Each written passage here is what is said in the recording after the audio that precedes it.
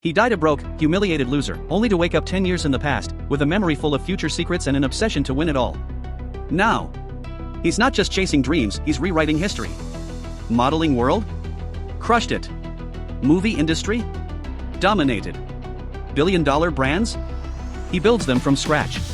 And here's the twist, he even dates the world's top supermodel, owns Gucci, and makes Elon Musk look poor. This is the ultimate glow-up. This is Rebirth, how a loser became a Prince Charming. Chapter 1, 18 Again. Qingguan's high school was one of the best in the province. The campus was swarming with straight-A students. Qingguan had taken a lot of blows since enrolling there. He had gradually gotten used to it, but with so many straight-A students around, former straight-F students had to work extra hard. However, thanks to their influence, Qingguan had managed to get accepted into a respectable technical college. Although he would have to go through the suffering of the college entrance examination one more time, Qingguan did not feel stressed at all. He would just follow the steps of the straight-A students like last time. He would need to change his major, though. There were hardly any cute girls at technical colleges, a fact that Qingguan had always complained about before his rebirth. Riding over another slope, Qingguan could finally see the school gate. There were more students on the road, all in blue and white or red and white uniforms.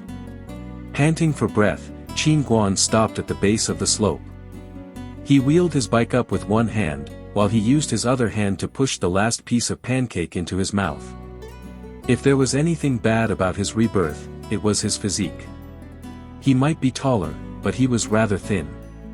Looking at his small ribs, Qingguan let out a sigh. He decided his priority would be to work out.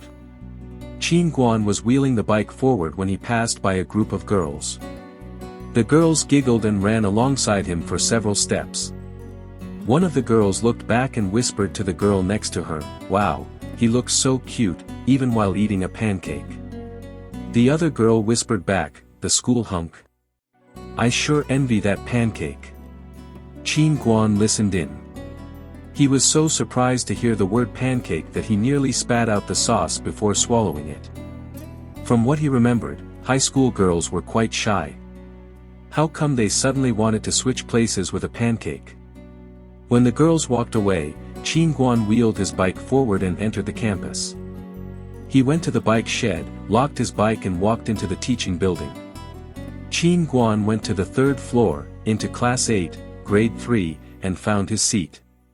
It was the one by the window, in the second row from the back. He knew his way around well, so he reached his seat fast and dropped his school bag on the desk. How good it felt to relive that. In less than 5 minutes, the bell rang. Watching the head teacher come in, Qingguan felt his eyes water. He had not seen her in years, but the elderly lady was still as plump as ever. Qingguan took a look at the seat behind him. It was empty. Zhou Jing, who always sat in the back row, was late again. As Qingguan was thinking about him, a tall boy rushed through the door and bumped right into the head teacher. The teacher saw it was Zhou Jing and started yelling at him, "You're late again, Zhou Jing. How many times have you been late? You know the rule, go stand in the corner." Zhou Jing did not say anything. He left his school bag in his seat and went to stand in the corner. Under the guidance of the head teacher, the straight-A students started their routine morning self-study. When the teacher was not looking his way, Qingguan twisted his head back, pouted his lips at Zhou Jing and whispered, "Did you stay up late last night reading about martial arts and chivalry fiction?" Zhou Jing looked shocked that Qingguan would initiate a conversation with him. Stuttering, he answered, "Are you talking to me?" Qingguan felt confused. "Yes," he said. Zhou Jing sniffled and said, "You've been buried in books for the past 3 years. You're always ashamed to be seen with straight-F students like me, because you think we'll damage your image and reputation. Now you're talking to me first. Did the sun rise in the west today? Maybe it does once in a blue moon." Qingguan felt horrible. How the hell had this version of Qingguan behaved at school before his rebirth? The way Zhou Jing had described him chilled Qingguan to the bone. He turned to Zhou Jing again and said, "I had a brain fade for 2.5 years, but now I'm feeling better. I'll make it up to you. Let's go to an arcade this weekend. Zhou Jing looked excited. I'll take your word for it. Your treat, though. He added quickly. Qin Guan grinned and formed the victory sign with his fingers before turning back to his book. Chapter 2, Crushing on Song Nianwei. English was the first class after their morning self-study. Qin Guan took out his textbook. Merlin had tried different ways to make himself roll. Finally, he decided to put 2 wheels under each of his shoes. As Qin Guan read, he gradually started feeling sleepy. What am I going to do? As a science geek who had worked on the machine manufacturing industry for more than 10 years, Qin Guan had always felt extremely distressed during English class. While he read the words on the textbook again, he thought that every single one of them sounded familiar, yet he could not remember their meaning. Qin Guan recognized his carelessness in not using English for so many years. For a science student, the 5 compulsory subjects in the college entrance examination included math, physics, chemistry, English and Chinese. Qin Guan was quite confident in his math, physics and chemistry. However, Chinese and English were a big pain for him. It had been 10 years, and he had forgotten almost everything that he had ever learned. Apparently, in the next few months Qin Guan would have to focus on Chinese and English in order to learn fast. Looking at the number 122 on the blackboard, which stood for the days to go before the college entrance examination, and watching his classmates work so hard, Qin Guan thought that he should feel really sorry for himself if he did not take advantage of this second opportunity to get admitted into a prestigious university in the capital. Picking up his book, he started from the first page and began to recite very hard. English, Chinese, English. No matter what the class was this morning, these 2 subjects were what he would study on his own. At the end of the day, when he looked up from his desk dizzily, he was amazed. Just in one morning, he had read 8 English texts and recited around 250 words. Thinking back, he found that he had already memorized 230 of them. As for the 4 ancient Chinese pieces of prose, he was able to recite every word of them. Was this a stroke of luck brought by his rebirth that would always help him along? Qin Guan was thrilled. That was fantastic. The morning classes were over around noon time. Students in grade 3 didn't get any breaks. They only got an hour and a half off for lunch. Qin Guan did not want to waste it. He turned his head back, kicked the leg of Zhou Jing's desk and said, "Do you want to ask Fatty Li for handmade noodles?" Both Zhou Jing and Li Jian, who had just come over, paused. Was Toy Boy Qin Guan really talking to them? Other students moving around in the classroom had paused, too. A 5 feet 9 inches guy with dark skin, a 5'2" plump one, and a tall thin guy like a stick. They made quite the picture. Qin Guan did not seem to be aware that he was a looker. He dragged along Li Jian, whose body consisted mostly of fat, and told Zhou Jing, "Old Zhao Ramen. My treat." They passed by all the girls of the class, who were glaring at them as if wanting to say, "These 2 dare get invited for ramen by the Prince Charming? How I envy them. I want to go with 2. What's so special about them and they got so lucky?" The 2 boys followed Qin Guan and walked off the campus. Old Zhao Ramen was a small noodle restaurant by the high school's side entrance. It was known among the students for its affordable and delicious noodles. As their noodles were getting served, Qin Guan could not wait to pick them up with his chopsticks and suck them into his mouth. Broth, white noodles and red chili oil. Yes, that was heaven. Watching Qin Guan eat his noodles unrestrainedly, the 2 boys, who were sitting across from Qin Guan and shoveling noodles into their mouths, gave him inscrutable looks. As they watched him lift one of his legs onto the rung of the chair and suck his noodles, they could no longer help but be persuaded. "Qin Guan, we all know that you are upset, but you can't give up on yourself just because you got rejected. It's fine if you want to hang out with us, but how could you not care about your image anymore? It's the only thing you ever talked about." Raising his head from his noodle bowl, Qin Guan looked at a loss while he asked, "What rejection?" I have not given up on myself." His words confirmed Zhou Jing and Li Jian's suspicions. They both said compassionately, "You told the monitor yesterday that you had fallen for her, but she turned you down." Qin Guan spat out his noodles. "What? I told the monitor that I had fallen for her." Zhou Jing and Li Jian nodded sympathetically. Sniffling his nose, Qin Guan thought of their monitor. Her hair was usually pulled into a neat ponytail and her big eyes were always twinkling. Suddenly, he felt very upset. The one thing that he'd wanted the most, but had not dared do in his last life, he had done in this one and he had failed. Damn! He could not get over it. For someone as careless as Qin Guan, this second chance at life was not a big deal, neither were the changes in his appearance. That girl with the big eyes, though, was like a dream for him. Who didn't have one or two friends that they'd had a crush on when they were young? It was fine. He had said it, and he'd gotten rejected. Looking at the empty bowl in front of him and turning to his two best friends who obviously cared about him, Qin Guan felt moved. He pretended not to care and said, "Crap. How is it even possible to be devastated over a little girl that's still in her puberty? I forgot about it already." Feeling proud of his words, Qin Guan watched Li Jian wink at him. Qin Guan felt happy. Such a good friend. Always entertaining me. Qin Guan got up, pinched Li Jian's cheek and said, "You agree with my theory, too, right?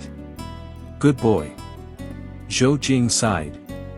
Sometimes he worried about Qin Guan's EQ. He poked at him with his finger and pointed behind Qin Guan's back. Qin Guan twisted his head back. Oh, no. It was the little girl. The monitor was standing right behind him, holding a tray of fried noodles with beef in her hand, her eyes twinkling and looking adorable. Before Qin Guan could feel good about himself, a tray of fried noodles had landed on his head. The monitor gave him a smile and asked the owner for one more tray of fried noodles. "Who's a little girl now?" The owner popped his head out of the window and shouted, "One more tray of fried noodles with beef." The patrons in this small noodle restaurant were all students from their high school. They had all witnessed the scene between the Prince Charming and the straight-A girl, and were not planning on keeping it a secret. Qin Guan was not mad, despite the fact that a mass of noodles hung right on his face. He held it up to his mouth and sucked it in. He had not expected the gentle monitor to turn out to have such a hot temper. He had to have her. He just had to. Ignoring the noodles on his head, Qin Guan grinned at her. She had such beautiful sparkling eyes. "I like you more now. What am I going to do?" Seeing this extremely silly side of Qin Guan, the young monitor thought that he was very down to earth after all. Nothing like the hypocrite she'd always thought he was. For some reason, she blushed. Flipping her ponytail, she ignored him and went to get her noodles. Qin Guan felt happy. He had a chance with her. He would handle the college entrance examination first, and then he would handle the prettiest girl in class. He meant what he had said. The rest of the months flew by, with Qin Guan giggling towards the monitor from time to time over his books. When he had nothing to do, he would tuck himself into bed, close his eyes and recall bits and pieces of his day. He was very happy. It felt good to be back in high school. To start his life over and chase after the girl of his dreams. If he won Song Nianwei's heart, he would not have lived his life in vain. Chapter 3, The Days Before the College Entrance Examination. Qin Guan led a busy life. Every day before dawn, he would go out and ran several laps around the small park in his neighborhood. If there was anything that Qin Guan was unsatisfied with, it was his weak physique. He was too thin. Any man who did not have body hair had to at least have some muscles. Only by exercising more could he get more toned and have a healthy physique. Just because he was sloppy, it did not mean that he could not be physically strong. Qin Guan's classmates found that he had changed. He was no longer as aloof and unapproachable as he used to be. After each class, he would ask other straight-A students for help with his homework, not ashamed at all to learn from his inferiors. He had gotten bold, generous and unconstrained, and he was no longer punctilious. Everyone thought that under his arrogance Qin Guan had a kind heart that enjoyed life to the full. Without realizing it, Qin Guan began getting increasingly popular among his classmates. Boys who had never associated with him before became best friends with him one after the other, more and more girls got closer to him, and of course, he kept getting an increasing number of contemptuous looks from Song Nianwei. But why did he feel so happy? More than 3 months flew by in this manner. The exam period came. Through multiple inquiries and investigations, Qin Guan had discovered that Song Nianwei had given up on the college recommendation of the school and would take the college entrance examination, aiming for Tsinghua University in the capital. He gritted his teeth. With his current progress, he was much better than he used to be in his past life, but he was still a long way from getting admitted into Tsinghua University. If he wanted to keep Song Nianwei away from other boys, then he would have to take measures. If he could not go to the same university, he had to at least go to the same city. Since he had always wanted to study finance, Qin Guan aimed for the Capital University of Finance and Economics. It was in the same city, so he would not feel far away from her. On July 7, 8, and 9, Qin Guan took his exam admission ticket, a 2B pencil and a pencil case filled with pens, and headed bravely to the examination room that would determine his future. The first exam was Chinese. His focused learning over the past few months had played a decisive role. He found that 98% of the multiple choice and fill-in-the-blank questions were on things that he had learned. He had no difficulty answering them. His textbook knowledge was imprinted on his mind. He could remember it all clearly. It was not difficult for him at all. The reading part was quite easy as he answered the questions with standard practice. The writing part was even easier, because that's when Qin Guan played his trump card, he cheated through his memory. More than 10 years had passed. Qin Guan had long forgotten the questions on the examination papers, but he could still remember the topic of the writing part. Qin Guan turned his examination paper to the last page and read the topic. Tenacity, a quality to pursue. Overcoming vulnerability, alternative topic. Qin Guan was ecstatic. He had guessed right. The Chinese writing topic of the college entrance examination had not changed. He felt reassured. He had answered all the questions on the Chinese examination paper, and there was still more than 30 minutes left. Qin Guan checked his paper carefully, and when there was still 15 minutes to go before the end of the examination, he submitted his paper and walked out of the examination room. The Chinese exam was a really good start to Qin Guan's college entrance examination, which meant that he would now be more confident when taking the rest of the subjects. Math, physics, chemistry, none of them could stop Qin Guan. When he had written the last word on the English writing exam, his hand, which was still holding his pen, trembled slightly. It was over. He had finished this battle that could determine his future, and he was both happy and excited. The scorching heat of July could not diminish Qin Guan's happiness. I did really well. Do you know that, Song Nianwei? I like you so much. I want to see you again. Qin Guan submitted his examination paper, ran out of the campus and spotted the girl with the big eyes who was leaving through the school gate. Qin Guan waved wildly at her and shouted, Song Nianwei, what are your plans for this summer? As soon as Song Nianwei walked out of the examination room, she saw a tall thin boy with white skin standing on the other side of the road. He was waving at her under the scorching sun. The sunshine shone down on the boy's face making his sweat glisten. He was grinning rather unattractively, showing his white teeth, but Song Nianwei felt that nothing in the whole wide world could hold a candle to him.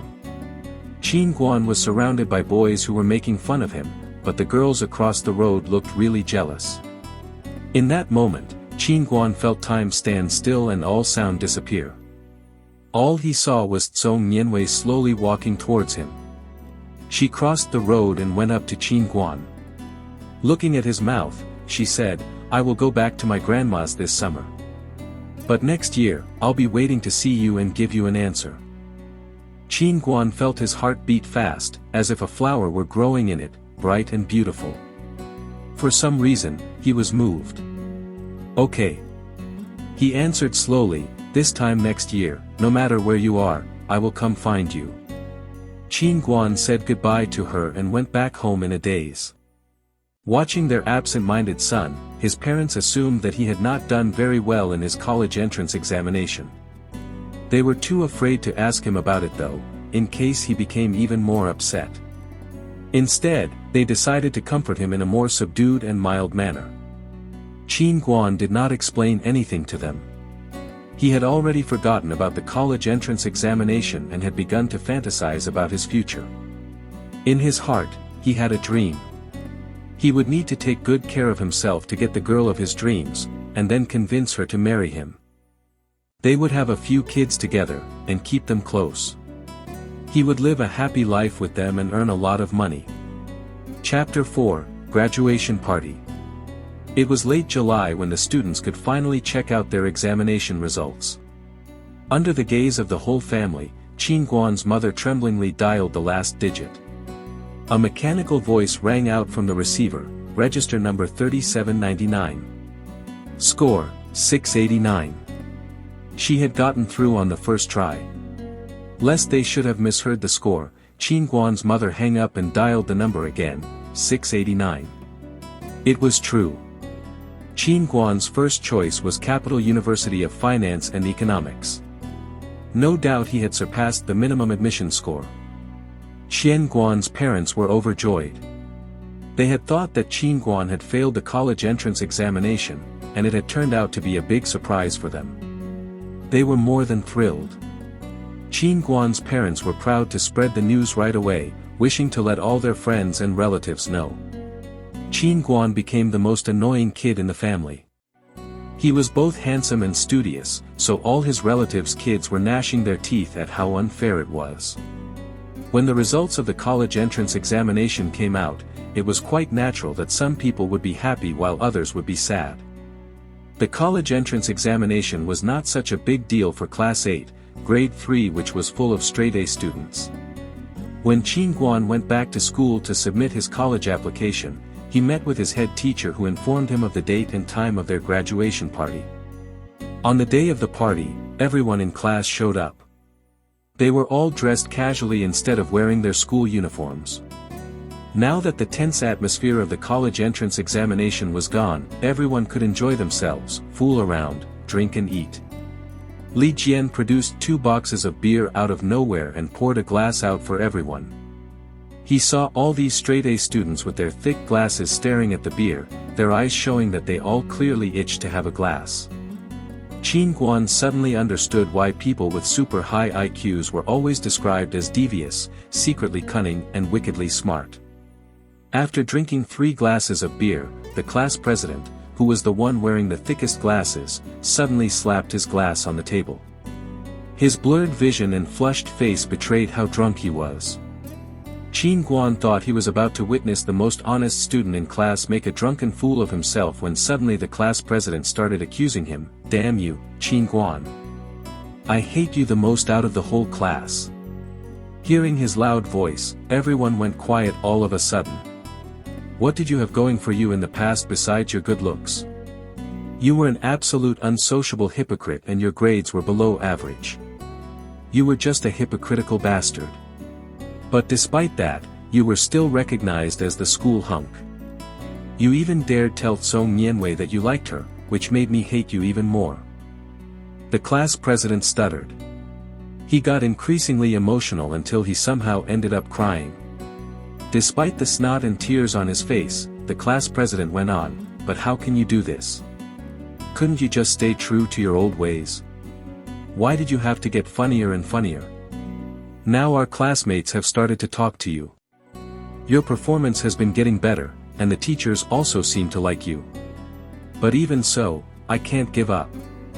Song Nianwei, I like you too. I like you more than he does. Qin Guan, I hate you." By now everyone was looking at the most honest student in class crying at the wine table. Qin Guan believed that this was a typical case of alcohol making a coward temporarily brave. He was about to start laughing when voices began to ring out all around him. Wang Ping, it was me who wrote you that love letter in grade 2. I like you, said Bulu, who sat in the first row. Chu Mei, I have been taking advantage of your weakness for 3 years. You know what I'm talking about. Chu Mei pretended convincingly that she didn't know what he was talking about. The head teacher was like an old monk during meditation. He ate and drank as if nothing of importance was going on, completely ignoring all these crazy boys. The girls all remained very calm. The 8 boys who had spoken with Dutch courage ended up feeling like cowards instead and retreated like scared birds. It got strangely quiet in the room. Suddenly there were glasses clanging and tinkling, and the vice president stood up. She was so emotional that she knocked over her own chair. She was a slender girl with fair skin. Lots of boys in class had a crush on her. She puckered her lips and picked up her chair. Before everyone's eyes, she suddenly approached Qin Guan, clutched his shoulders and kissed his cheek. Then she returned to her seat as if nothing had happened. The room had gotten even quieter. Qin Guan looked around and all he saw was ferocious stares. He was about to say something when he saw 8 girls stand up and start to bombard the vice president with words. You're so cunning. That's right. You should have warned us before you did that. I had wanted to do this for such a long time, and now you stole my thunder. The girls quickly ran over to Qin Guan. Some grabbed his hair while others tore at his clothes. They each gave him a kiss on the cheek. Qin Guan quickly slipped under the table. The head teacher glanced at the dishes on it. Ah, the braised intestines with brown sauce taste really good at this restaurant. The girls did not let go. They started tearing at Qin Guan's clothes to claim him for themselves. Peeping through the table legs, Qin Guan saw Tsong Nianwei looking at him angrily. He was about to sit up when fists started beating on his head like raindrops. It was the boys. Beat him. I can't stand it anymore. Give my girl back. I'll fight you to the end. All at once, dishes, beer glasses, roast chicken and vegetables came his way. An increasing number of boys and girls surrounded Qin Guan. Sir, take a picture for us. Yes. A group photo. They told the head teacher, who did not seem disturbed and remained focused on his food. The head teacher wiped his mouth and took a Seagull SLR camera out of his bag. He zoomed in a quite professional manner before shouting to his students, over here. 1, 2, 3. Time stood still right then and there. The girls were inside it and the boys were outside.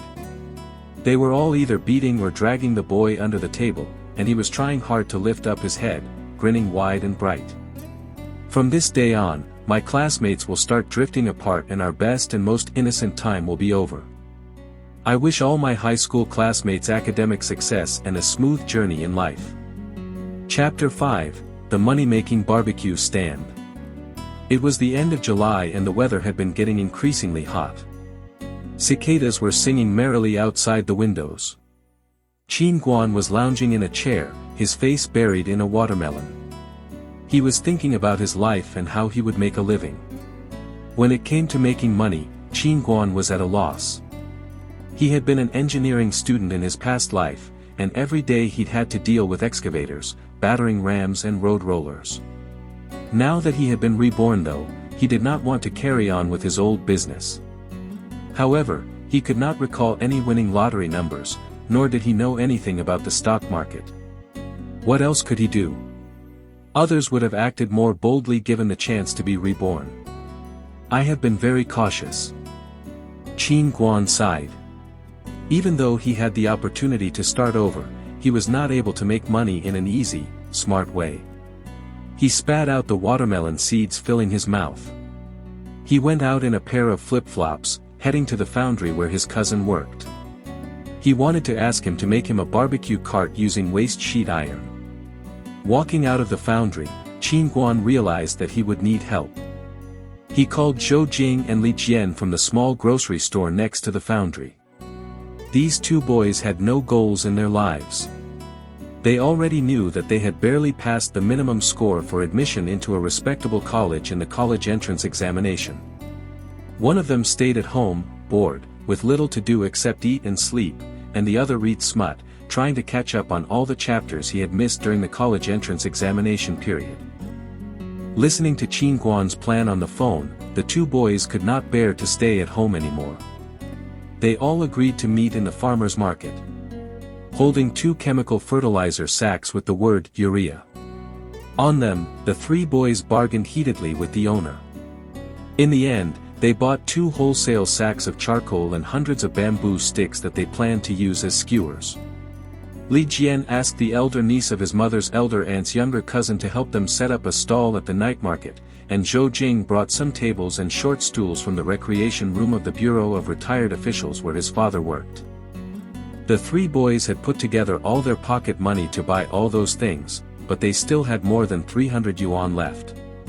That meant that they could also afford to buy the ingredients. Everything was ready except for the barbecue cart. Qin Guan's cousin was very efficient. He delivered the cart to Qin Guan in less than 3 days. Qin Guan's parents were staring at their son as if he was a monkey, but Qin Guan calmly fastened the cart, ready to start work the next day.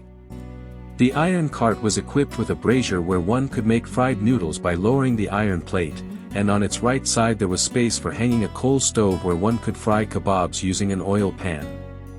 It could match any modern multifunctional automatic barbecue cart. Everything was ready. The next day, at 4 o'clock in the morning, Qin Guan borrowed a tricycle from the factory his mother worked at and rode to the market. Chicken, pork, mutton, all of these were must-haves. Garlic, chili, onion and potatoes were also essential for roasted dishes. There are even wholesale cold noodles. Great! We also need cooking oil and seasonings. Qin Guan bought a tricycle worth of groceries. By the time he was done, he had very little money left. It was already after 7 when Qin Guan struggled to ride the tricycle successfully back home. He proudly called Zhou Jing and Li Jian to wake them up and ask them to come and help. When Zhou Jing and Li Jian showed up at Qin Guan's home with a case of bed head, Qin Guan had already taken the ingredients out from the bags and put them in large bowls. Looking at a living room full of ingredients, Zhou Jing said anxiously, "Who can handle the meat? I've never been inside a kitchen." Hearing this, Qin Guan felt very self-satisfied. As a sloppy bachelor for years, he'd had to cook so he wouldn't have to eat instant noodles every day. Qin Guan shook his head complacently and began to assign tasks. "Zhou Jing, you distribute the ingredients, and skewer the meat and vegetables. Li Jian, you come and help me." Then he rolled up his sleeves and walked into the kitchen. Qin Guan laid a piece of mutton on the chopping board. The kitchen knife danced in the air as the mutton was sliced into small strips, stacked neatly on the board. Qin Guan put the sliced mutton into an iron bowl, saying loudly, "Ready." Then Zhou Jing and Li Jian began the first step of their business, skewering the meat.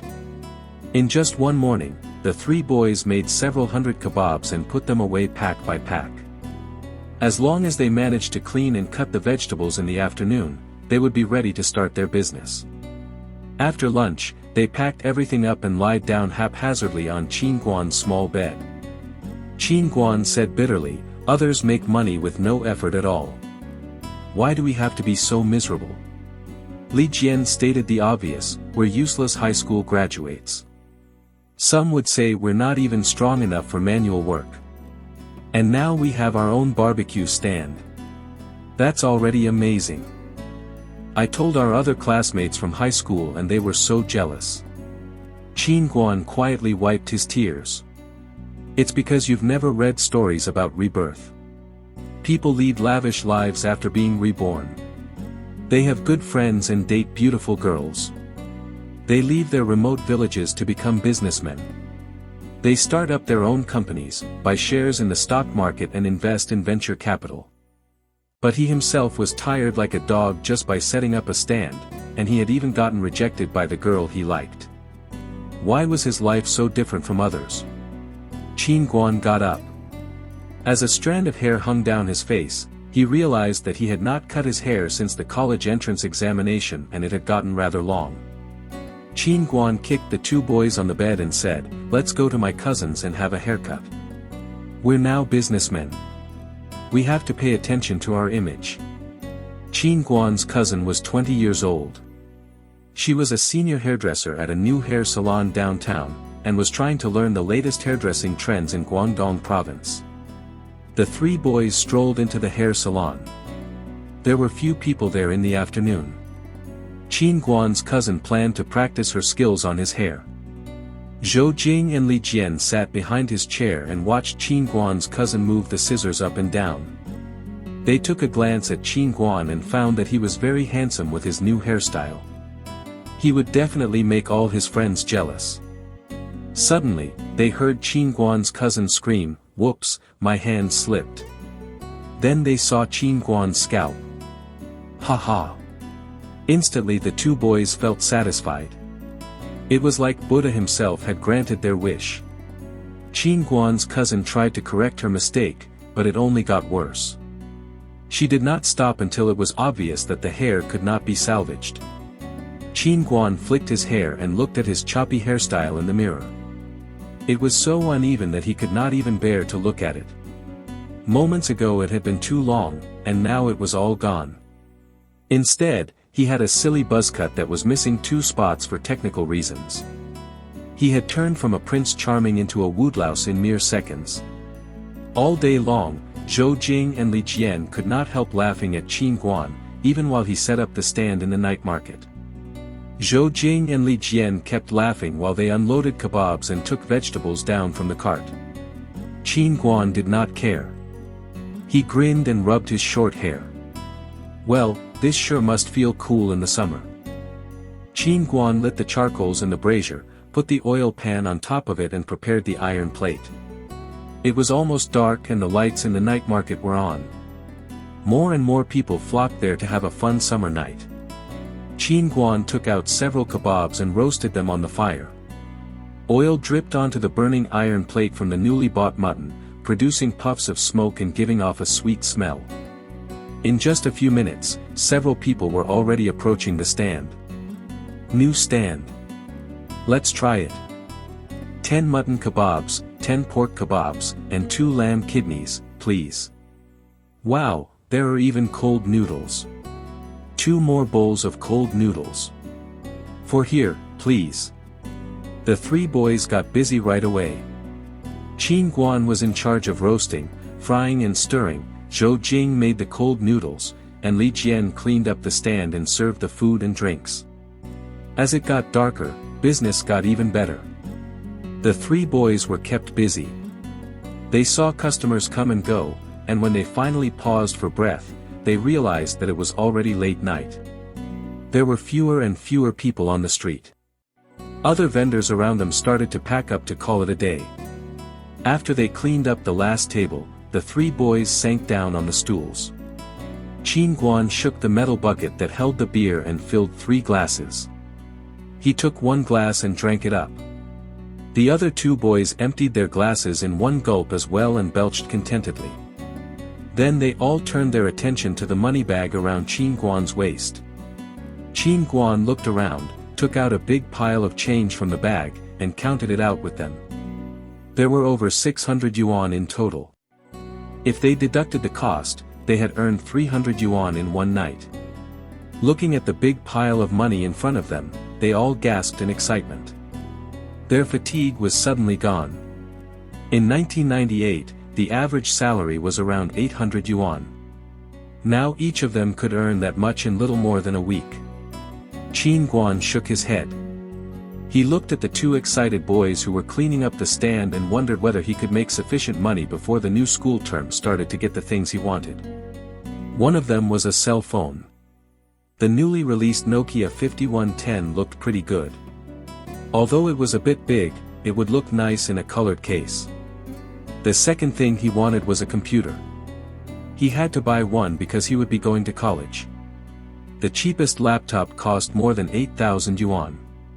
It seemed that he could only afford a desktop.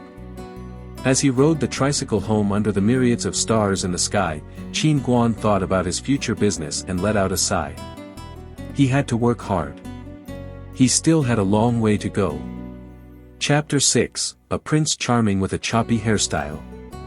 Qin Guan had been running his business at the night market for 8 days. More and more customers visited his stand, and the three boys had their hands full. They were too busy to notice how weird their customers behaved. The stand attracted an increasing number of girls. It was a common occurrence for a group of female students to hang out by their stand and drool all over Qin Guan while they had some food. The reason was simple. The day that Qin Guan had started his business, a female student had visited the night market to buy some draft beer for her father, and she had seen this cute boy selling barbecue. She had taken a closer look and recognized him right away. "Gee, isn't that the hunk from my high school?" She had been staring at him for years from a distance, and now she was only half a meter away from him. It was like a dream come true for her.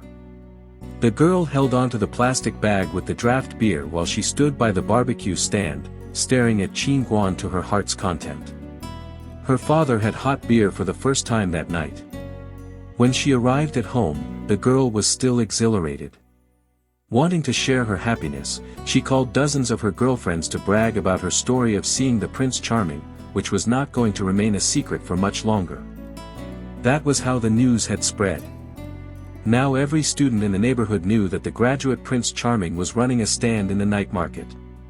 Those who lived near the market came to buy barbecue and take a look.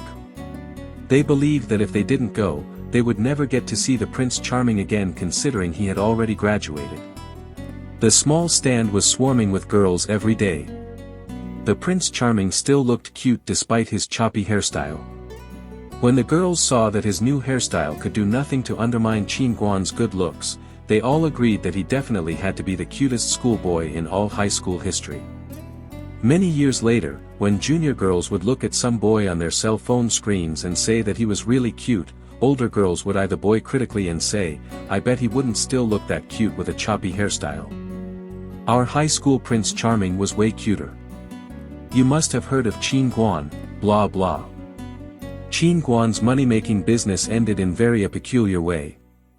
A few days before the new school term, Qin Guan lended his barbecue cart to his cousin to help him earn some extra money on the weekends. Zhou Jing and Li Jian came over to Qin Guan's house very early to split their profits. They put all their profits of the past month together and carefully counted the money. They were surprised to find out that each of them would get more than 2,000 yuan. 2,000 yuan was a fortune for any student in 1998. Zhou Jing and Li Jian were jumping up and down in excitement, but Qin Guan let out a sign. That money was not enough to buy him a good computer. But considering the fact that computers still ran on Windows 95, Qin Guan felt relieved. He was going to ask his parents to help him buy a cell phone. On August 29, 1998 was the Chinese Valentine's Day. It was a sunny Saturday, and Qin Guan's parents stuffed the last piece of clothing into their bulging baggage before they went shopping for Qin Guan's first cell phone. They arrived at the Zhenhua Commercial Building, the largest shopping mall in the whole city. At that time, the cell phone counter on the first floor was considered an absolute luxury. Qin Guan knew his way around very well, so he led his parents to the counter. There were few famous cell phone brands in China back in 1998. Nokia, Motorola, Siemens, Ericsson and Mitsubishi. These were all the brands that were available, and they cost quite a lot. Qin Guan and his parents observed every model carefully, but in the end, Qin Guan still decided to buy the Nokia 5110. It had a long standby time, a bright color, and was so shockproof it could even serve as a weapon when necessary. Taking out the red envelope with the money his parents had given him plus the money he had earned working at the night market, Qin Guan paid over 5,000 yuan for a blue Nokia 5110. Customers in the mall were surprised that the couple would be willing to buy their son such an expensive cell phone when Qin Guan's mother began to brag, "Well, my son was admitted into the Capital University of Finance and Economics, blah blah. He earned this cell phone through his own hard work during the summer, blah blah." Under the admiring gaze of everyone, she was shoved out of the mall by Qin Guan's father. On August 29, Qin Guan and his parents dragged their luggage to the train station and got on the train heading to the capital. After one night's journey, they arrived safely at the Beijing station on the next day around noon. Qin Guan arrived at his university on Sunday, which was peak time for freshman registration. Qin Guan's parents went to the dean's office to pay the tuition fees while Qin Guan forced his way to the student reception center to inquire about his dormitory. When Qin Guan and his parents met up again, they were all sweaty and out of breath. Together, they headed to Qin Guan's dorm. Qin Guan put his luggage on his bed while his mother automatically started unpacking. She made the bed, hung up a mosquito net, dusted the closet and set the table. In less than an hour, she had cleaned up the whole room and put everything away. Looking at the compact dorm room, Qin Guan realized that this was where his battle would begin. There were 6 beds in total, 3 upper and 3 lower, a wall-mounted TV, a long table, 3 stools and 6 metal lockers stacked together, all in pristine 1990s style. Qin Guan's bed was the lower one nearest to the door. Mounted on the wall beside it was a telephone. It seemed that he could not open the door and answer the phone at the same time. Except for the upper bunk above his bed, all the other beds were filled with stuff. Clearly his roommates had checked in earlier. Qin Guan's parents looked at the dorm furniture, feeling rather satisfied with the place their son would live from now on. When he had finished unpacking, Qin Guan decided to visit the restaurant. He would then find a hotel for his parents, and buy a wash basin, a thermos and other essential items. After Qin Guan had made a hotel reservation for his parents, he returned to his dorm, which was now packed with people. Before Qin Guan could greet anyone, the door was opened again. Amid clanking and jingling, 8 people streamed inside the room. A little boy standing in the middle of the group was shoved inside. A fashionably dressed woman was the first to approach the empty bed. She touched the bed beam and frowned slightly. Then she took a look at the closet. The dorm was fully packed. Qin Guan was pushed to the side, but he didn't feel annoyed. He dragged out a stool from behind a table and sat down to watch along with everybody else. The woman was giving out instructions. Some people started unpacking the baggage while others began making the bed. She turned to the little boy behind her and said, "Is there nothing good here? 6 people have to share one room, and look at how narrow the bed is. You've never left home, never even helped with any chores. You're still a kid. Our home is around here, so how about I go and apply for commuting for you?" The little boy, who was undoubtedly at Sundra, was thinking to himself, "I'm old enough now. How could you say this in front of everyone? I want to die of embarrassment." He yelled at his mother, "I'm already 16. I'm a college student. You're driving me nuts. I can handle it by myself. How can you not understand? I'm doing this for your own good. Now I feel terrible." The little boy's mother was thinking to herself. Out loud she said, "Okay, calm down. As long as you like it, I'll be fine." Then she turned to a woman who looked like a nanny and said, "Hurry up. Put away the clothes and clean the bedstead." While he looked on, Qin Guan started to introduce himself to his other roommates. The boy who slept on the upper bunk near the window was Mula Jiang from northwest China, and right under his bed was Yi Dong from northeast China. Both boys were majoring in international trade. Qin Guan liked Mula Jiang and Yi Dong from the moment he met them. They both had a robust physique and sparse stubble, and appeared to be hearty laughers. Qin Guan knew that they were his kind of people. Only sloppy guys with a lot of body hair were real men. The 2 boys whose beds were opposite Qin Guan's appeared quite gentle. The lower bunk belonged to Wang Lei from the water towns of southern Yangtze River, who wore a pair of gold-rimmed glasses and had a soft voice. He and Qin Guan were in the same accounting class. The upper bunk belonged to Li Jia, a Cantonese boy from the Department of Economics and Management. Short though he was, he seemed capable and smart. The 3 boys were talking animatedly when they saw that all the little boys' stuff had been cleaned up. The boy's mother came over and told Qin Guan, "Oh, so you're another one of Xiaoyang's schoolmates. You must have been admitted to the Beijing Film Academy." The little boy's mother held Qin Guan's hands and observed him for quite a while. Qin Guan felt puzzled. Behind him, Wang Lei could not help laughing out loud. Perhaps feeling that she had gone a bit too far, the boy's mother hastily let go of Qin Guan's hands. She dragged the little boy to the front and said, "Xiaoyang is younger than you. Since you will all be living in the same dorm, would you please help take care of him and forgive him any mistakes he makes?" Even the most careless of parents loved and planned for their kids. Xiaoyang's roommates all promised her politely. Then Xiaoyang insisted that his family leave. When they did, Xiaoyang sank onto a stool and wiped his sweat, saying, "I'm Lu Xiaoyang from Beijing. I turned 16 this year." Lu Xiaoyang was truly younger than his roommates. He was fairly smug because he had been skipping grades since primary school, and he was currently majoring in finance at the Capital University of Finance and Economics.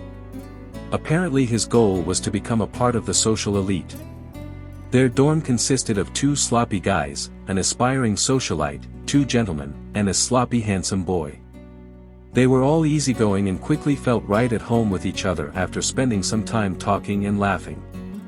Noticing that it was almost dark, the 6 boys decided to have their first dinner party. Chapter 7, Buying a House in Beijing. Qin Guan went out of his dorm. He was planning on buying an easy-own phone number at the convenience store downstairs. Only when he got to the store did he realize what year it was. At that date and time, phone numbers were sold on consignment, not at such small stores. To buy a phone number, he had to register at a China Mobile Business Hall. Qin Guan let out a sigh. Having been born with a silver spoon in his mouth, Lu Xiaoyang felt frustrated. How could he forget to buy a cell phone? It would make his life much more convenient. Qin Guan called his parents from a public telephone and told them that everything was settled and there was nothing to worry about. He said he would sleep in his dorm that night and visit the hotel the next morning. Qin Guan's roommates had already decided where to have dinner before Qin Guan had finished his call.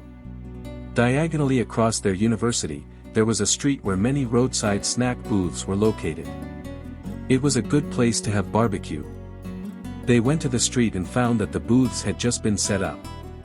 There were various kinds of food, including kebab, cold noodles, boiled pork giblets with baked wheaten paste, and beef noodles. The boys went up to a kebab booth and ordered 100 kebabs and 5 draft beers. Lu Xiaoyang was not allowed to have draft beer because he was still underage, so he did not have to bring his ID card. Lu Xiaoyang wanted to have some beer, but his protests were suppressed by his roommates. While they were waiting for their kebabs to be served, Yi Dong and Mulujiang took out 2 packs of cigars from their pockets and passed them to their other 3 roommates, ignoring Lu Xiaoyang. Feeling left out again, Lu Xiaoyang started to get pissed off. He yelled, "What about me? Why can't I have one?" Yi Dong glanced at him scornfully and said, "Grow some pubes first." Qin Guan spat out his beer with a puff. "This one certainly got a personality. I like that." Qin Guan and Wang Lei declined the cigars, but Li Jie took one. Yi Dong took a deep drag on his cigar. He was suddenly touched out of nowhere and said, "You won't believe it, but I was actually a poor student. I was very naughty in junior high school. I never studied hard and I was always getting into fights with others. All bad boys would smoke at the time. Later on, I was disqualified from high school. My dad took 2 bottles of wine to beg the help of one of his primary school classmates, who happened to be my high school principal.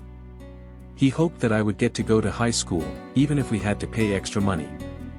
When he got back home, I cried. F***ck.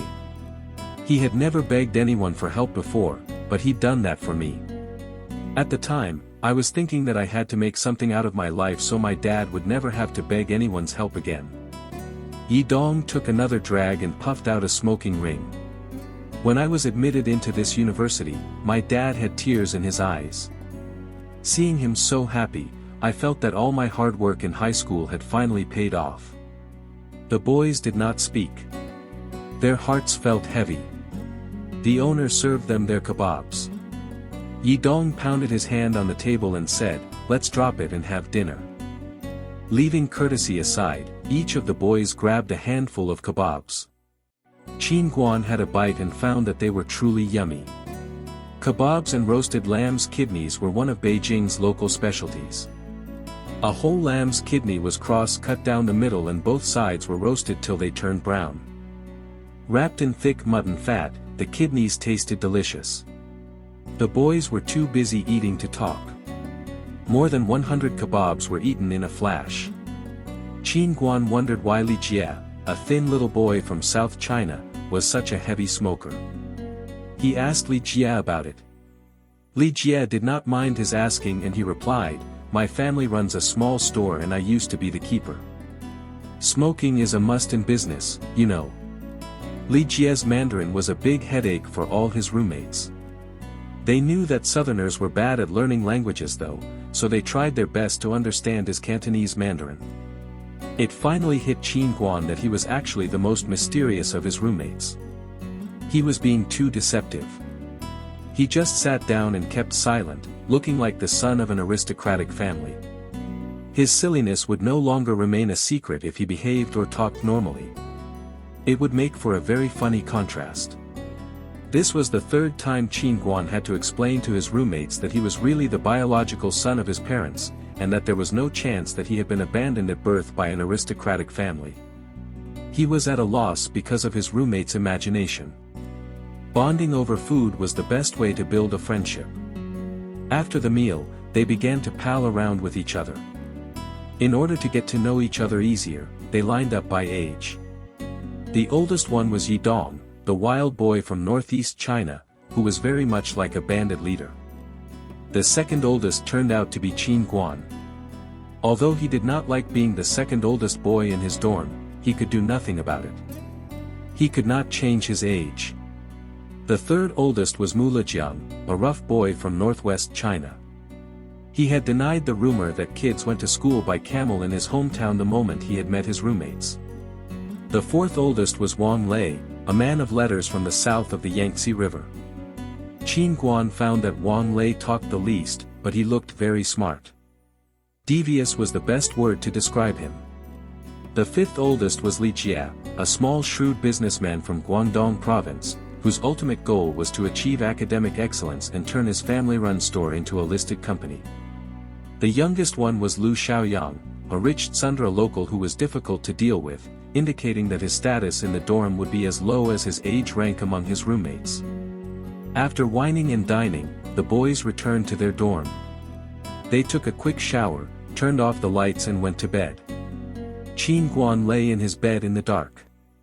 His thoughts drifted to his past life. By this time, he had been admitted to a technical college. His rough looks had made people think he had retaken his courses many times. Usually, most of the students in a technical college were taciturn boys who were immersed in their own world. Qin Guan had lived in the same dorm for 4 years, but he had talked very little with his roommates. Now, he'd been admitted to one of the best universities of finance and economics. Students majoring in finance eventually became articulate, whether they had that inclination or acquired the ability by hard work. Qin Guan had a lot to talk about with his roommates and he believed that was a good start. The next morning, he got up early according to his timetable. He picked up a towel and went to the washroom. Yes, it was a washroom. At the time, dorms were not equipped with a private bathroom, so there was a public washroom on every floor. The row of taps above the long washing sink looked quite spectacular. Facing the sink, Qin Guan squeezed some toothpaste out and started brushing his teeth. While he brushed, he thought about his plan for the day.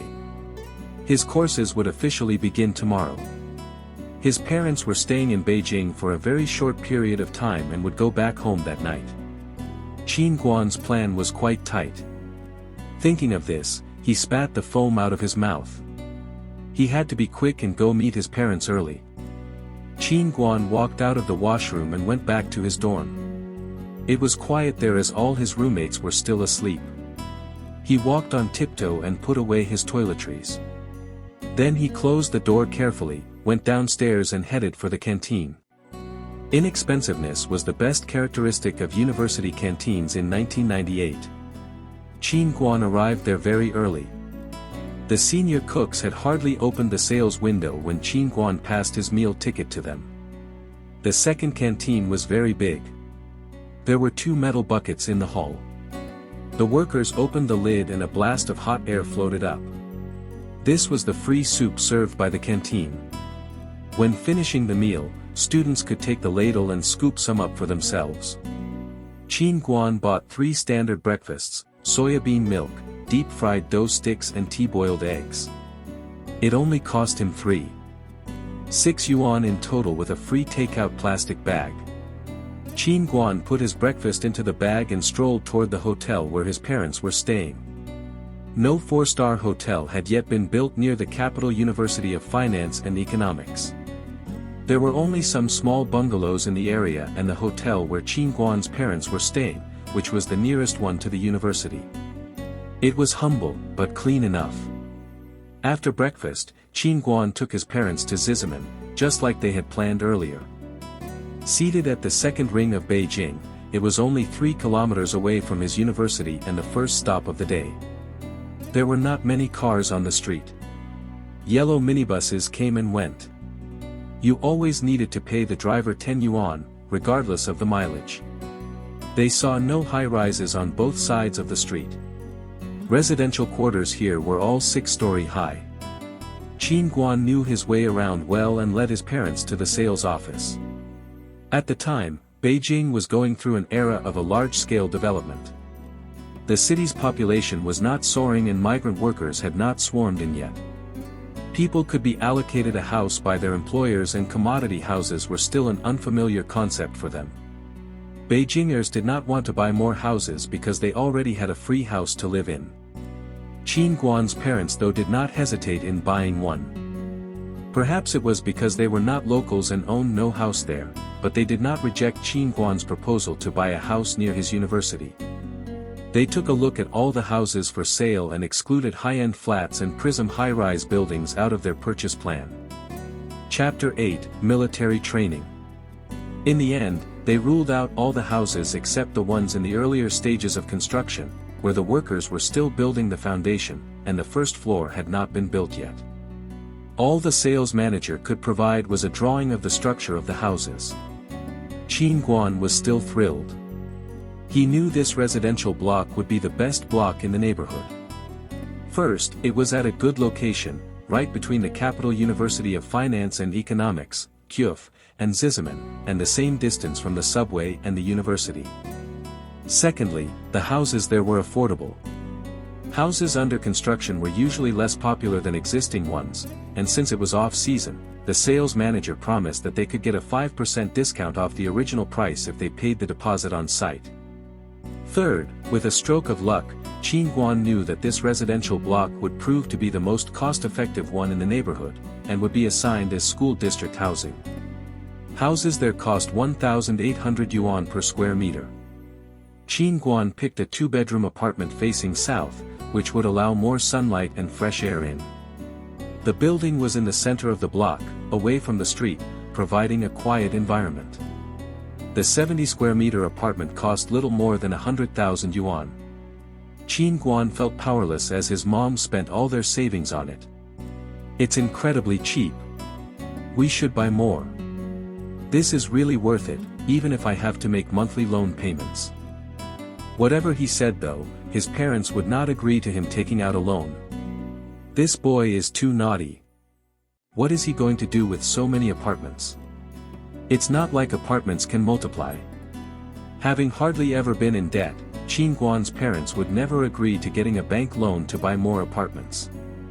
They felt quite uncomfortable just at the thought of Qin Guan having to borrow money from the government.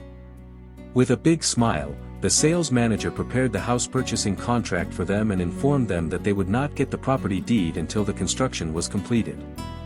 Undoubtedly, Qin Guan's name would be on the deed as the owner of the apartment. After all, he was the one who was going to live in Beijing. His parents did not want to come all that way just to help keep the apartment clean for him. Qin Guan felt a little relieved after signing the contract. Perhaps he would not be the world's richest man, but he had to at least buy an apartment, otherwise he would be too embarrassed to say that he had been reborn. Qin Guan's next plan was to help his parents realize their dream in visiting to Beijing, to visit Tiananmen Square and to go to the busiest shopping street. Qin Guan had inherited his foodie attitude from his parents. After paying tribute to Chairman Mao with them, he took a cab to Heapingman where Quan Jude, the most famous roast duck restaurant, had its headquarters. At the time, Quan Jude was such a household name that even little boys from small towns like Qin Guan's yearned to eat there. Qin Guan and his parents went to Quan Jude and had a duck feast. The duck there was carefully selected and smoked using special fruit wood. The senior chef skillfully handled the duck and put it in order. There were pancakes, cucumbers, white onions and roast duck sauce. Qin Guan dipped the duck with the skin into the sauce and held it with a pancake. Adding some sliced onions and cucumbers, he wrapped the pancake up and ate it. He tasted the crisp duck skin, the tender meat and the sweet sauce. What a delicacy it was! After having a full meal, Qin Guan and his parents moved on to their next stop, Wangfujing. Wangfujing was home to several old, famous shops, but the goods there were not cost-effective. The shops aimed mainly at tourists. Qin Guan tried to persuade his mom not to shop there, but he failed, so all he could do was join her in bargaining. Sales assistants in shopping malls were too difficult to deal with, unless one was a self-employed businessman, but Qin Guan decided to give it a shot anyway. Wangfujing was like a zoo and Qin Guan's bargaining made the owners gnash their teeth. In the end, his mom bought a lot of quality goods at low prices. She could not stop buying things, and she did even more shopping later in the company of her husband and son. When Qin Guan saw off his parents at the train station, he realized that they had bought a whole suitcase of souvenirs. Qin Guan's parents felt both worried and relieved. They left Beijing by train as Qin Guan waved them goodbye. The military training began on September 1 st. After a running exercise in the sports stadium, Qin Guan woke up his 5 roommates, and together they went down to the dining hall to have breakfast. His roommates were puzzled. They did not know why Qin Guan had woken them up so early to eat. Qin Guan pretended to be wise as he said, "You'll thank me later." His roommates all gave him the finger and shrugged off his uprightness. After breakfast, they all went to their respective classrooms. Together, Wang Lei and Qin Guan arrived at the classroom for class 1 of the accounting major. As they walked, Wang Lei suddenly told Qin Guan, "Does that mean that we can't eat during military training?" Qin Guan was impressed by Wang Lei's IQ. He should not have underestimated the boy with the golden glasses. Qin Guan nodded and replied, "No. But I guess it depends on whether we still have the strength or mood to satisfy our appetite by then." Upon hearing that, Wang Lei pushed his glasses up and said, "I've got a lot of high-calorie food in my luggage." Once again, Qin Guan was impressed by Wang Lei. Feeling deep admiration, Qin Guan walked into the classroom with him. Their classmates were already there. There were 23 girls and 7 boys in the class. When the 2 boys sat down, Qin Guan found himself feeling like a giant among dwarfs. It made sense that the girls would outnumber the boys in an accounting class, but why did all the other boys look so thin and short? Since the new school term had begun, Qin Guan had grown 2 centimeters and was now 183 centimeters tall. After exercising for half a term, his muscles had also started to get toned. He was no longer as skinny as he had used to be. Now he had the proper body fat percentage and sufficient muscles that didn't make him look too strong or too weak. Combined with his broad shoulders and slim waist, his figure formed a perfect inverted triangle, his narrow hips and long legs making him look like a star. As he sat in the middle of the classroom, he was like a big light bulb attracting everyone's attention. It was not just the girls. The boys also had their eyes focused on him. They were all gnashing their teeth. They had heard that many girls majored in accounting, and that was why they had chosen the major themselves. Now that Qin Guan had showed up though, they felt like wolves approaching a flock of sheep, only to find a dragon among them. how could they get along with it? They'd have to set up a trap for it. Qin Guan was feeling quite uncomfortable with everyone staring at him. Finally, their counselor walked into the classroom and did a roll call. Seeing that everyone in his class was present, he led them to the bus stop near the sports stadium.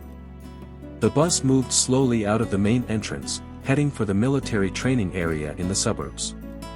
After arriving at the garrison military camp near the border, the counselor handed the troops over to the instructors in charge of the military training. The students were divided into girls and boys and taken away separately. There were less than 10 boys in the Department of Accounting, so the boys from 2 classes had to be grouped into one team. The boys and girls were led to their dormitories by their instructors. The moment they put down their luggage, they were forced to go to the sports stadium. Before they could even take a break, their first day training had begun. They had to remain standing. Although it was September, there was still a spell of hot weather in Beijing at the beginning of autumn. As they were exposed to the scorching sun, everyone felt dizzy and sleepy. When lunchtime came around, Wang Lei understood why Qin Guan had asked them to eat as much as possible in the morning. Being dizzy had made them thirsty and caused them to lose all appetite for food. Qin Guan bought some food and stuffed it into his mouth desperately. He knew that if he ate nothing, he would be starving in the afternoon. After a whole day's training, the boys threw themselves onto their beds and started snoring loudly. The first day of their military training was over. On the second day, their task was to learn how to make their beds. They had to make them as square as tofu. Anyone who failed to do so would be punished. They would get penalty points, but most importantly, they would have to do the cleaning while everyone else was taking a break. No one wanted to have to do that. The third day's task was official standing training. As the saying goes, the body is the capital of revolution. This was especially true for Qin Guan. While all the boys stood there awkwardly, he was standing straight like a tree. The instructor praised him and nominated him as the acting leader of the team. By now, Qin Guan's classmates had been convinced that there was more to him than just his good looks. He was standing there firmly under the scorching sun, a true role model for everyone. Yet meanwhile, Qin Guan was thinking, will the lunch in the canteen still taste as bad? I haven't washed my underwear in 2 days. His mind was wandering aimlessly. Almost all the instructors got used to inviting this muscular, handsome boy to demonstrate the standard military standing posture for their teams. Qin Guan was like a giant panda on an international show. He was asked by all the instructors to demonstrate the whole day. Their next training was fierce military boxing.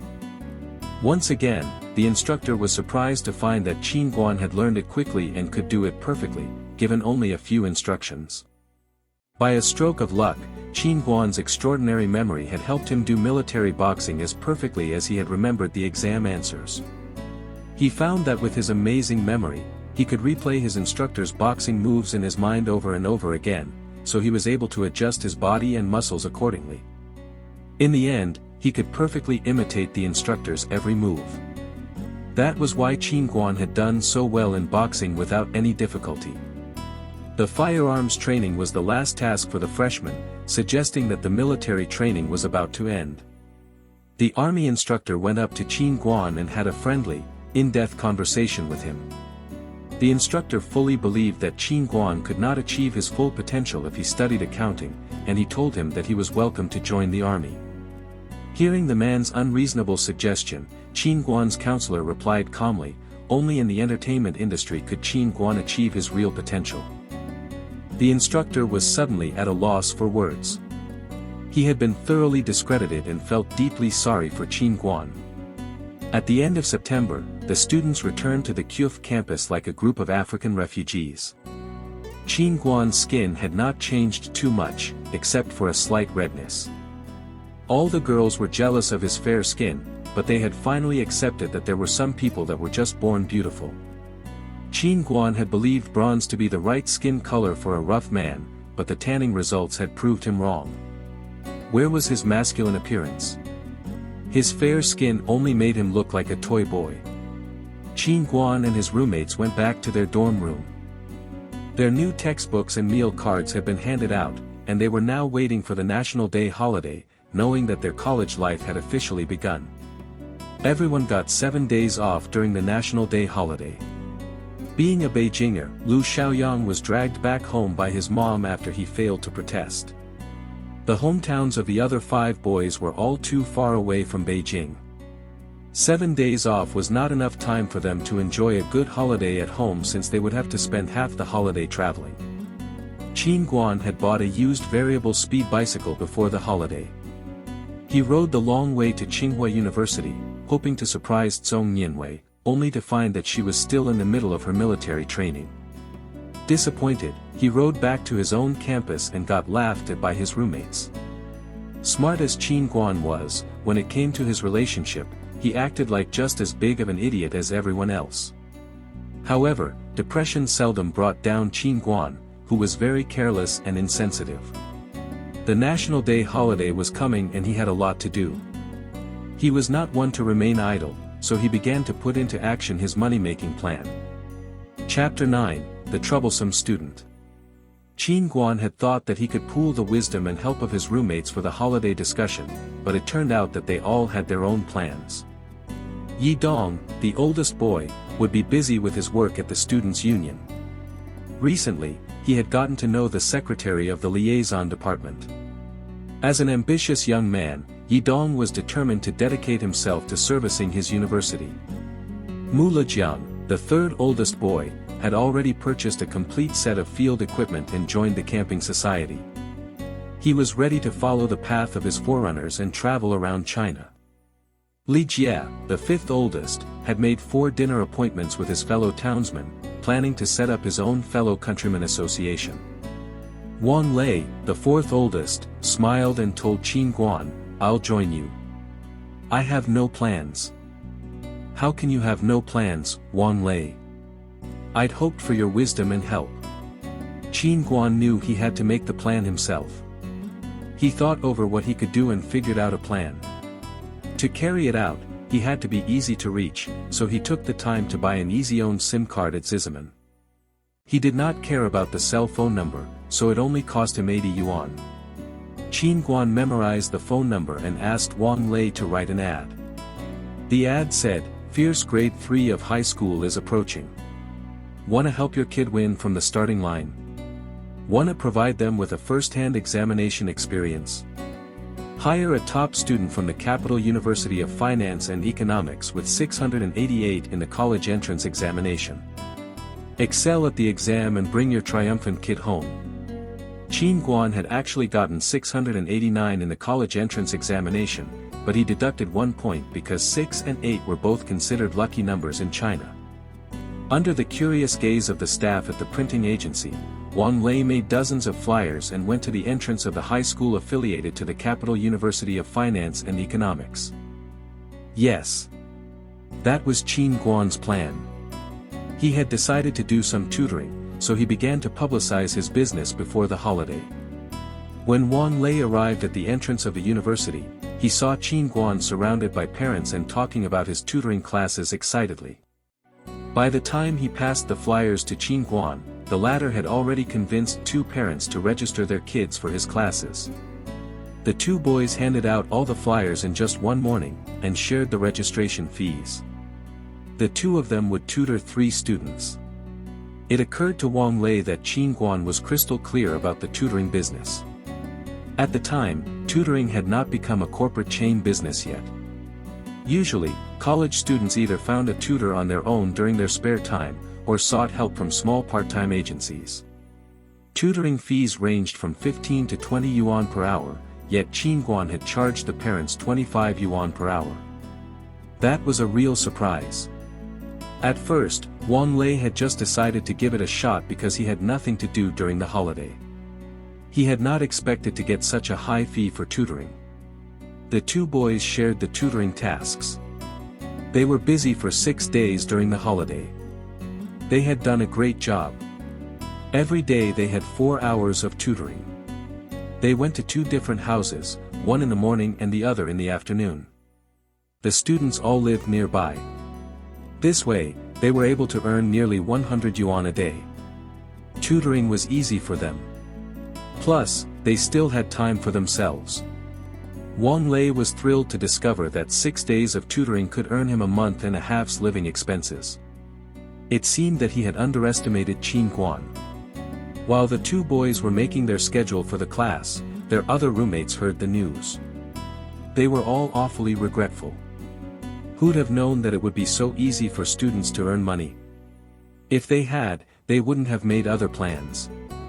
Qin Guan and Wang Lei started tutoring as scheduled. The parents had initially just wanted to give them a shot, but they were quite satisfied with the two tutors. They had not spent their money in vain after all. As top students of QF, Qin Guan and Wang Lei had a good knowledge of high school subjects and were both patient enough with their students. The holiday was just coming to an end, when Qin Guan got a phone call from a mother living in the neighborhood. She had seen Qin Guan's flyer on the school bulletin board. However, she told Qin Guan that her kid was not attending the high school affiliated to QF, but the Taishan High School of Xichen, one of the most notorious high schools in Beijing. The mother asked Qin Guan to tutor her kid at her house in the evenings. Her house was close to QF and her kid just needed 2 hours of tutoring for a certain period. She was not willing to talk too much about her kid on the phone. Instead, she invited Qin Guan to her house. "Come over and you won't be sorry," were the last words Qin Guan heard on the phone, which was enough by itself to convince him to pay a visit. After finishing his tutoring classes for the day, Qin Guan received deep gratitude from his students. He was feeling delighted as he rode his second-hand bicycle to the residential block nearby. A graceful woman opened the door. She seemed surprised to discover that the tutor was so young. She took a look at the boy's appearance. She seemed to have believed that all top students were ugly. As soon as Qin Guan sat down, he heard a cracking noise from another room. "Mom, let me out. I've promised my classmate to go shopping with her."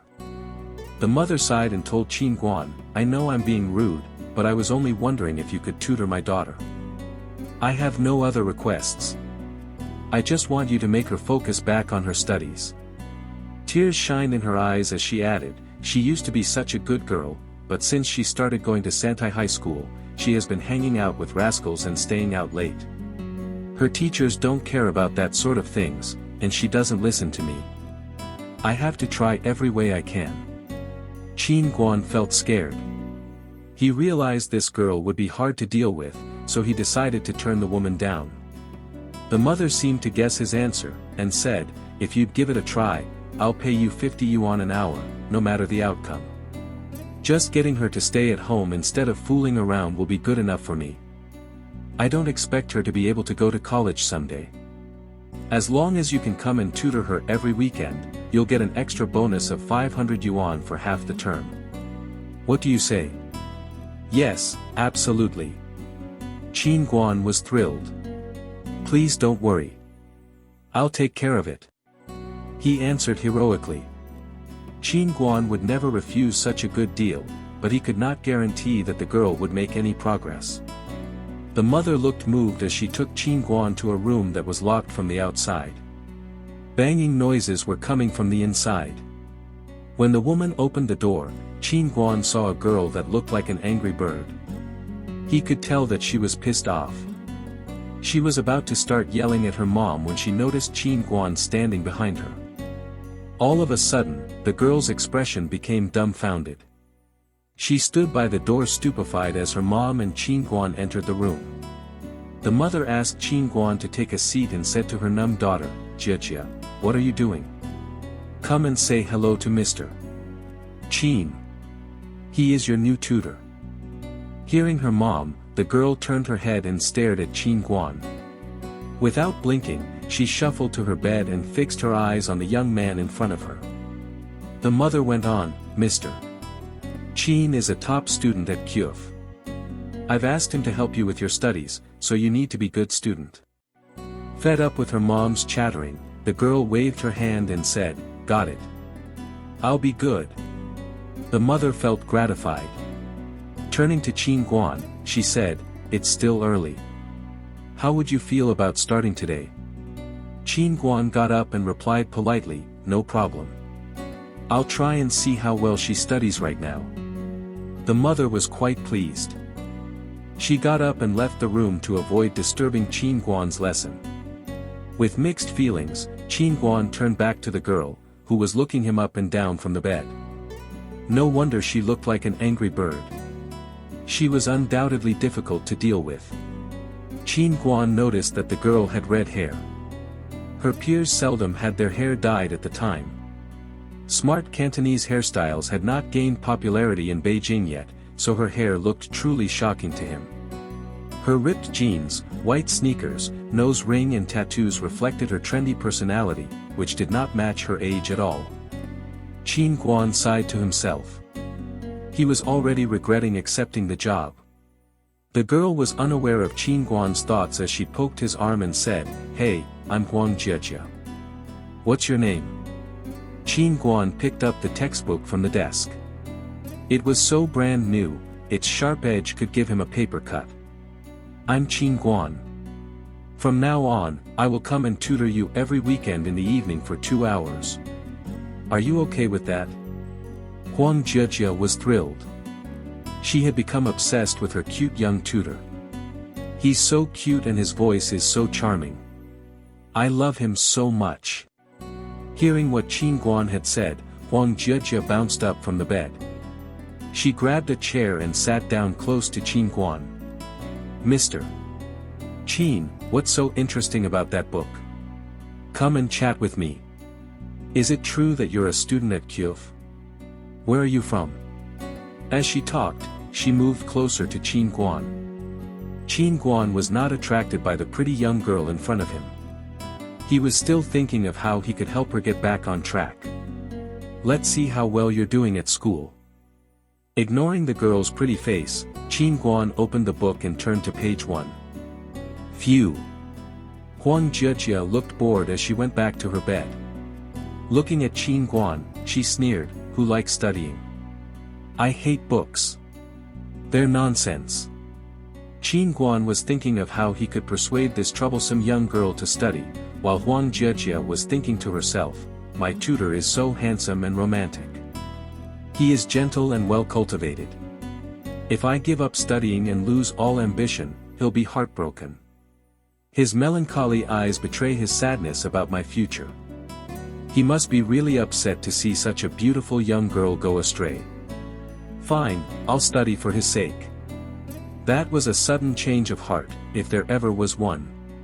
Chapter 10, Song Nianwei's Suitor at Tsinghua University.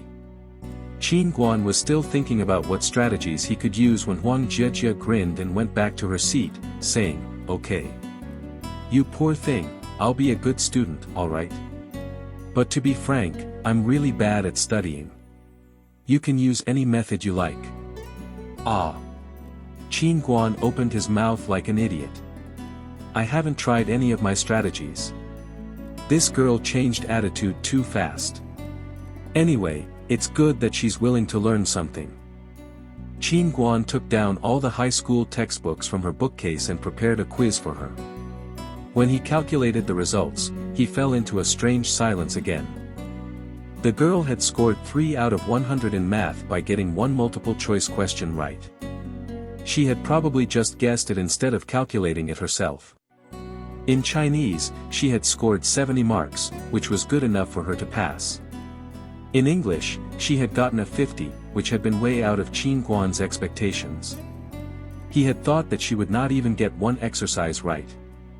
Last but not least, she had scored 12 in both physics and chemistry. Qin Guan let out a sigh. He knew he had a long way to go. He stood up and smiled at Huang Jiejie. "Today was just about getting to know you. I think I have some basic knowledge of you now. I'll come after dinner next Saturday, alright?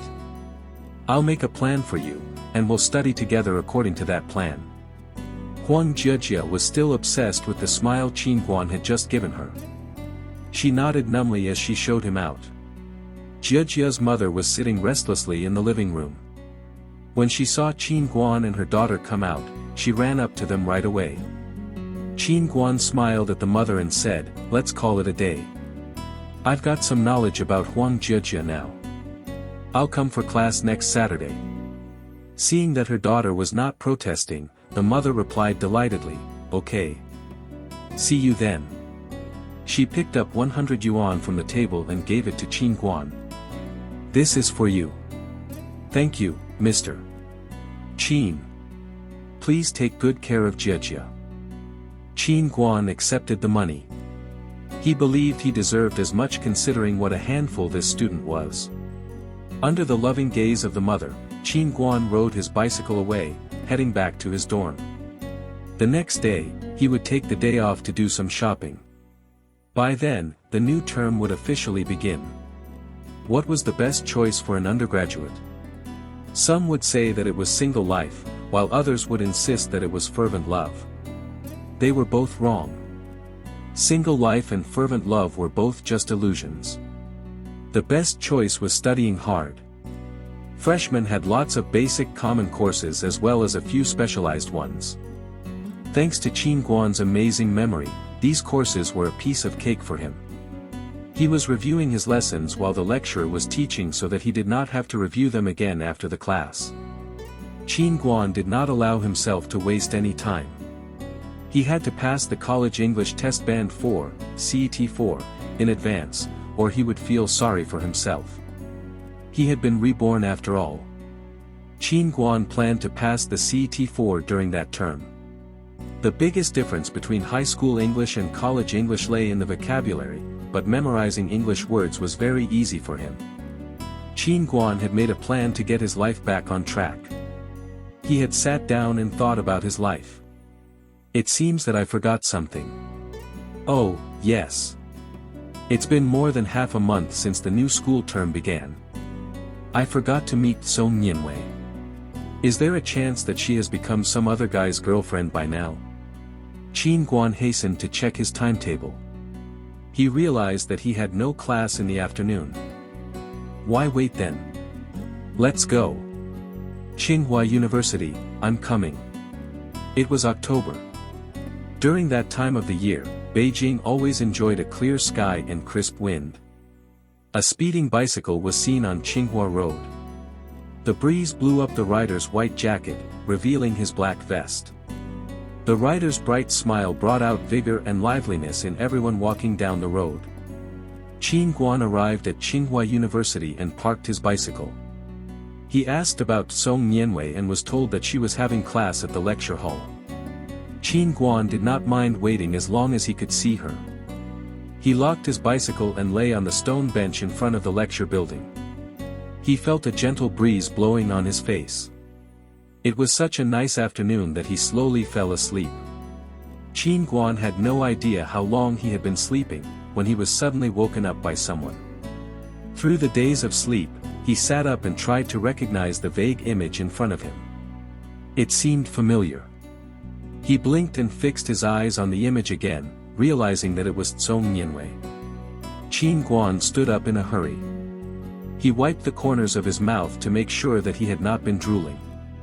That was good. Is your class over? He stammered. Song Nianwei stared at him with her big eyes. She looked surprised as she said, "Why did you sleep on the bench?" Qin Guan was about to reply when his instinct warned him. He looked around and saw a boy and a girl standing behind Song Nianwei. He pretended that nothing was on his mind as he replied, "I came here to see you.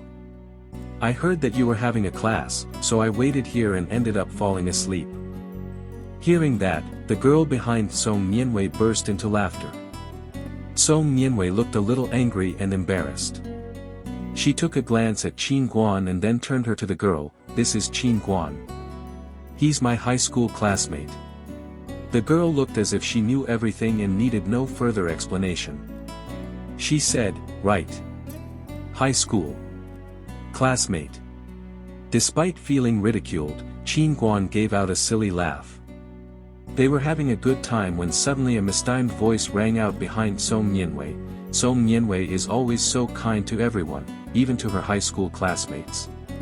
Song Nianwei frowned, but said nothing. The girl behind her unpleasantly took a step forward.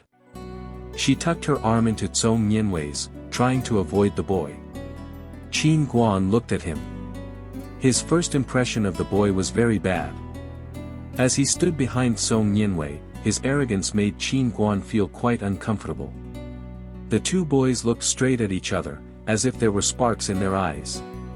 The boy, who was named Qi Hailin, thought that this was not the most auspicious day for him. Having been an unusually lucky boy since a very young age, he had lived up to everyone's expectations by being admitted into Tsinghua University, one of the best universities in China. He had been an honor roll student and had been often praised by his teachers, but he had never showed any interest in any girls wearing glasses during his high school days.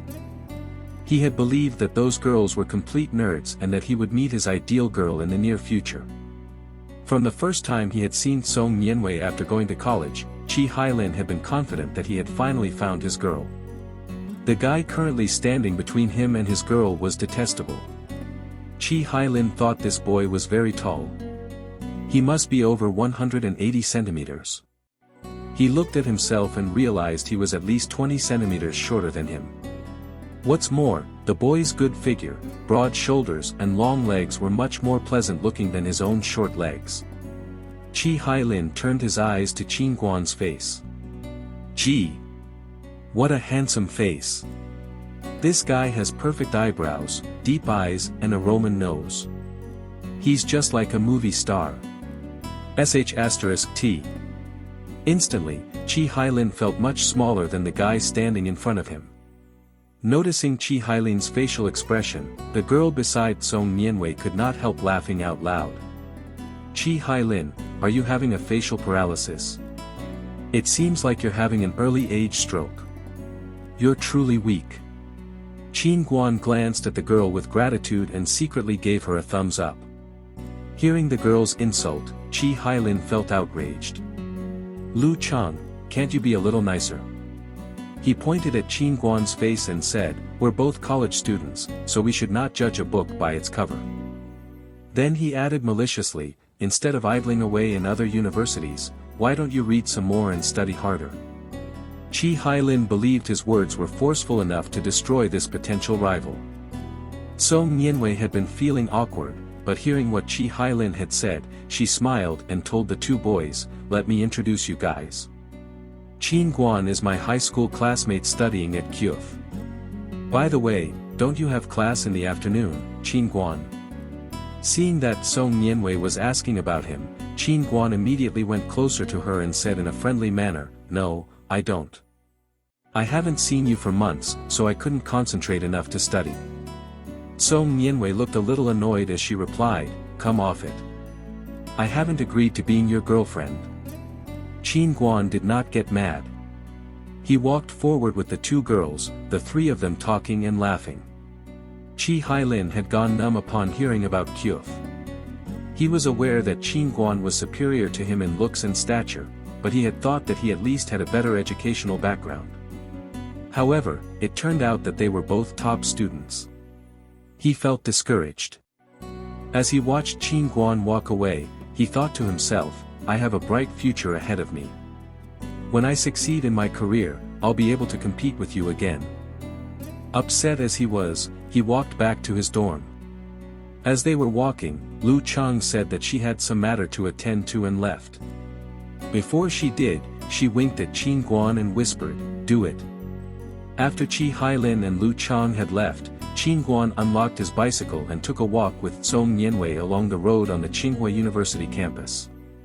They watched the gentle breeze blow the willow twigs by the roadside. Neither of them talked. They were too busy enjoying the nice, peaceful afternoon. In the evening, Qin Guan unabashedly free-loaded at the canteen of Tsinghua University with Song Nianwei. Everybody could tell he was living off the girl. Qin Guan saw the contempt in other people's eyes, but he still acted like he was unaware of it and had a big meal. Despite having been criticized and scorned by Song Nianwei the whole afternoon, Qin Guan felt delighted because she had agreed to him coming to see her once a week. If she was in a good mood, she could probably do some shopping or have a cup of tea with him. Qin Guan grinned happily in excitement. He felt that his life was almost as perfect as he had thought it would be. Chapter 11, Londai Club. Soon, the weekend came again. It was time for Qin Guan's tutoring session. Taking the materials he had prepared, Qin Guan headed to Huang Jiejia's home. When the door opened, Qin Guan was so scared, he nearly plopped down on the ground. There was an angry bird with dark eye circles standing in front of him. In order to welcome her Prince Charming, Huang Jiejia had meticulously put on smoky eye makeup, the most popular makeup trend at the time. She was wearing low-rise jeans and a batwing-sleeved blouse that let her belly button show. With her silver-colored lips and dark eyes, Huang Jiejia believed that she was Miss Beauty herself. Qin Guan calmed himself down. It was certainly hard to please the good customers. Lightening his mood, he began his tutoring for the day. Huang Jiejia was getting impatient, but for the sake of Qin Guan's good looks, she held her temper in check and tried to be a good student. Finally, after half an hour's class, she gave up. She put her jaw on Qin Guan's arm and pouted like a spoiled child. "Mr. Qin, how about we study tomorrow? It's Saturday. It's girls' night at the Londai Club. Let's go and have some fun." Qin Guan lifted her jaw up and gently moved it away from his arm. Huang Jiejia felt like her jaw had been broken. Seeing that Qin Guan had gone on tutoring as if nothing had happened, Huang Jiejia rubbed her aching jaw. Her eyes had started to water. Irritated, she plumped out her cheeks as she thought to herself, "So you don't like shy girls? Just wait and see how naughty I can be then." Huang Jiejia smirked and told Qin Guan, "Look at me, Mr. Qin." Qin Guan was puzzled. He turned to her and saw Huang Jiejia put her hands on the lower hem of her blouse and lift it up, the pink bra she was wearing underneath showing. Huang Jiejia was a minor still going through puberty. Her breasts were partly visible through her pink bra, giving off a smell of youth and vigor. Qin Guan almost choked on his own drool. "Jesus! What are you doing? Pull your shirt down." He hastened to cover his eyes with his hand, but there was still a gap left between his fingers. Hearing Qin Guan's scolding, Huang Jiejia felt satisfied. She moved closer to him and said, "I can pull it down, but you have to promise me one thing." Qin Guan shook his head as he said righteously, "I have my principles. Don't you think I'll promise you anything without careful consideration?" Huang Jiejia smirked again. She moved forward, and Qin Guan was forced to back up until he reached the door. He'd been planning on leaving the room, but he was too afraid of being mistaken for a rascal by the girl's mother and being turned over to the police. He was caught in a dilemma. Huang Jiejia went on, trying to persuade Qin Guan, "I promise you that I'll be a good student, just not today. I have somewhere to be, so you have to listen to me and help me get out." Qin Guan was getting furious. He scolded her in a low voice, "I can't find any excuse to convince your mom that you should go out. It's too late." Huang Jiejia blinked at Qin Guan and pulled her blouse down. Clapping her hands, she said, "No need to worry about that. It's a deal." Then she ran to the living room merrily and pouted to her mother, "Mom, I've finished my class for today, and Mr. Qin said I was really a quick learner. It's Saturday. I promised Li Lin that I would sleep over at her house tonight so we could review the class together. Can I go out, Mom? Please." The mother hesitated before turning to Qin Guan. Noticing that Huang Jiejia was still holding the lower hem of her blouse, Qin Guan was quite clear that he was being threatened by the young girl. He gave a forced smile and nodded, suggesting that he agreed with Huang Jiejia. The mother was quite shrewd, though. She made a phone call to Li Lin's before agreeing. "Oh, okay. No worries." When she hung up the phone, she expressed her approval with a nod. "Yay!" Huang Jiejia jumped up from the couch and picked up her handbag from the table, ready to go. Suddenly she went back and told her mother, "It's getting late. Can I ask Mr. Qin to walk me there?" Her mother thought it was a good point, so she asked Qin Guan to take her daughter to Li Lin's. Qin Guan and Huang Jiejia left the house. Qin Guan walked quietly ahead, feeling very annoyed. He could not believe that he was being threatened by this little girl, who was so much younger than him. Huang Jie stared at Qin Guan as she walked behind him. She was drooling as she watched him walk fast with his long legs. Wiping her mouth, she said, "What's the hurry? Let's take a cab." Confused, Qin Guan turned back to her and asked, "Doesn't your classmate live nearby? Why take a cab?" Huang Jie looked proud of herself as she replied, "Oh, Li Lin's parents are traveling abroad." Her cousin answered the phone. "I've promised to go to Landai Club tonight with the girls. Come on, don't be stupid. Let's go." Qin Guan did not come to his senses until he was inside the cab. "Why am I taking her to Landai Club? I could have gone back to my dorm." Huang Jie took no notice of his facial expressions. She took out her compact mirror from her handbag and made her eye circles even darker. The little yellow cab drove for over 20 minutes before they arrived at Landai Club. Landai Club was one of the most famous clubs in Beijing between 1997 and 2003. It was close to the Beijing Film Academy, so it was always packed with people at night. Every Saturday, women would come to the club and have fun for free. That night, a small dance band had been invited to perform an opening show, giving even more life to the small club. As they got off the cab, Qin Guan and Huang Jie saw two girls in the distance wearing even heavier makeup than Huang Jie. The three girls got together and hugged, chatting and laughing excitedly.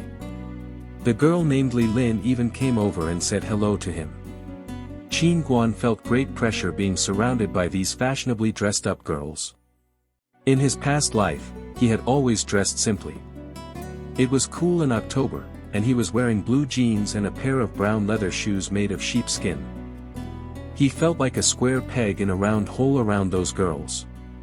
Qin Guan decided to seize the opportunity and get away. He was about to turn around when Huang Jie dragged him closer and said, "Come have fun with us." Qin Guan frowned. He took on a serious tone as he told Huang Jie, "I only promised you one thing, and I kept that promise. Take care of yourself. I gotta go." Huang Jie wanted to add something, when she realized that her friends were being harassed by some strange guys. Since ancient times, there had been a lot of terms referring to guys flirting with girls. In some areas, it was called chasing girls, while in other places they called it picking up hot chicks. In Beijing, people would call it courting. Clubs were usually filled with both good and bad people, and they were the perfect place for people with excessive hormones, who did not know what to do with them. People went there to have fun, court girls, or get into a fight, which was pretty common for people in clubs. Qin Guan knew that he could not just pretend he hadn't seen anything and leave. He walked up to those guys and stood in front of Li Lin, facing them as he said, Lin, your dad has asked you to get back home." The guys left the girls alone. After all, the girls were too young for them, and they seemed like good students, despite the fact that they were dressed attractively. The guys laughed and walked away. The girls were too young to protect themselves, and Qin Guan was worried about them. "Fine. I'll stay with them, just in case." Fun time started at 8 p.m. The moment the doors opened, the ladies in the two queues all swarmed in for a warm-up dance. Huang Jie and the other two girls did not move. They were still waiting for Qin Guan by the counter. By the time Qin Guan had forced his way through the crowd, almost all the ladies had already gone into the club. Tickets to Landai Club were not expensive. The price from Monday to Friday was 10 yuan per person, and on the weekends it was 15 yuan. Qin Guan escorted the girls into the club. The atmosphere inside was really different from outside. The club was like a big melting pot full of hormones. In the dim, flickering lights, men and women jostled against each other, the hot dancing on the stage making everyone restless. Before Qin Guan could stop them, Huang Jie and the other two girls had pushed their way to the center of the club joyfully. The club was playing Captain Jack Sir Yes Sir, a popular song in 1996, and everyone was shaking their heads and butts crazily on the dancing floor. Qin Guan got out of the crowd and took a seat by the bar. He turned to a waiter and said, "A Corona, please." The waiter served him his beer. Qin Guan took a sip, and leaned against the counter as he watched the people dancing in front of him. He was about to take a second sip when two girls sat down next to him. They both had red lips and were wearing leather skirts. They were not wearing any silk stockings, and their high heels swayed slightly with their legs. The girls tugged at Qin Guan's shirt and drew circles on his chest with their fingers. One of the girls pouted at him. "You here alone, hottie?" Qin Guan gently pushed them away as he looked towards the dance floor. Then he smiled and told them, "No, I have a girlfriend." Upon hearing that, the two girls immediately stopped flirting with him. They just gave him a charming smile and walked away. Yes, local girls were indeed straightforward. There were two more stages by the side of the club, which had been prepared for the big show at midnight. The dancers on the stage had been invited from dance clubs, or were students of the Beijing Dance Academy who were working part-time jobs at the club. A couple was currently standing on the stage, dancing to the music. Their every move showed their bare desire. It was like all their cells were urging people, "Follow us. Let's dance." Qin Guan stared at the stage. His amazing memory helped him memorize every move of the leading dancer. He took a glance around the whole club and kept everyone's moves in mind. With so many people dancing, the club was getting even warmer than usual. Qin Guan felt a wave of heat, and undid a button on his shirt. Suddenly, he saw Huang Jiejia quarreling with the others. Qin Guan let out a sigh. Fretted, he scratched his head and forced his way through to her. Chapter 12, The Dance Competition and the Fight. Huang Jiejia and her two friends looked like angry crickets as they quarreled with a little girl. The little girl, who was glaring at them, seemed much weaker than Huang Jiejia without a man by her side. The girl was pointing at Huang Jiejia and shouting, "I did step on you. So what?" Huang Jiejia's face was red. She looked completely pissed off, and she refused to back down. "You should apologize. You stepped on me 3 times, *tch. A man behind the girl stepped forward. He moved away the girl's finger and winked at Huang Jiejia, acting as a peacemaker. "Let it go. It's no big deal, right? Why bother fighting about it?" The girl got even more furious when she saw her boyfriend wink at Huang Jiejia. "I picked a fight for you, you bastard. Your eyes have been all over this *tch ever since you saw her. You even moved closer to her while you were dancing. How do you expect me to let it go?" As he watched the girl glare at Huang Jiejia, Qin Guan realized it was jealousy that had led to the fight. He dragged Huang Jiejia behind his back to get her away from the girl. The girl rolled up her sleeves. She had been about to pull Huang Jiejia's hair when she saw Qin Guan step in between them. Confused, she raised her head. All of a sudden, her arm paused in midair. She looked dumbfounded. The surrounding spectators had also gone silent. At the time, fighting was not a rare occurrence at clubs. Everyone loved to watch people fight. Whenever there was a fight, everyone would stop dancing just to watch. All the boys were thinking to themselves, "Who sold this guy a ticket and let him in? Have you seen his looks and figure? How can I compete against him? *T. The girls, on the other hand, were thinking, "Hey, hottie. Look at me. I'm much hotter than that little girl behind you. I have plump breasts and a slim waist. I can give you everything that you want." The security at the club stayed out of the fight. As long as there was no real fighting inside the club, they did not give a damn. Noticing that Qin Guan had attracted so much attention, the peacemaking man got jealous. He could not wait to vent his pent-up frustration.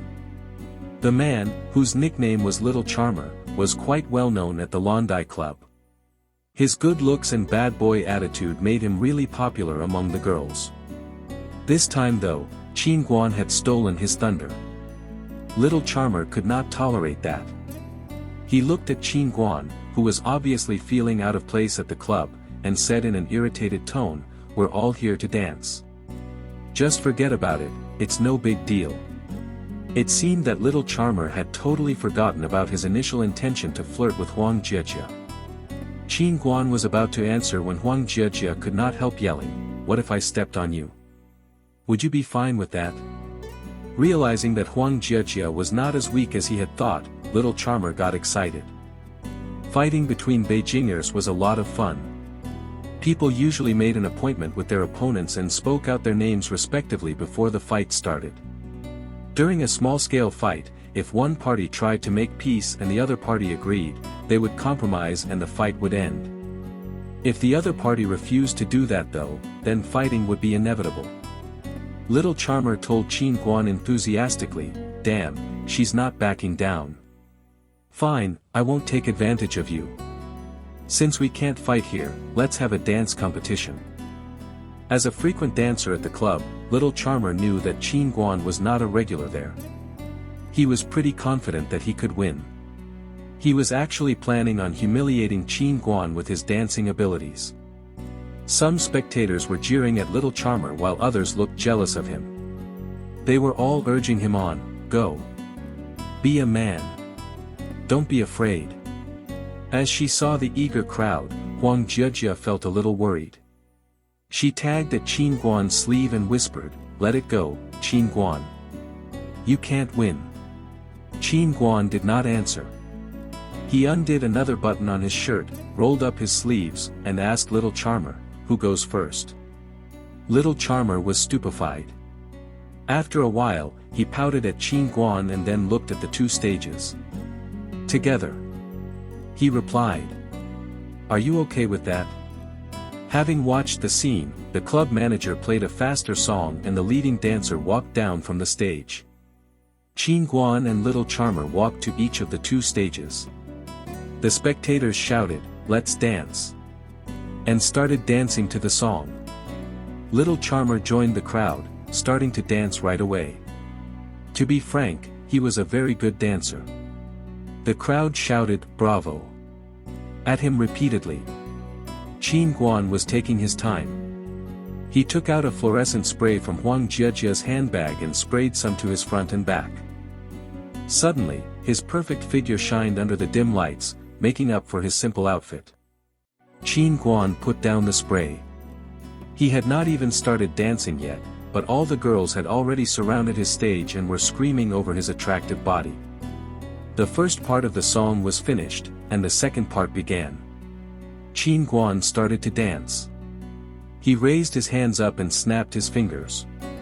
His hips moved, and his shoulders, legs and feet followed. One move after the other, Qin Guan danced faster and faster to the song. The crowd went crazy in an instant. Everyone started screaming. In the dim yellow light, everyone could see Qin Guan's fluorescent body dancing to the rhythm. Qin Guan was just as good as little charmer. His various moves coordinated perfectly with the music. Anyone could tell who was the better dancer.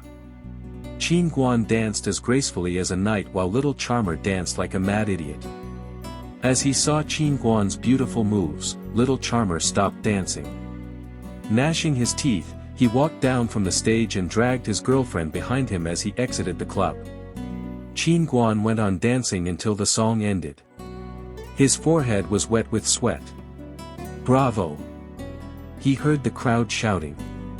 Satisfied, he walked down from the stage and went up to the bar to have a mouthful of cold beer. Qin Guan sat down by the counter to take a break. He had experienced the preciousness of youth during that hot dance and he knew that this lifestyle was not for him, although he did enjoy it occasionally. As he rested, the manager played a slow song. The people who had not been satisfied by the former hot dance started to dance cheek to cheek with their partners. After dancing to their heart's content, Huang Jiejia and the other two girls walked up to Qin Guan and asked for 3 cans of cola.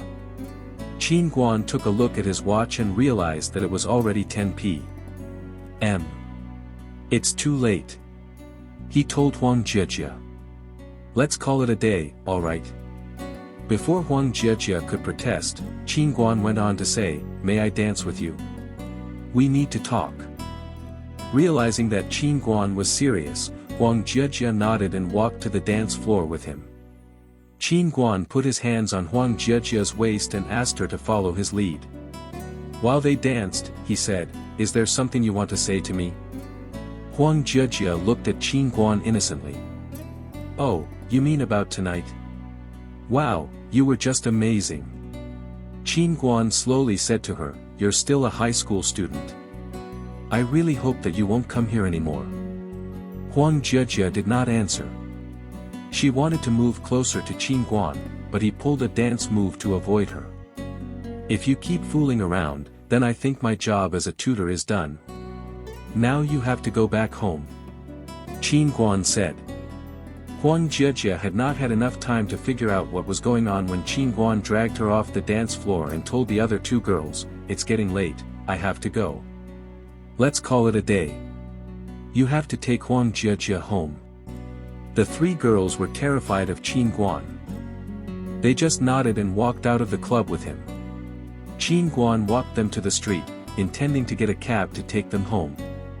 As they were waiting for the cab, a group of people suddenly came over. Qin Guan saw little Charmer walking in front. He had been waiting for Qin Guan outside for a long time.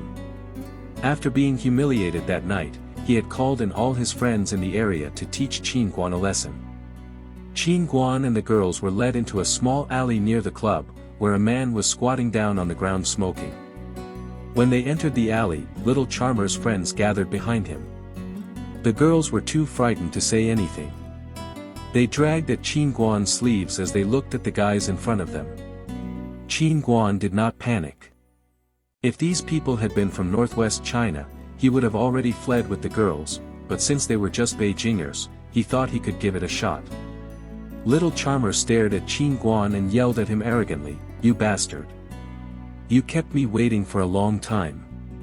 Qin Guan sighed deeply with a straight face before he said, "In accordance with Act 160 of the Criminal Law of 1979, anyone who gathers a crowd with the intention of fighting, picks up a fight, insults women, or carries out any other immoral activities that disrupt public order, shall be convicted to fixed-term imprisonment of no more than 7 years, be arrested, or be put under surveillance." He panted for breath as he added, "Chasing, intercepting, abusing or threatening other people is considered equal to picking a fight." Little Charmer looked at Qin Guan as if he was dumb. "You idiot! You!" Before he could finish his words, the man smoking in the alley started choking from laughter. Chapter 13, A Fight Between Rough Men.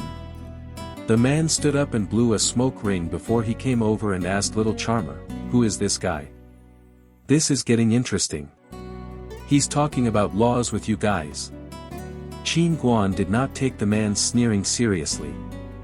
He just went on, "I don't know what's on your mind. You think this petty thing humiliated you, so you want to punish me? You dare not kill me. You're all locals, so you must know that the police knows you quite well. If I end up in the hospital because of you, you'll be sent to jail. If don't though, you won't be satisfied. So why don't we fight?" The smoking man was stupefied. Qin Guan went on to say, "A man must bear the consequences of his own actions. I'm alone, yet you ask others for help.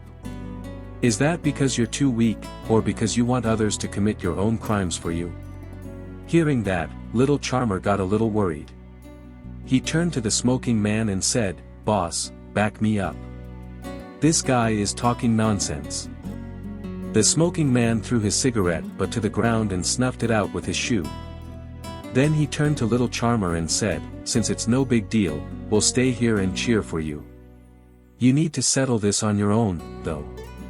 This was how Beijingers acted. They were well educated and stood by their own principles. The man's words instantly eased Qin Guan's nervousness. He had guessed right. In his past life, he had known a labor contractor from Beijing, who had been a well-known local boss. He had told Qin Guan over dinner once that Beijingers had their own principles. After a fight, you could even chat with your opponent and become friends with him, as long as your differences were not irreconcilable. Qin Guan waved at Huang Jiejie, suggesting that the girls back off. Little Charmer took off his jacket and revealed his muscles. The two young men started fighting in the middle of the alley. Qin Guan had never fought with anyone in his past life. Although he was stronger now thanks to his frequent exercising, he was still at a disadvantage because he had no fighting experience. Little Charmer launched 3 punches, and the third one hit the corner of Qin Guan's mouth. His lips started bleeding, the blood dropping to the ground along the corner. The girls covered their mouths with their hands. They dared not scream, in case Qin Guan got distracted. They had already come to know the consequences of their behavior. Qin Guan was in a daze for a bit. He dodged another punch heading for him and puckered his lips, feeling a bloody smell rushed into his mouth. Irritated by the smell, Qin Guan went back to his sloppy style. Results are everything. Graceful fighting is nonsense. Suddenly, Qin Guan became violent. He rushed up to Little Charmer and clutched him by the shoulders, inertia causing both of them to tumble to the ground. The smoking man was about to light a cigar when he saw Qin Guan's move and unconsciously pressed the lighter into his hands. The flame jumped up and almost burned his hair. He hastened to move the lighter away and press it again. After lighting his cigar, he turned his head and saw the two young men clutching at each other hard and rolling about in the small alley. The alley was still an alley though, so they kept bumping against the walls on each side all the time. Watching the two young men rolling about on the ground like flipping pancakes, Huang Jiejia could not help laughing out loud, despite the fact that there were still tears in her eyes. Qin Guan became desperate. His eyes flashed red as he decided to maintain his good image. He gave Little Charmer a kick, and Little Charmer kicked him back. By the time Qin Guan had narrowly gained control over Little Charmer, both their clothes were wet with sweat and mud. They made for a very funny scene. The smoking man laughed out loud and patted Qin Guan on the back. "Hey, buddy. For my sake, let Little Charmer go. From now on, I promise you that Little Charmer will not cause you any trouble. If you're in the area and you get into trouble, call me and I'll help you." Qin Guan agreed. He loosened his hands and rose to his feet. As he dusted himself off, he said, "All right. You're a boss, right? Actually, it was no big deal. We can just let it go." The boss, whose name was Bu Qinglu, was delighted by the respect Qin Guan had showed him. He patted Qin Guan's shoulder once again and said, "Okay. Next time you come here, it's my treat." Then he asked his friends to take away Little Charmer, who had been pretending to be dead on the ground. Qin Guan led the girls out of the alley without saying a word. Huang Jiejia pursed her lips. Qin Guan's fair skin had turned black and blue, and there were still bloodstains on the corner of his mouth. Seeing her handsome, gentle tutor get so rough, she suddenly felt that what she had longed for had been worthless. She felt a little lost. She was somehow afraid that Qin Guan would not want to tutor her or see her anymore. As she thought of that, Huang Jiejia anxiously tugged at Qin Guan's shirt and whispered, "To be honest, clubbing is boring. I'll be a good student from now on. Will you still tutor me?" Qin Guan felt relieved. Huang Jiejia's smoky eye makeup had been ruined by her tears, but he tried to keep a straight face as he said, "All right, but it will depend on your performance. It's too late today. You girls go back home and we'll talk about it next time." The girls looked at Qin Guan and nodded like chickens. Then they took a cab and headed back home. When the girls had left, Qin Guan could no longer put up a brave front. He grimaced in pain and flipped the dust off his body. "Jesus, it hurts so much. And they say a punch won't make you feel anything. Liars." The next morning, Qin Guan got up from his bed in a daze. He was hurting all over his body and for the first time, he had slept in. His roommates had already used the washroom. When they saw Qin Guan, they were all shocked. Rubbing his eyes, Qin Guan asked, "What's wrong? Why are you all looking at me like that?" Wang Lei could not help asking, "What did you do last night? Didn't you look in the mirror when you got up?" Qin Guan did not figure out what was happening until Lu Xiaoyang passed him a mirror from the upper bunk. Qin Guan took the mirror and had a look. Gee! He was pretty sure even his own mom would not recognize him if she'd been there. Actually, Qin Guan had not been severely injured, but as a rookie, he had not known how to protect his face during a fight. Little charmer punches had been really cunning and accurate. The first punch had hit Qin Guan's eye, the second punch the corner of his mouth, and the third one his cheekbone. When Qin Guan had gone back to his dorm, he had already had 3 nasty bumps on his face. Instead of bringing down the swelling with cold compresses, Qin Guan had tumbled into bed and gone straight to sleep. As a result, the right side of his face now looked like yeast bread, and his left eye was just like a panda's. Yi Dong, the oldest boy in the dorm, could not bear to look at Qin Guan. He got out a bottle of tincture of capsicum from the box under the bed and skillfully applied it on Qin Guan's face. Qin Guan briefly told his roommates about the previous night. Yi Dong and Mu Lijiang did not say anything, but Lu Xiaoyang, the youngest boy, seemed quite interested in fighting. Gee, why didn't you ask me for help? I'm a top warrior. Hearing that, Yi Dong started mocking Lu Xiaoyang. We have no such rules in my hometown. We don't ask questions, we get straight to the fighting. Asking for help. It's fighting, guys. A real fight doesn't wait. Lu Xiaoyang replied disdainfully, you don't get it. Rules are a must in the world of Beijing gangsters. Yi Dong put the lid back on the bottle and yanked Lu Xiaoyang, saying, you seem pretty excited about fighting. How many times have you fought? Suddenly, Lu Xiaoyang looked like a deflated rubber ball. He seemed very upset as he said, none. They complained that I was too young. I've never gotten a chance. Plus, my mom is basically my shadow. I haven't even watched a fight. Mu Lijiang said nothing. He ruffled Lu Xiaoyang's hair before he walked out of the dorm. Before everyone left, Yi Dong said, freshman party is on tonight. Keep it in mind. It's in the university auditorium. They all promised to meet there and then headed to class. Qin Guan also went to class, despite his swelling face, which had become the talk of the town. Wang Lei, the 4th eldest boy in Qin Guan's dorm, was laughing all the way through the class. Indeed, Qin Guan's face looked nothing like his previous good looks. The students on the right of Qin Guan could only see the malformed side of his face. The girls were feeling worried and sorry for their Prince Charming, while the boys seemed to gloating. The students on the left of Qin Guan could see the pretty side of his face. With the dark circle around his left eye and his fair skin, he looked exactly like a giant panda, the most protected animal in China. Seeing that image, the boys and the girls on his left could not help laughing.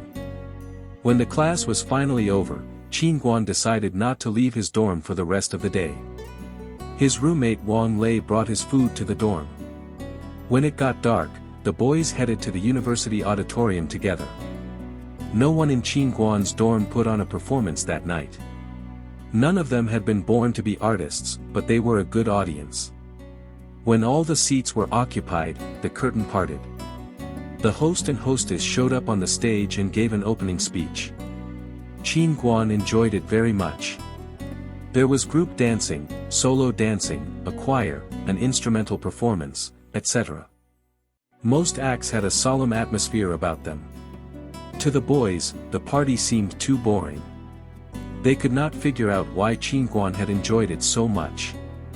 Qin Guan, though, knew that such a solemn performance would be quite rare in the near future. The freshman party was sure to be full of garish acts and crazy dancers. Chapter 14, Eggs Laid by the Red Flag. Translator, May Wiggins. Editor, Aphidacia. Qin Guan's roommates did not want to keep watching the show. They were bored and wanted to leave, but suddenly they backed up when they saw several people carrying a drum kit, a keyboard, and 2 speakers to the stage. The performers were all well-dressed, and the lead singer was in olive green, looking like a soldier about to sing a military song. After they tuned up, the performers played the electric guitar as an opening prelude, and the auditorium instantly became vibrant.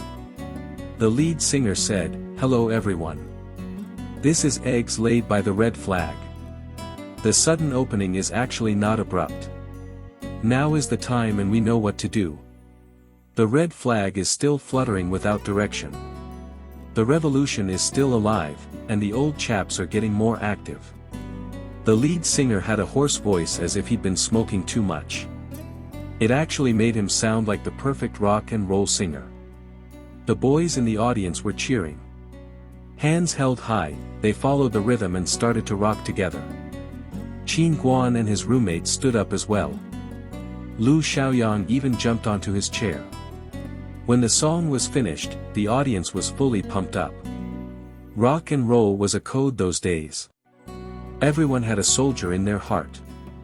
People would fight hard for their dreams and future with indomitable will. It had grown colder at the end of October. Qin Guan put on his jacket and set off for his first official tutoring class with Huang Jiejia. At 6:30 p.m. he showed up at the door of Huang Jiejia's home. When he walked into the house and saw Huang Jiejia sitting by her desk, he was shocked. Her hair was not red anymore.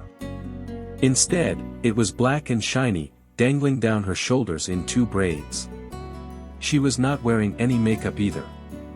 This was the first time Qin Guan had seen Huang Jiejia with no makeup on. He recalled the first time he had seen her. She'd had thick eyebrows and big eyes, and her dark, dense eyelashes had looked like 2 tiny brushes. Her lips had been painted thick and red, making her look totally flamboyant. Yet now she was wearing a long pink t-shirt with a round collar and a pair of brown overalls. She looked like a good girl and a studious student. Qin Guan did not say anything. Giving her an encouraging smile, he opened the textbook and started the class at an appropriate speed. Here it means. Yes, call by value from here. During the whole class, Huang Jiejia listened to Qin Guan carefully without any complaints. When Qin Guan finished the class for the day, Huang Jiejia grimaced and said, "Mr. Qin, what did you think of my performance today? I'll work even harder." Qin Guan was glad. This would help him make money much more easily. He had 4 hours of class a week and he would get paid 50 yuan per hour, so every month he would make 800 yuan just by tutoring Huang Jiejia. Qin Guan did not show his joy. As he walked out of the house, he told Huang Jiejia, "You need to keep it up.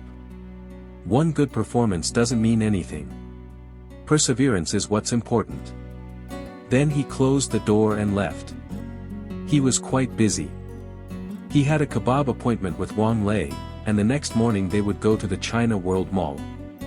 Beijing had been expanding gradually with economic growth. Business areas where various systems formed amid that expansion, and Wangfujin and Xidan were among the earliest ones in Beijing. The China World Mall was an emerging, vibrant business area that had become the home of many new industries and fashionable brands, such as Motorola and IBM.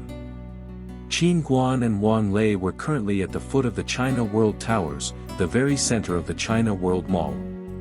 The 2 boys had seen the ad of a company on the QF billboard, and that was why they had come here. The ad had been different than the rest, which was why it had aroused their interest. Qin Guan and Wang Lei took the elevator to the consulting company on the 10th floor. The receptionist led them to a meeting room, where they saw a lot of people their age. Qin Guan believed they were also students applying for the part-time job. When everyone was seated, a supervisor came into the room and handed out material to each of the young students. The business of the consulting company was quite interesting. It helped retailers and traders of fast-moving consumer goods find part-timers and sales promotion staff. It also did market research for some companies. This kind of business met the demands of foreign companies entering the Chinese market, thus consulting companies had become quite popular at the time. The company Qin Guan had visited was one of the oldest and the best in Beijing. Qin Guan and Wang Lei read the material carefully. The positions included supermarket promotion specialists for sodas and snacks, and staff for a wine shop. Qin Guan noticed that these jobs were all on weekends, from 10 a.m. to 12 a.m. in the morning and 2 p.m. m. to 5 p.m. in the afternoon. Wages would be paid daily in accordance with the standard rules, and the payment for the sales promotion staff was 50 yuan per day. The wine shop staff would get a daily payment of 100 yuan. Of course, those employees were required to have a good image and figure. There would also be an interview for the job. Qin Guan pursed his lips. The wine shop staff was the highest paying position among the three, although the payment was only as much as his tutoring fees. Half a loaf of bread was better than none though after all, so he decided to go to that interview. Wang Lei asked the supervisor, and he unexpectedly got a part-time job as a telephone researcher. From that day on and every weekend, he would work in the company as a telephone salesperson. When the two boys walked out of the meeting room, Qin Guan told Wang Lei curiously, "You have a sharp mind for business. Why are you studying accounting?" Pushing his glasses up, Wang Lei asked back, "You are so handsome, why do you study at CUF?" They both laughed. They parted at the corridor when Wang Lei was taken by the supervisor to the office of the telephone sales personnel. Qin Guan and several girls were taken to another office, where the interview would take place. Qin Guan was the only boy in the group. Curious about why a boy would apply for that position, the girls chatted and laughed among themselves. Qin Guan felt helpless. "Fine, I know this is something new, but you shouldn't stare at me like I'm a monkey." "Yes, I mean you. Don't point your fingers at me." Qin Guan was feeling quite awkward when the door suddenly opened. Three elegant interviewers took a seat at the table. Qin Guan applied for the promotion position of Grand Bateau, a kind of middle-end wine imported from France. The promotion staff would serve the wine at exhibitions around Beijing. It was not cost-effective for exhibitors to hire professional models for the promotion, so the wine agent had come up with the idea of picking several college students for the job. The last interviewees had not impressed the interviewers.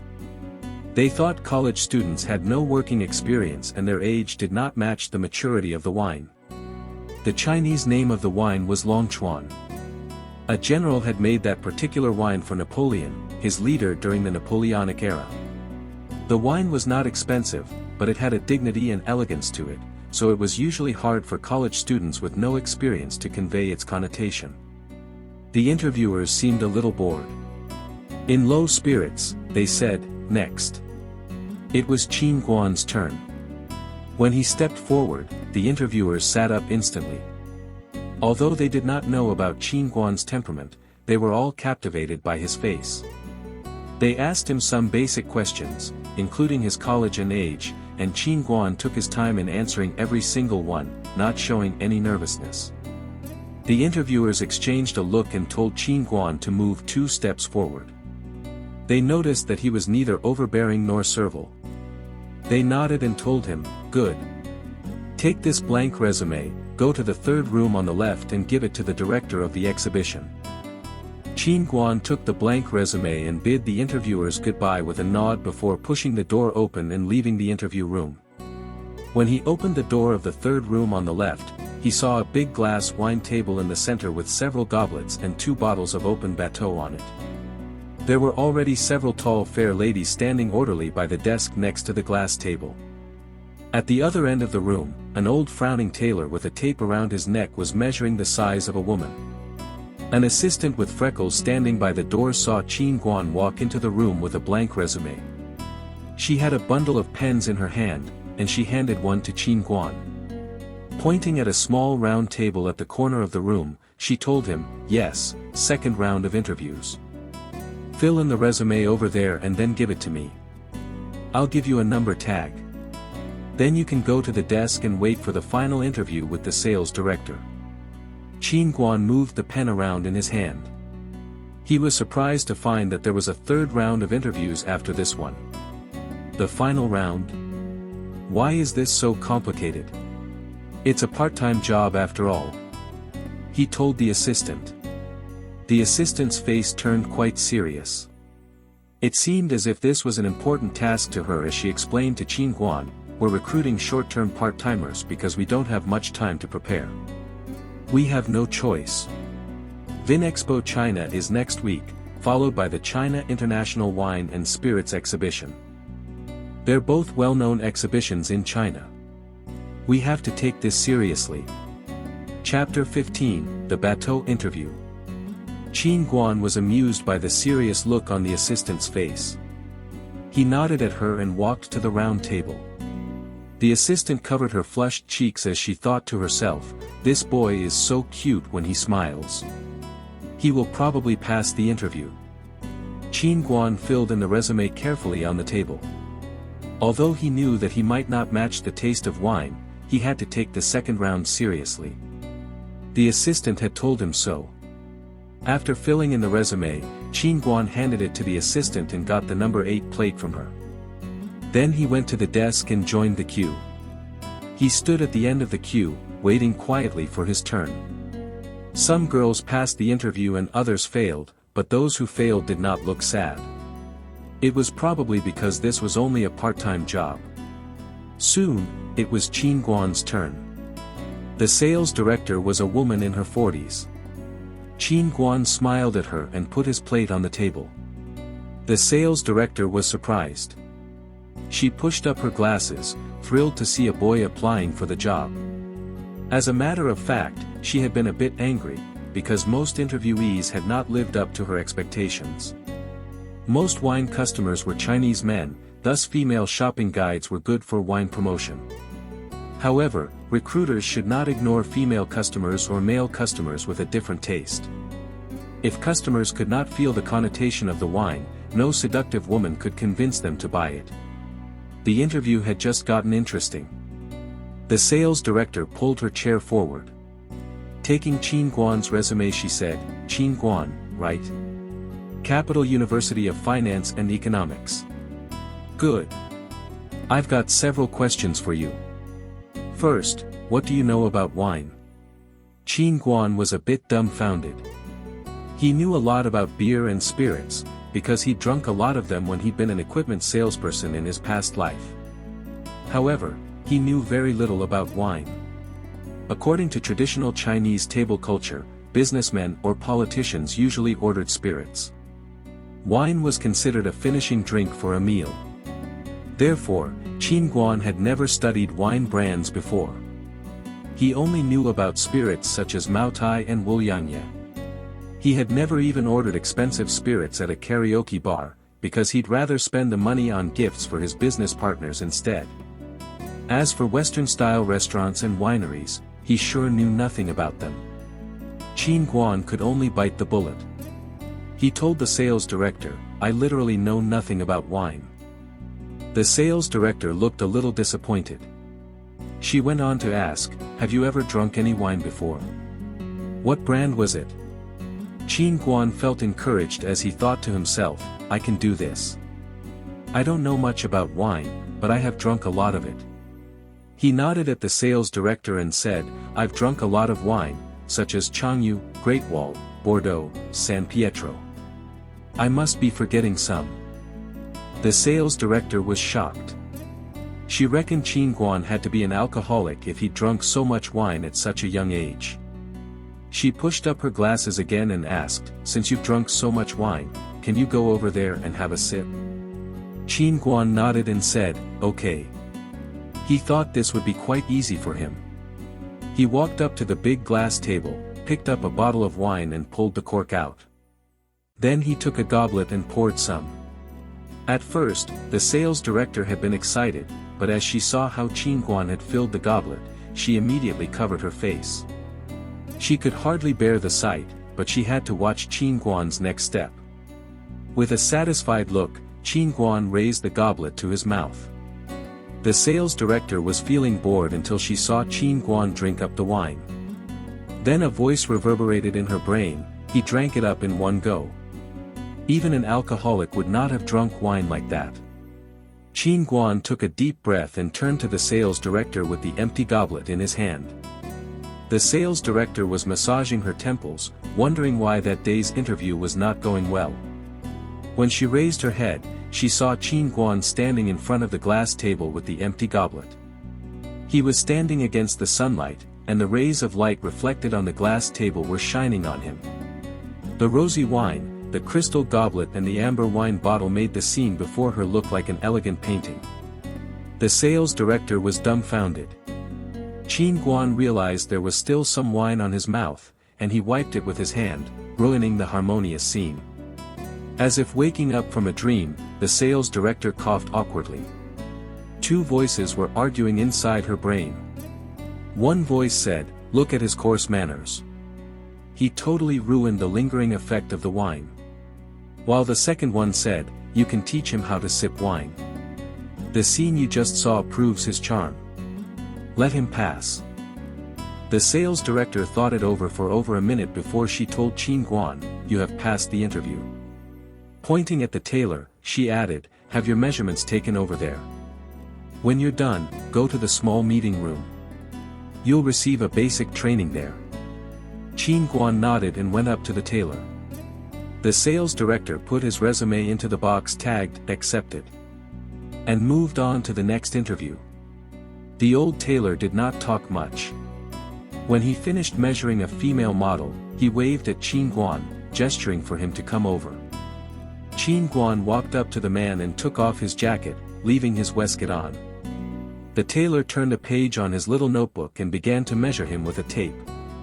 Shoulder width, 53 centimeters, bust size, 105 centimeters, waist circumference, 68 cm. Abdomen circumference, 85 centimeters, hips, 100 centimeters, thighs, 49 cm. The tailor raised his eyebrows. The middle-aged man was not particularly eye-catching, but he was recognized as one of the best tailors in Beijing. He could not both design and tailor like a fashion designer, but he had made many clothes over the years for both starlets and fashion show models. "Gee, this young man is like a hanger." Having not said a word for so long, the tailor finally asked, "Young man, how tall are you?" Qin Guan was putting on his jacket when he heard the man's question. He smiled and replied, 183 cm. "At least that was my height when I graduated from high school." The tailor looked him up and down before he said, "You must be taller than that. Go measure your height over there." Qin Guan looked at the direction the man was pointing at. There was a ruler for height measurement there. He nodded at the tailor, "Okay." Qin Guan stood straight against the wall as the tailor moved close to the ruler, standing up on a stool. He pressed down Qin Guan's hair and read the ruler carefully. "As I said, you're taller than that." He patted Qin Guan on the shoulder as he said, "Good. You're 185 centimeters, not 183. You've grown taller." Qin Guan did not know why the tailor had asked him to measure his height. He nodded at the man and wrote down his name and cell phone number on the small notebook just like he was told. Looking at Qin Guan's back, the tailor picked up his notebook, thinking to himself, even male models hardly ever have such a perfect figure. Qin Guan, of course, was unaware of the tailor's thoughts. He just believed growing taller was a good thing. In his past life, he'd also been strong and brave, but he had not been tall enough. His muscles had made him look short. Qin Guan opened the door and walked into the meeting room. There were already 3 girls waiting inside. The girls went dumb when they saw that it was a boy coming in. When they recovered, they started chatting and laughing merrily. A member of the training department was pouring wine into glasses at the table and giving each interviewee 1 glass. Qin Guan and the girls waited for a while, but nobody else come in. The woman from the training department clapped her hands and said, "Today you will be trained here. I'll give you a fast training course. Each of you will get material about this brand after the training. You can read it at home to get the general idea." She picked up a glass of wine and moved it under the light as she said, "During the exhibition, you can't wear perfume or cosmetics with a strong smell. You aren't allowed to smoke either. Now let's move on to the wine tasting. Step 1, observe the color and luster. If turbidity, sediment or suspended solids are found, the wine is disqualified. Of course, no such thing will be found on the wine at the exhibition. Step 2, smell the fragrance. Pick up your glass and move it 3 centimeters away from your nose. Breathe in its smell through your nostrils. Remember, don't exhale. Just inhale the wine. Don't do it for too long, though. If you can't distinguish the smell, shake the glass and smell it again. The trainer shook her glass lightly. Qin Guan used his amazing memory again, keeping every instruction of the trainer in his mind. Step 3, taste the wine. Wine has 5 different tastes: sour, sweet, bitter, spicy, and puckery. When you taste it, take a sip of about 5 milliliters. As staff, you need to experience the whole tasting process for your customers. You can also guide the customers on how to have a taste themselves. The trainer poured wine into a glass and held the base of her glass with her thumb, index finger, and middle finger. Tilting the glass away from her at a 45-degree angle, she shook the glass in her hand and moved it in a circle parallel to the table. Then she added, "You can move it clockwise or anti-clockwise as you like." Qin Guan saw the wine leave several traces on the inner wall of the glass after being shaken. The trainer moved the glass to her nose and smelled it near the rim before taking a sip. She kept the wine in her mouth, tasting it repeatedly as if she was chewing on it so the fragrance could diffuse in her mouth. After going through all the steps, she finally swallowed the wine. Chapter 16, Big Plate Chicken at the China World Mall. Qin Guan had just realized how he had behaved at the interview. He still preferred his old ways and believed such a process was too complex, but luckily, he had already memorized the 3 steps, so there was no need for him to worry. The trainer finished the demonstration by saying, "Tasting wine is just like tasting a cup of tea. Some things can be ignored, but the right mood has to be maintained. You're not cattle drinking water from a ditch after all." The trainer's words had struck Qin Guan. Taking the material, he walked out of the meeting room in dismay. When Qin Guan and the girls walked out, the assistant gave each of them a small note. The assembly location and meeting time were both written on it. Qin Guan folded the note and went to see Wang Lei. When he reached Wang Lei's office, he saw a pile of questionnaires on the table in front of his roommate. Qin Guan picked one up from the table and asked in an exaggerating tone, "You did all these this morning?" Wang Lei hung up and answered inadvertently, "Yep. I'll get paid depending on how many I complete. This job suits me well." Wang Lei wanted to make hay while the sun shined, so Qin Guan had to go back on his own. Taking a look at his watch, Qin Guan dragged Wang Lei off to have lunch with him.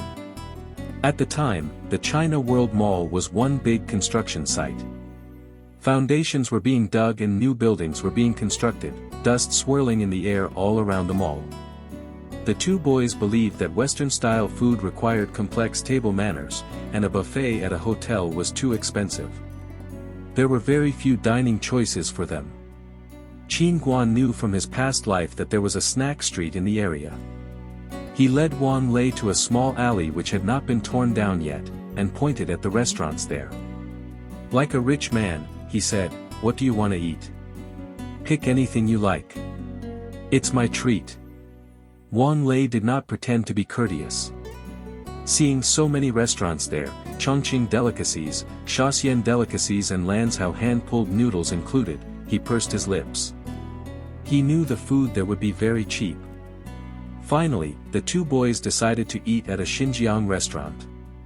After they got their seats, they asked for a big plate chicken, 2 baked Xinjiang pancakes and a bowl of Shaanxi torn noodles. When the big plate chicken was served, the 2 boys found that it was worth its money. It was a huge round plate with a thick layer of snow-white Shaanxi torn noodles covered in sauce-dipped chicken, potatoes, onions, and green peppers, served with red chili and numbing Sichuan peppers. The dish really aroused their appetite. Holding the baked Xinjiang pancakes in their hands, they started gorging themselves on the big plate chicken. When the check came, it was only 32 yuan. Qin Guan wiped his mouth and bid Wang Lei farewell before he headed back to school. In the evening, he went to Huang Jiejia's house for their lesson. Lest the exhibition made him late for his tutoring, he asked for a day off and told her next week's class would be postponed. Huang Jiejia was curious, and she asked Qin Guan why he was putting off their lesson. Qin Guan did not intend to keep his part-time job a secret, so he told her all about it. Huang Jijia said she fully supported her teacher in his part-time job. She said postponing the class was totally fine with her, and Qin Guan did not need to worry about her studying. Qin Guan expressed his deep gratitude for Huang Jijia's support. The class ended in a friendly atmosphere, but Qin Guan did not know that as soon as he left, Huang Jijia started giggling like a little fox who'd just stolen a chicken. Back at his dorm, Qin Guan called Song Nianwei and told her about his part-time job next week. He sincerely asked for a day off and apologized for not being able to see her at Tsinghua University. Song Nianwei did not complain on the phone, which upset Qin Guan a lot. The next day, while Qin Guan was in class, his phone vibrated. He took a look at the number and decided to reject the call. When the class was over, he called the number back. The receptionist on the phone gave Qin Guan an address in her sweet voice and told him to try on the clothes on site. Qin Guan wrote down the address and checked what classes he had in the afternoon. He had enough time, so he decided to go there after his classes were over. During his afternoon class, Qin Guan kept wondering how the clothes had been made so fast. He had just had his measurements taken a day ago after all. As soon as the class was over, Qin Guan hurried to the address he'd been given. At 5 p.m. Qin Guan pushed open the glass door of a clothes customizing shop at Shidan. The receptionist took him to the tailoring room. He had come so late that he was the only one there. The tailor was busy with his molds when he saw Qin Guan come in. He nodded at him, suggesting that Qin Guan to go to the fitting room and put on the suit provided by the wine trader for the exhibition. Qin Guan took the standard, dark gray, three-piece suit and a white shirt with the label still on. He walked into the fitting room and took all his clothes off except his underpants before he put the suit on. The suit looked good. There was no brand mark on it or on the white shirt provided by the exhibitor. The shirt looked brand new, as if it had been bought for an emergency. Qin Guan buttoned it up and put on the suit jacket casually before he walked out of the fitting room. The tailor was busy with his work. He pointed at a mirror without even taking a look at Qin Guan, and said, "Go to the dressing mirror and have a look. Tell me if you have any questions." Qin Guan went to the dressing mirror as he was told. Looking into the mirror, he was a little bemused. He had seen himself in a mirror many times, but he still felt like a star every single time. It seemed that he had just been born handsome. This was not his own narcissism speaking. The tailor, who had been staring at him, also seemed speechless. He wanted to see how Qin Guan looked so he could tailor some clothes for him. The exhibitor had borrowed the suit from a renting store. It was an ordinary Givenchy, neither independently designed nor made by specially assigned manufacturers. Still, this suit cost about 25,000 yuan. Bateau was a middle-end brand of wine, but it enjoyed a high recognition worldwide. The two brands were both from France, so the Givenchy dealer had agreed to lend the suit to the exhibitor for free. The tailor thought the suit fit Qin Guan really well. He wanted to make the pant legs a little narrower so Qin Guan would look even more sexy, but considering that simplicity, freshness, decency, and toughness combined with softness were the philosophy of Givenchy, he gave up on the idea. The tailor did not talk much about the suit. He just asked the assistant at the reception desk to cover the suit and wrapped up the fitting process. When everyone had left the store, the tailor opened his notebook to the place where Qin Guan's measurements were written and read it carefully. Then he picked up the phone from the table and made a call. The call got through, and the tailor calmly said, "Hello, is that Shuiwani? I'm old Lu. I'd like to recommend a model to you." "No, not from a model agency. He's a student doing a part-time job here. Let me tell you more about him." They spoke on the phone for over 5 minutes before hanging up. Old Lu tapped the notebook in his hand and smiled. "Now it's up to you, young man." On the day of the exhibition, Qin Guan got up very early and for the first time in his life, he showed off shamelessly in front of the mirror. His roommates also washed and got ready to go to the exhibition to support Qin Guan on his new job. Wang Lei would only go for a while at noon though, because he had a part-time job as well. Qin Guan could not stop them from coming along, but he knew exactly what was on their minds. They were not going to the exhibition to support him, but to see the female staff working with him. Chapter 17, Vinexpo China. The International Convention Center, ICC, enjoyed a very good location. People could access it very easily. The moment Qin Guan and his roommates got off the train, they saw the center bustling with people. The exhibition had not begun, so most people were staff of wine manufacturers. With the small note in hand, Qin Guan found the assembling place. His roommates followed him, and suddenly stopped blinking. Besides the 3 girls that had been there on training day, the wine dealer had hired 2 more female models from a model agency. Seeing their long beautiful legs, Qin Guan's roommates could not help but drool. The director of the part-timers handed out an exhibition program to all the female models and gave everyone a few additional tickets. After giving the tickets to his roommates and telling them not to cause any trouble, Qin Guan followed the director to the exhibition hall. It was still early, so the exhibition was only open to staff. They all fetched their clothes from the director and went to the staff room to change. Qin Guan was the only boy there. By the time he got changed, all the girls had taken their places. The director saw Qin Guan wearing the suit and walking out of the fitting room towards the exhibition stand. He looked like a royal boy from Europe, vividly conveying elegance. He waved to Qin Guan and asked him to come over to the wine cabinet at the hall center, where a swivel chair, a wooden wine rack and several goblets could be seen, creating an appropriate wine-tasting atmosphere. Each member of the wine-tasting staff held a wine plate, on which several refined glasses had been put, waiting to pour wine into. They held the glasses close to their chests, arms or thighs and walked around the hall. If they saw anyone who seemed interested, they would get them a drink and lead them to the booth. Both wine and spirits were exhibited at Vinexpo China. The major goal of the exhibitors was to attract distributors and agents across China. The exhibition opened at 9 a.m. and all exhibitors were ready to promote their brands. If one passed the rotating ticket office at the entrance and walked through the square, they could see the central hall of ICC in the very middle. As distributors and agents from all over China entered the hall, a silent war started. Everyone was dazzled by the bright lights, colorful backgrounds, crystal wine glasses, the staff walking back and forth, and the graceful or bold music playing. The bateau marketing man was embattled. He had a stack of leaflets in hand, and gave one to each potential customer.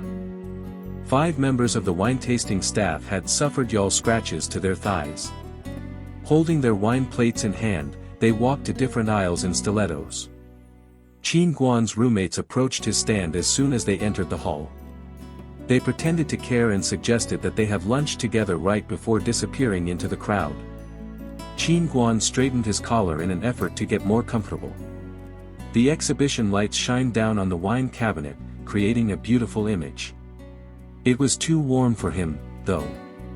Looking at the 3-piece suit he was wearing and the cheongsam of the girls, Qin Guan could only sigh. Lots of visitors had entered the hall by 9:30 a.m., and many agents were standing in front of the booths, staring at the brands that interested them.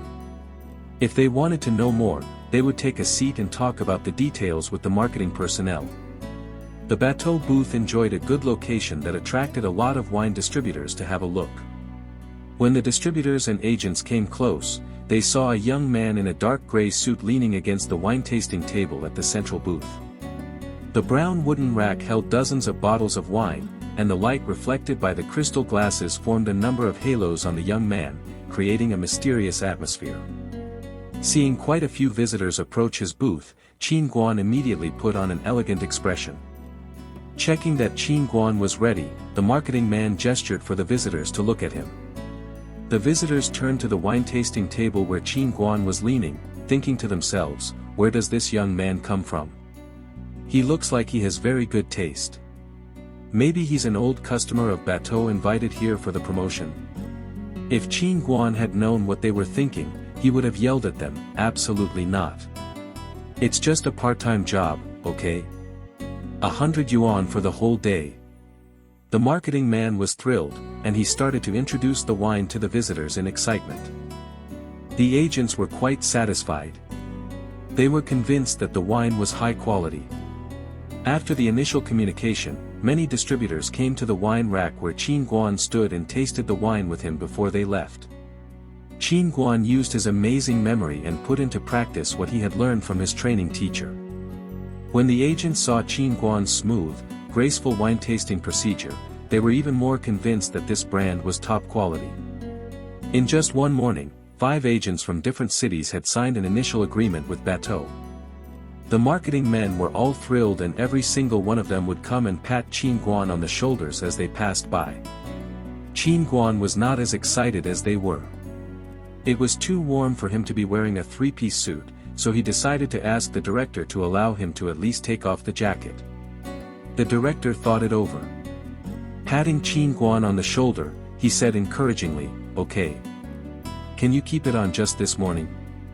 You know, the majority of the visitors are agents from different cities, and the Givenchy suit can fully convey our product's philosophy. Could you please hold on for a little while?" Qin Guan was fully aware of the director's feelings. Fortunately, it was almost noontime, so he just needed to put up with it for a short time. The Bateau booth was quite popular that morning, but at 11:40 a.m. all the working staff could finally take turns and take a rest. Qin Guan declined the takeaway ordered by the working assistant. Instead, he went out with his roommates for lunch. Wang Lei had finished his morning work early and was waiting for them outside. The boys met, planning to glut themselves at Origus. Why did I use the word glut, you ask? Maybe the reader needs an explanation. Origus was a quite cost-effective pizza buffet restaurant. Students had a certain strategy when it came to glutting at Origus. Before they went there, they would starve themselves until they were too weak to walk, so they'd have to walk in by supporting themselves with their hands against the wall. When they finished their meal, they would be so full that they'd also have to walk out by leaning against the wall. Qin Guan took off his suit jacket and hung it on a hanger in the lounge. He just wore his shirt and waistcoat to lunch, because he didn't want to stand out too much. In order to celebrate his success at his part-time job, Qin Guan announced that he would get the check. The boys discarded all courtesy and went in first.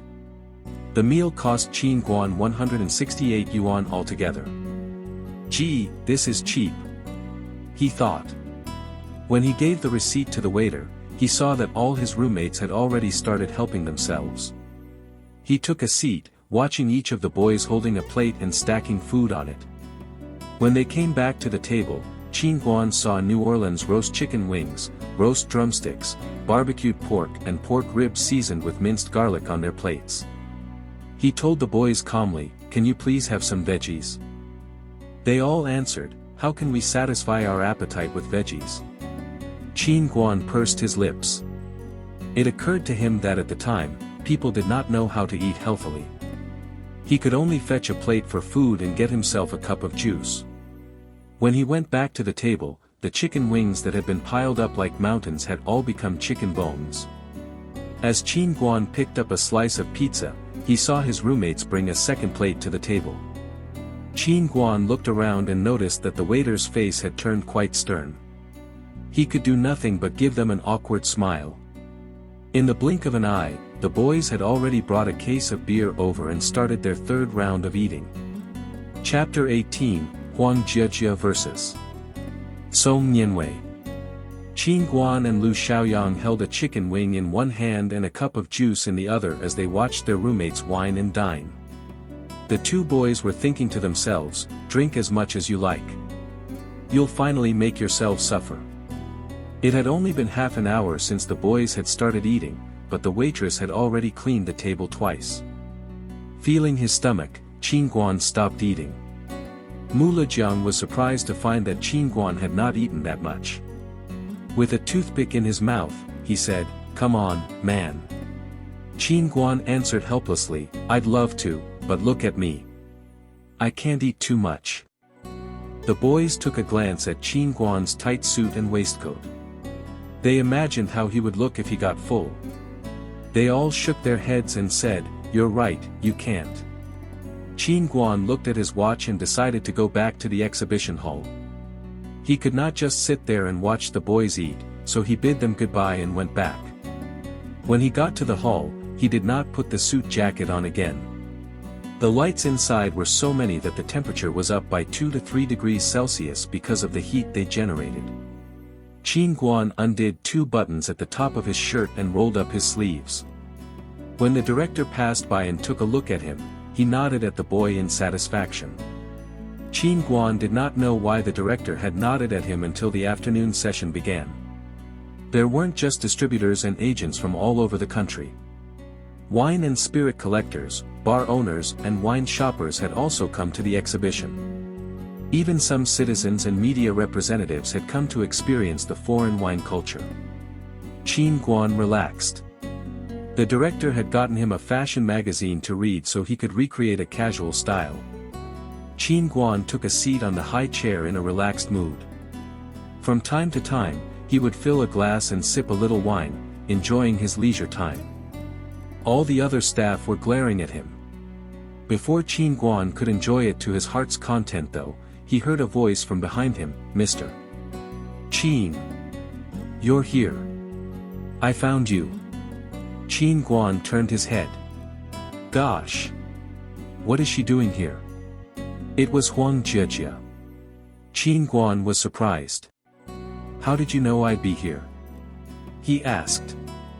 Huang Jie looked at Qin Guan proudly and replied, "You told me you had a part-time job last time and would have to put off our class. I checked online and noticed that the only exhibition today was in ICC. That's why I came here. I made it." Huang Jie fanned herself with her hands. "Gee! It's too warm in here. I'll wait for you so we can go back together, Mr. Qin." Qin Guan immediately put his hands together, raised them up and bowed. "Oh, my God! I'm begging you to go back home. Please don't cause any trouble here." Huang Jie looked upset as she said, "Why would I cause trouble? I'll be a good girl, I promise. I just want to wait for you here." As Qin Guan and Huang Jie were talking beside the booth, another voice rang out from behind them, "Qin Guan, what are you doing here?" Qin Guan turned around. "Oh, my God! It's Tsong Nianwei." Right away, he put his hands down and pretended to clean his shirt. He patted himself off and smirked. "Tsong Nianwei. What are you doing here?" Tsong Nianwei took a look at Qin Guan and the girl behind him, who was glaring at her. "I came to greet my high school classmate who works here. Is it a bad time?" "No, of course not. I was just surprised is all." Tsong Nianwei did not answer right away. She gave him a gentle smile before she said, "So why are you talking instead of working? Is this your new friend? Why don't you introduce us?" Qin Guan was charmed by Tsong Nianwei's gentle smile. He stared at Tsong Nianwei as he shook his head. "Oh, no. She's my student. I asked her to go back home." Suddenly, Huang Jie popped out from behind him. "I'm Mr. Qin's student. Who are you?" She was upset by Tsong Nianwei's appearance, which had interrupted her conversation with Qin Guan. She felt that Qin Guan's silliness was offending, so she decided to have a talk with this girl. Noticing that it was a little girl, Tsong Nianwei was relieved. "You're Qin Guan's student, right?" she said in a soft tone. "He's told me all about you. Nice to meet you." Huang Jie got even more upset. The girl before her was truly pretty. She was nothing like her. She was really intelligent, gentle, and polite, while Huang Jie just looked like a cute girl with poor taste. Huang Jie was unhappy. "Yes. I'm Mr. Qin's student. Aren't you his high school classmate?" she said impolitely. "I'm waiting for Mr. Qin so we can go back together." Tsong Nianwei said nothing. She looked at Qin Guan as if she wanted to say something to him. Qin Guan suddenly realized what was happening between the two girls. Immediately, he explained, Huang Jiejia, this is my high school classmate and potential girlfriend. If she accepts my request, she will become your teacher's girlfriend. Hearing this, Huang Jiejia somehow felt wronged. Tears filled her eyes, but she forced herself not to cry before Qin Guan and Song Nianwei. Instead, she mumbled, she hasn't answered your request, but you've been such a coward. What's so good about that? Then she glanced at Song Nianwei, bowed her head down, and stopped talking. Qin Guan did not yield to the strong, but he did to the weak. The fact that Huang Jiejia was in such low spirits made him feel sorry for her. Song Nianwei took a look at Qin Guan and told Huang Jiejia, since you're here, why don't you look around until Mr. Qin can go back with you? He won't miss your class. Huang Jiejia raised her head. She felt that Song Nianwei's words were really offensive. As if she couldn't stay with Mr. Qin unless Song Nianwei approved it. Huang Jiejia held her handbag so tight she almost tore it apart. I don't need your pity. She sobbed. I'm going back now. Then she walked out without even looking back. Qin Guan gestured at Song Nian and followed Huang Jiejia, saying, it's better that you go back. I have work to do here.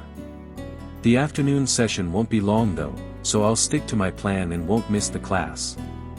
I promise. Huang Jiejia looked at Qin Guan as she laughed angrily. Go back to your girl, you fool. She said before she left. Qin Guan was confused. He had not expected Huang Jiejia to scold him under the circumstances. He could not figure out why she had.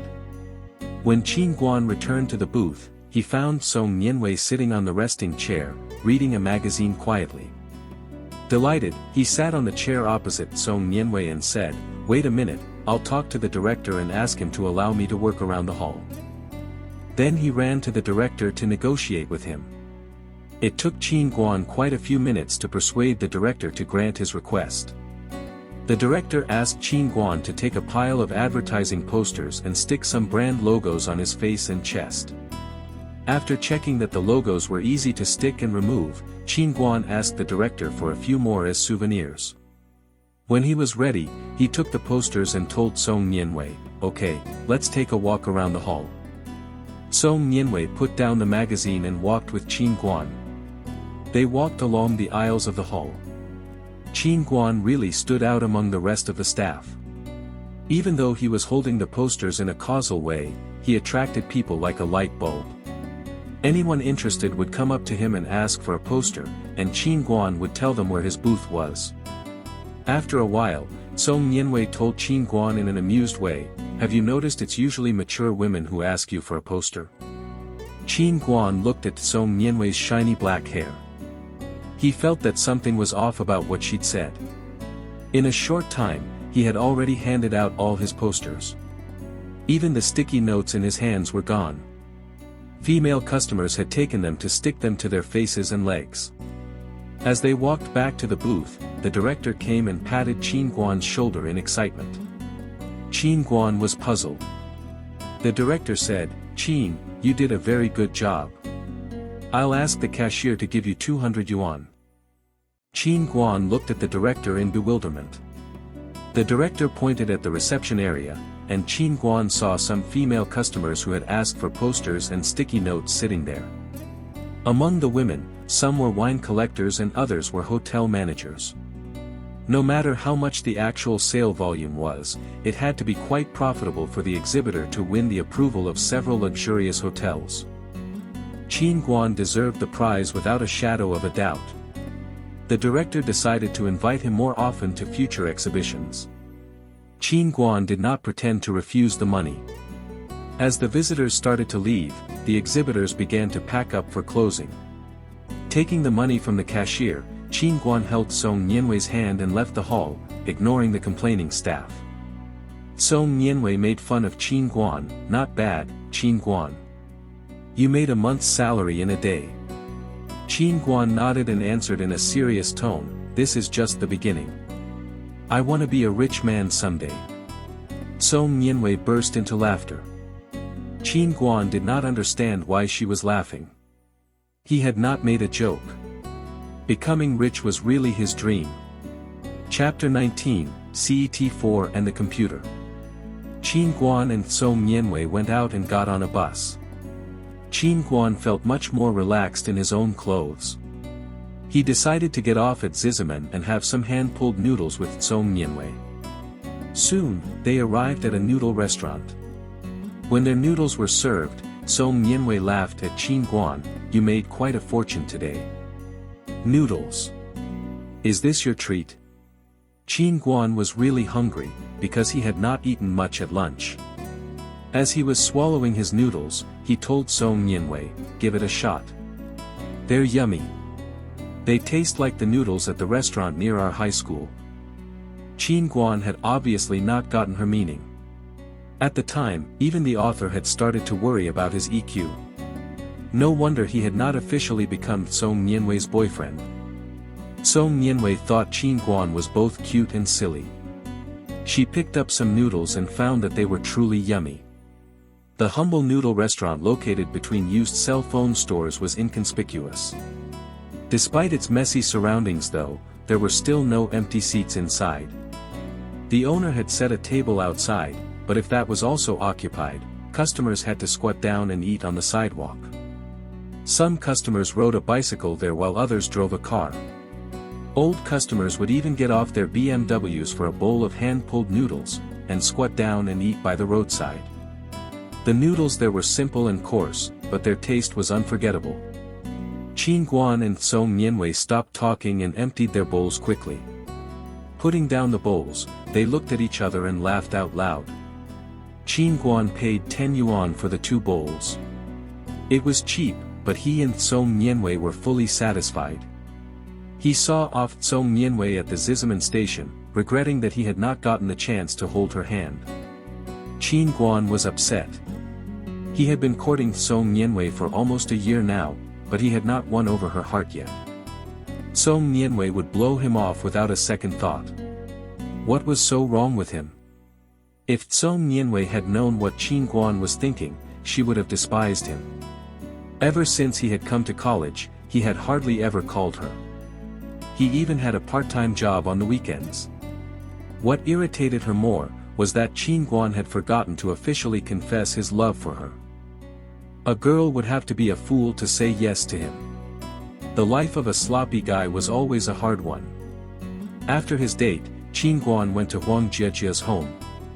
It occurred to him that he might have pissed off the little girl earlier in the afternoon.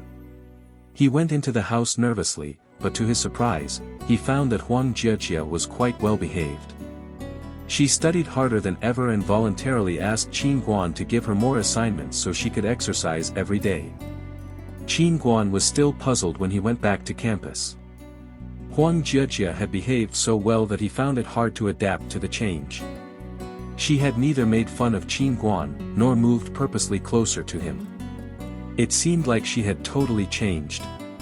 Of course, a rough guy like Qin Guan had soon forgotten all about it, but Huang Jiejia had gone through quite an interesting transformation. She was actually at home right that moment, throwing away her clothes. She wrapped all her fashionable clothes in a coverlet and gave them to her mother, telling her that she could either donate them or give them to others as gifts. Either way, she would never wear those clothes again. From that day on, Huang Jiejia decided to be a good girl. She had seen Song Nianwei and how charmed Qin Guan had been by her. Huang Jiejia was both upset and sad. She did not know why, but she knew Mr. Qin loved Song Nianwei. He would never love a girl like her. She was determined to change, though. She was still in her second year of high school, so it was not too late for her. She would study really hard and get accepted into CUF, where Qin Guan was studying. She would never wear makeup or dress up again. She wanted to be a comely girl like Song Nianwei. When I get accepted into CUF, I'll be closer to Mr. Qin than she is. I'm younger than her, so I can't wait for him to come back to me. That poor little thing, with her full lips and enchanting eyes. Her style was the total opposite of Song Nianwei. Huang Jejia was desperate. She only wanted to get closer to Mr. Qin. Huang Jejia's mother noticed that her little girl had given up those hideous clothes. She had also stopped dyeing her hair and wearing makeup. Instead, she was studying hard every day. Her mother felt both glad and relieved. Should I give a bonus to Mr. Qin? He did teach her well after all. Jejia has stopped idling about. Even more surprisingly, she has started studying hard. Time flied. Qin Guan was leading a busy life, so a month passed by quickly. Before he knew it, it was already mid-November. His life had gotten more regular now. He had finished his 2 part-time jobs at the exhibition and done some odd jobs as a promoter. His tutoring schedule was as regular as it had been, but Qin Guan did not allow himself to waste any time. During the day, he had classes and recited English words. He could recite the full vocabulary of College English Test Band 4, CET4, from A to Z, and had already started to recite the vocabulary for CET6. Qin Guan's roommates wanted to sit CET4 as early as possible. According to Qin Guan's experience, this was the best time for them to take the test. Therefore, all the boys in his dorm followed him in reciting English words. CET4 was in mid-December, so Qin Guan and his roommates submitted their applications in advance. As a matter of fact, universities did not encourage students to sit the test in advance, because their passing grade was never satisfying. Qin Guan and his roommates were all top students in their classes, though. No one studied as hard as top students in their first year of college. Yi Dong, the oldest boy in the dorm, had been studying hard in order to get elected as a member of the students' union, so he had never missed a class. Qin Guan was both a top student and an enthusiastic reader. He went to every lecture and read a lot after class. Lu Xiaoyang had a high IQ, and Wang Lei studied harder than everyone. As for Mu Lijiang and Li Jie, they maintained a good balance between studying and fun. They had never missed any of their classes in favor of having some leisure time. Qin Guan thought that if he hadn't been reborn, he'd never have been able to catch up with the boys in his dorm. When the boys had successfully completed their registration for CT4, even their teachers had showed their approval. On November 15, 1998, it was raining lightly. The breaking news in Qin Guan's dorm was that the 6 boys had carried in a computer. They all had chipped in and bought a computer from Zhongguangcan. Qin Guan had tried to stop the boys, but he had failed. Lu Xiaoyang had heard that internet would soon be available in their dorm. For a gamer like Lu Xiaoyang, going to an internet cafe on campus was too much trouble, so he had pestered everyone to buy a computer. He had paid the most because he was rich, but his roommates had also chipped in some money so they could use the computer to do research online. When it came to computers, Qin Guan could not stop Lu Xiaoyang's craze. The young boy did not want to buy a popular brand either. Instead, he bought the most expensive one with the best gaming keyboard. There was even an extra memory bank in it. Qin Guan really wanted to tell Lu Xiaoyang, this computer will be outdated in a year. A memory bank's capacity is only 64 megabytes now. Do you know how fast computers are developing? By that time, you'll hate yourself. Lu Xiaoyang did not care about that, though. After several rounds of selecting, he finally picked a computer that cost more than 9,000 yuan. Lu Xiaoyang paid the 9,000 and the other boys shared the rest of the cost. Lu Xiaoyang was still quite satisfied. Look at the mouse pad. It's limited edition. Please, man. The shop owner gave it to you as a gift and told you it was limited edition. How could you even buy that? Look at the laptop bag. It's free. Gee, you bought a desktop. The shop owner just gave you a laptop bag so you would buy a laptop in the future. Ignoring Qin Guan's facial expressions, the boys excitedly carried the computer to their dorm and installed it together. Chapter 20, Abacus Level 5 and the First Pot of Old City. The first thing they did after the computer was on was install the games they'd gotten for free from the shopkeeper. The discs were most likely pirated ones that only cost 10 yuan each. The games included Red Alert, Diablo, Legend of Sword and Fairy, and others. Qin Guan was very familiar with them. Even Wang Lei, the calmest boy in the dorm, was itching to play. Qin Guan was not interested in these old games. He would rather read more in his leisure time instead. The boys were all playing the game though, and even boys from other dorms had come to take a look. They were all watching Lu Xiaoyang play. Just watching him was exciting enough for them. They could tell how fascinating the games were. Ever since they had bought the computer, more and more boys from other dorms would drop by and have fun in Qin Guan's dorm. Unintentionally, Qin Guan and his roommates had made more friends. With their popularity, Yi Dong was able to apply successfully for a membership at the Students' Union and officially become a union member. He even became the leader of the freshmen. Qin Guan had always been too handsome to have any male friends, and he had seldom talked to other boys, because they had known nothing about him. When they came to his dorm though, they found that Qin Guan was quite generous. Qin Guan made many new friends that way. Now that he had been recognized by his male classmates, he had successfully become the Prince Charming of the freshmen. The boys had realized that they could not point fingers at anyone until they really knew them, and recognized Qin Guan for the friendly, generous boy that he was. Playing games was not the only function of the computer, though. Qin Guan had installed an office software and urged every boy in his dorm to use it to do their bookkeeping. Qin Guan's income from October to November was as follows. Tutoring, 800 yen plus 500 yen, bonus, equals yen 1, 300. Part-time job, 400 yen, bateau exhibition, plus 200 yen, bonus, equals 600 yen, Pringles promotion, 240 yen, total, 600 yen plus 240 yen equals yen 840. Total income, 1,300 yen plus 840 yen equals yen 2140. Qin Guan had also saved 100 yuan from the living expenses provided by his parents, so he had a total of 2,240 yen in savings from October to November. Considering the money he had spent on treating his friends and buying the computer, Qin Guan was surprised to find that he had so much in savings. He did not plan on doing any more part-time jobs in November though, because he would be taking two important tests in December, CT4 and Abacus Level 5. Qin Guan checked his schedule once again. Although the lectures were still ongoing, he had finished the computerized accounting test in October, so he could now prepare for the Abacus Level 5 in December. In order to obtain an accounting certificate, he had to pass 3 subjects, i.e. Basic Accounting, Regulations and Professional Ethics, and Junior Computerized Accounting. Abacus Level 5 was essential, so Qin Guan decided to give it a shot.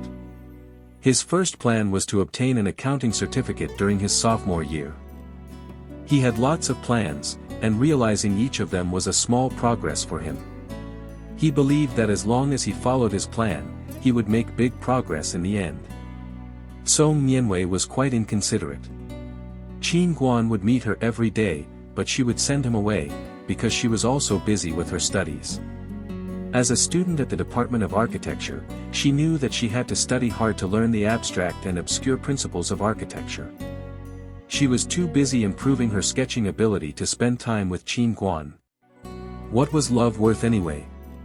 Love did not make money. Qin Guan hung up the phone with tears in his eyes. Courting a straight-A student was really giving him a hard time. Huang Jiejia was also in a bad mood. She was upset with her straight-A teacher. She had been working really hard lately to catch up, and she could at least understand the class now. She was delighted by her progress, but as she watched her teacher recite English vocabulary, she felt like her small progress was being overshadowed. Before they knew it, it was already December. The 6 boys in Qin Guan's dorm were well prepared. Taking their admission tickets, erasers and pens, they walked into the lecture theater to take CT4 with the sophomores of QF. The 6 boys made everybody else jealous. Before the bell rang, they had already finished their papers and handed them in. As they walked out of the examination room, the boys relaxed. The exercises had been easy for them, and their reviewing work would help them get high marks, which would look great on their resumes. Qin Guan's next test was Abacus Level 5. Wang Lei had also applied to take the test. The registration fee was 40 yuan per person, and the test would only take them 20 minutes. The test results would be published within 3 days, and then they would get their certificate. Qin Guan and Wang Lei kept practicing calculating on an abacus, and every day they would say, "Goodbye" and "Welcome back" in their dorm, as if they were real accountants. When the day of the test came around, they headed to the examination room.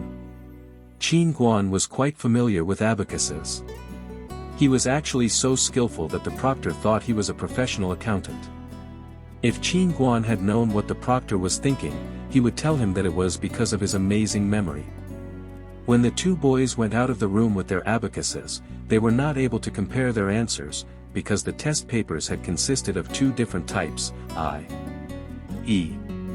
A and B, to prevent the students from cheating. Qin Guan took a deep breath. He could finally relax until winter vacation. He would do fewer part-time jobs during that time and would rest more. As soon as they walked out of the room, the two boys went to the first pot of Old City.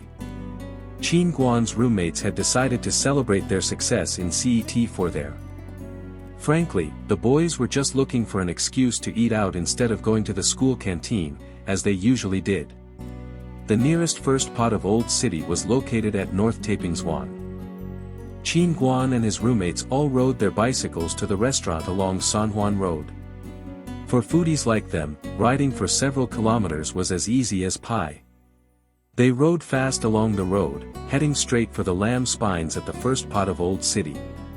It was lunchtime when they got there, so there were hardly any empty seats in the restaurant.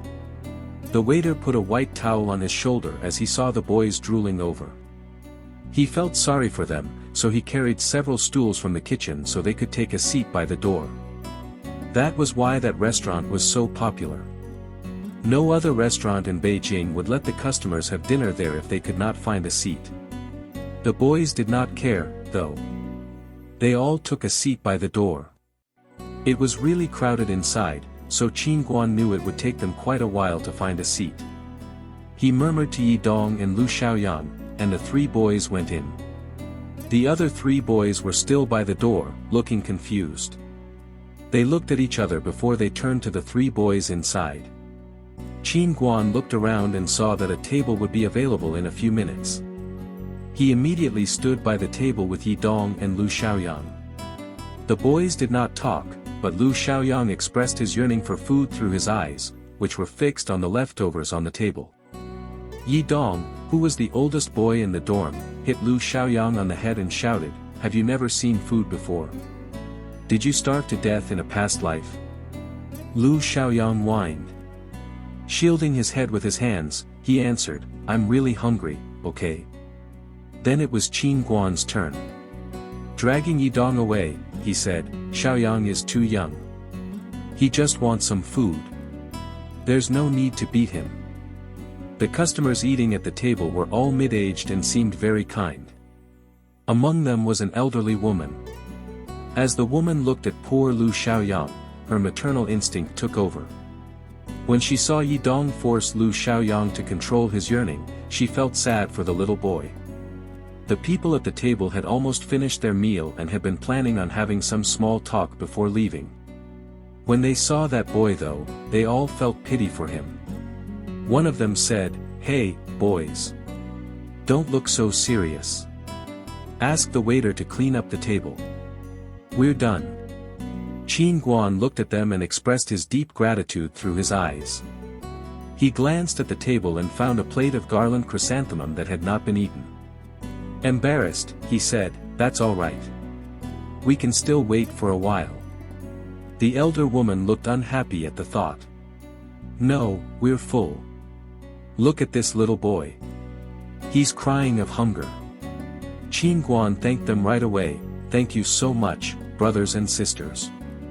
The woman seemed amused by Qin Guan.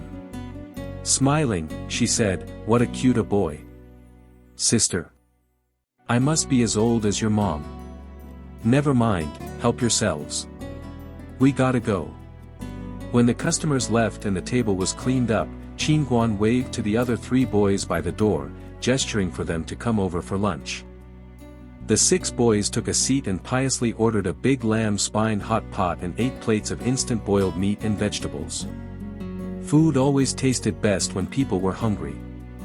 When the pot was served, everyone held their chopsticks and waited anxiously for the broth to boil.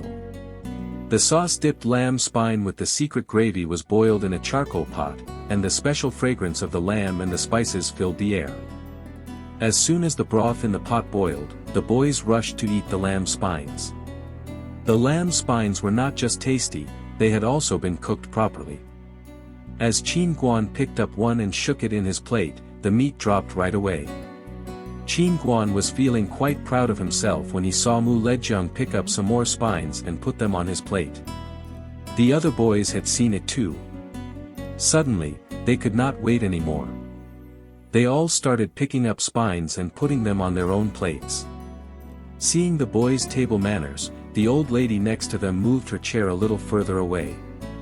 When the boys had eaten up all the lamb spines, they asked the waiter to put some extra soup into the pot. The milky soup and the secret gravy were mixed together, exuding a tempting smell. The boys did not eat the lamb bones.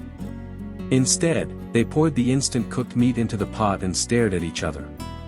When the color of the meat changed into dark brown and the meat floated in the soup, the boys started their second round of grabbing. It was getting dark, and the boys were all full, their bellies looking big and round. When they paid the bill, they found that they had not spent more than 30 yuan each. They got on their bicycles, ready to ride back to Kyuf, but they were too full to do it anymore. What a heroic feat they had performed. Chapter 21, Holding Her Soft Hand. There was a lot of chatter as Christmas drew near. Qin Guan was quite nervous during that season, something his roommates were unable to understand. It was Friday, December 25th. A cloudy Christmas. It's just a foreign custom, whose only social reflection is Christmas tree decorations in the mall. What the hell are you so excited for? Qin Guan was brushing his teeth in front of the mirror, thinking to himself helplessly. For future reference, if you don't invite your girlfriend for dinner at Christmas, you might as well get ready to get dumped. Qin Guan finished rinsing his mouth and looked around. No one had taken notice of him. He cupped his hands over his face and blew on them. Well done. His breath was clear and smelled of mint. Everything was ready except Song Nianwei. They had arranged a meeting time on the phone a long time ago. The plan was to visit a diner on Christmas night in the modern plaza on the North 3rd Ring Road. It was cloudy and dark outside at 6 o'clock in the evening. However, nothing could influence Qin Guan's good mood. There was a shining, tall Christmas tree on the square in front of the plaza, creating a festive atmosphere. As the night fell, the square was lit up by colorful lights. People walked under the Christmas tree, stopping now and then to admire it. At the time, Christmas Day was a fashionable festivity. The lower middle class would have dates or enjoy tea time, while working people kept going about their business. This Christmas was incomparably comfortable, lacking any wide advertisements and seasonal businesses. This is the scene that greeted Song Nianwei when she arrived at the entrance of the modern plaza. A tall young boy, wearing a slim woolen coat, black straight pants and shining black leather shoes was looking around. He seemed lost in thought as he held a bouquet of beautiful roses in his hands. He attracted many a passerby's attention. Looking at Qin Guan dressed so handsomely, Song Nianwei burst into laughter. He was reminding her of something. Qin Guan was looking around the entrance when he saw Song Nianwei walking towards him from a distance. He was so excited that he forgot the roses in his hands and raised his arms to wave at her. Petals fell down miserably. Qin Guan was taken aback. He put down the bouquet to check on them. By then, Song Nianwei had reached him. Smiling and pointing to the roses in Qin Guan's hands, she asked, "Are those for me?" "Yi." "Yes."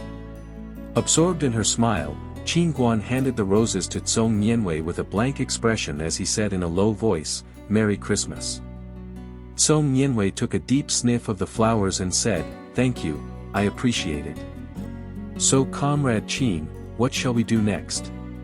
Qin Guan beamed with joy and said, "Dinner, definitely. Delicious dinner."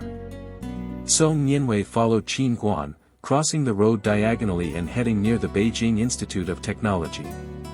There was a T.G.I. Fridays located there, a renowned Western-style restaurant suitable for young people. The atmosphere inside was festive. They pushed the door loudly and gave their reservation number. Then Qin Guan led Song Nianwei leisurely to their reserved table.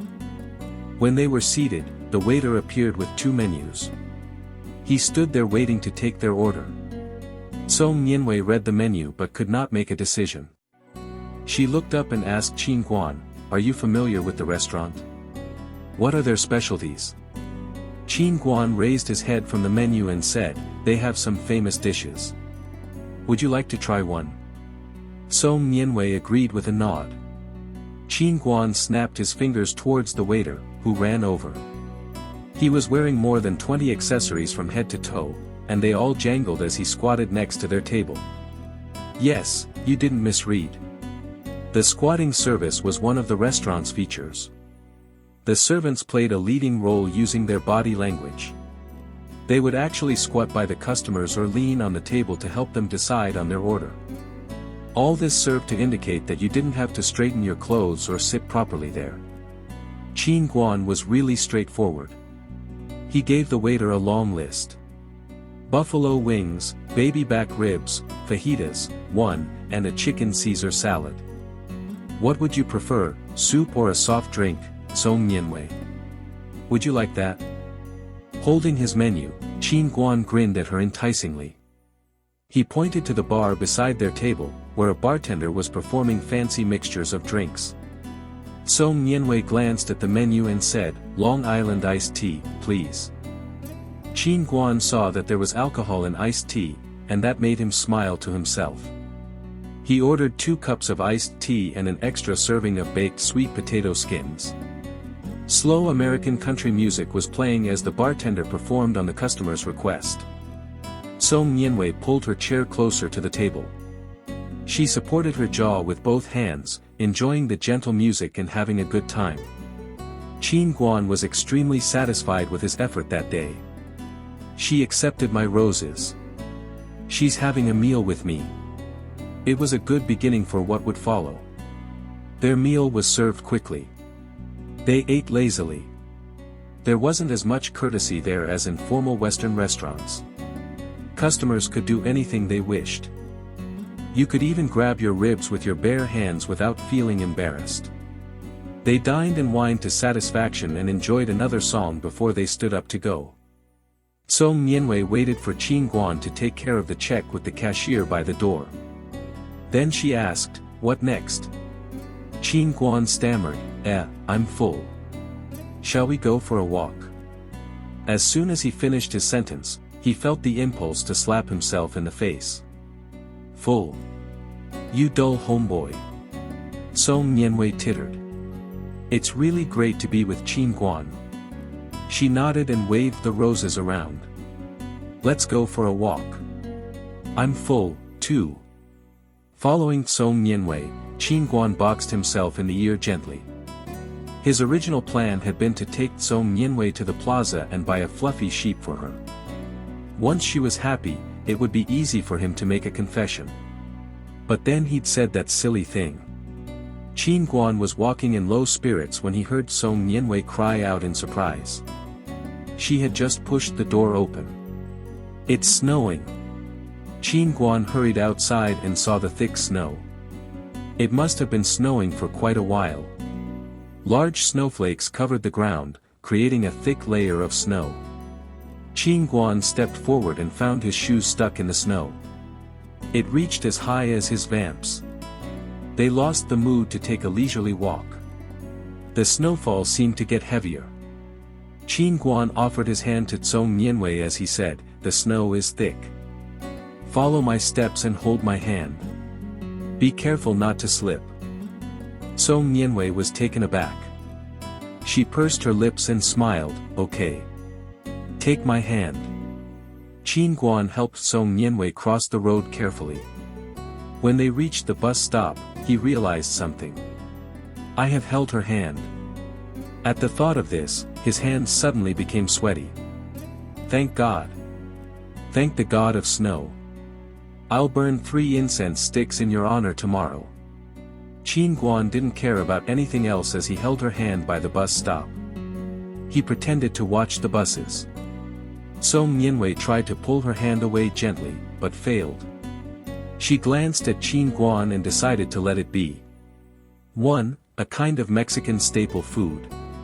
It is the mixture of guacamole, cheese, soft cheese, Mexican tomato, and chili sauce and special Mexico cornflour pancake. Chapter 22, The 1998 Snowfall. They waited at the bus stop for more than half an hour. The snow was getting heavier and heavier while more and more people gathered there. Finally, a bus stopped. Qin Guan signaled to Song Nianwei decisively. "We have to squeeze inside." The bus was overcrowded. The driver shouted to the people outside, "Wait for the next one. Don't try to squeeze in." Ignoring his words, Qin Guan took advantage of the passengers exiting from the back door and helped Song Nianwei up. Then he took a large step forward himself to get in before the doors closed. When the bus took off, Qin Guan suddenly swayed. He was squeezed up against the door, his face stuck to the glass. He probably looked like a flattened toad from the outside. Qin Guan couldn't care less though. He pulled closer to Song Nianwei, who was squeezed up against the stairs beside the door, and protected her with his arms. The fact that he had an ulterior motive besides courage prevented him from hugging her tight. All he could do was lean his arms against the door, creating a limited space for the two of them to stand. The door opened and shut. The snow was getting heavier and heavier while the bus moved at walking speed. Perhaps you're wondering why they hadn't taken a taxi. It was because there were no taxis on the roads. The taxi drivers in the capital were shrewd. Cars couldn't run fast under such heavy snowfall, so it would have taken them a whole night to complete a single ride. Who would be foolish enough to drive out in that weather? Better stay home and watch TV while they enjoyed some ergoto. 1. Take a sip of liquor. Now, that's nice. Back to our story now. The shabby bus clanked as it reached the south entrance of Tsinghua University. Qin Guan was the first to jump off when the bus came to a stop. His legs were suddenly buried in the snow. It was snowing so heavily that the snow on the ground reached his calves. Qin Guan offered his hand. Song Nianwei took it and stepped off the bus carefully. They both looked disheveled after leaving the crowded bus. The roses in Song Nianwei's hands had been flattened. One of them trembled before it finally shed its last petal. They looked at each other and burst into happy laughter amid the falling snowflakes. When their laughter died down, they began to worry. It was windy and still snowing heavily. Song Nianwei almost slipped in her high heels as she took a few steps. Qin Guan pulled her close. Then he squatted in front of her and patted his back, inviting her to jump on. Song Nianwei didn't blush. She just climbed confidently on Qin Guan's back like the clear-cut straight-A student that she was. She had already calculated the speed she could reach under the circumstances. Qin Guan moved forward with unsteady steps while Song Nianwei sprawled on his back, doing nothing at all.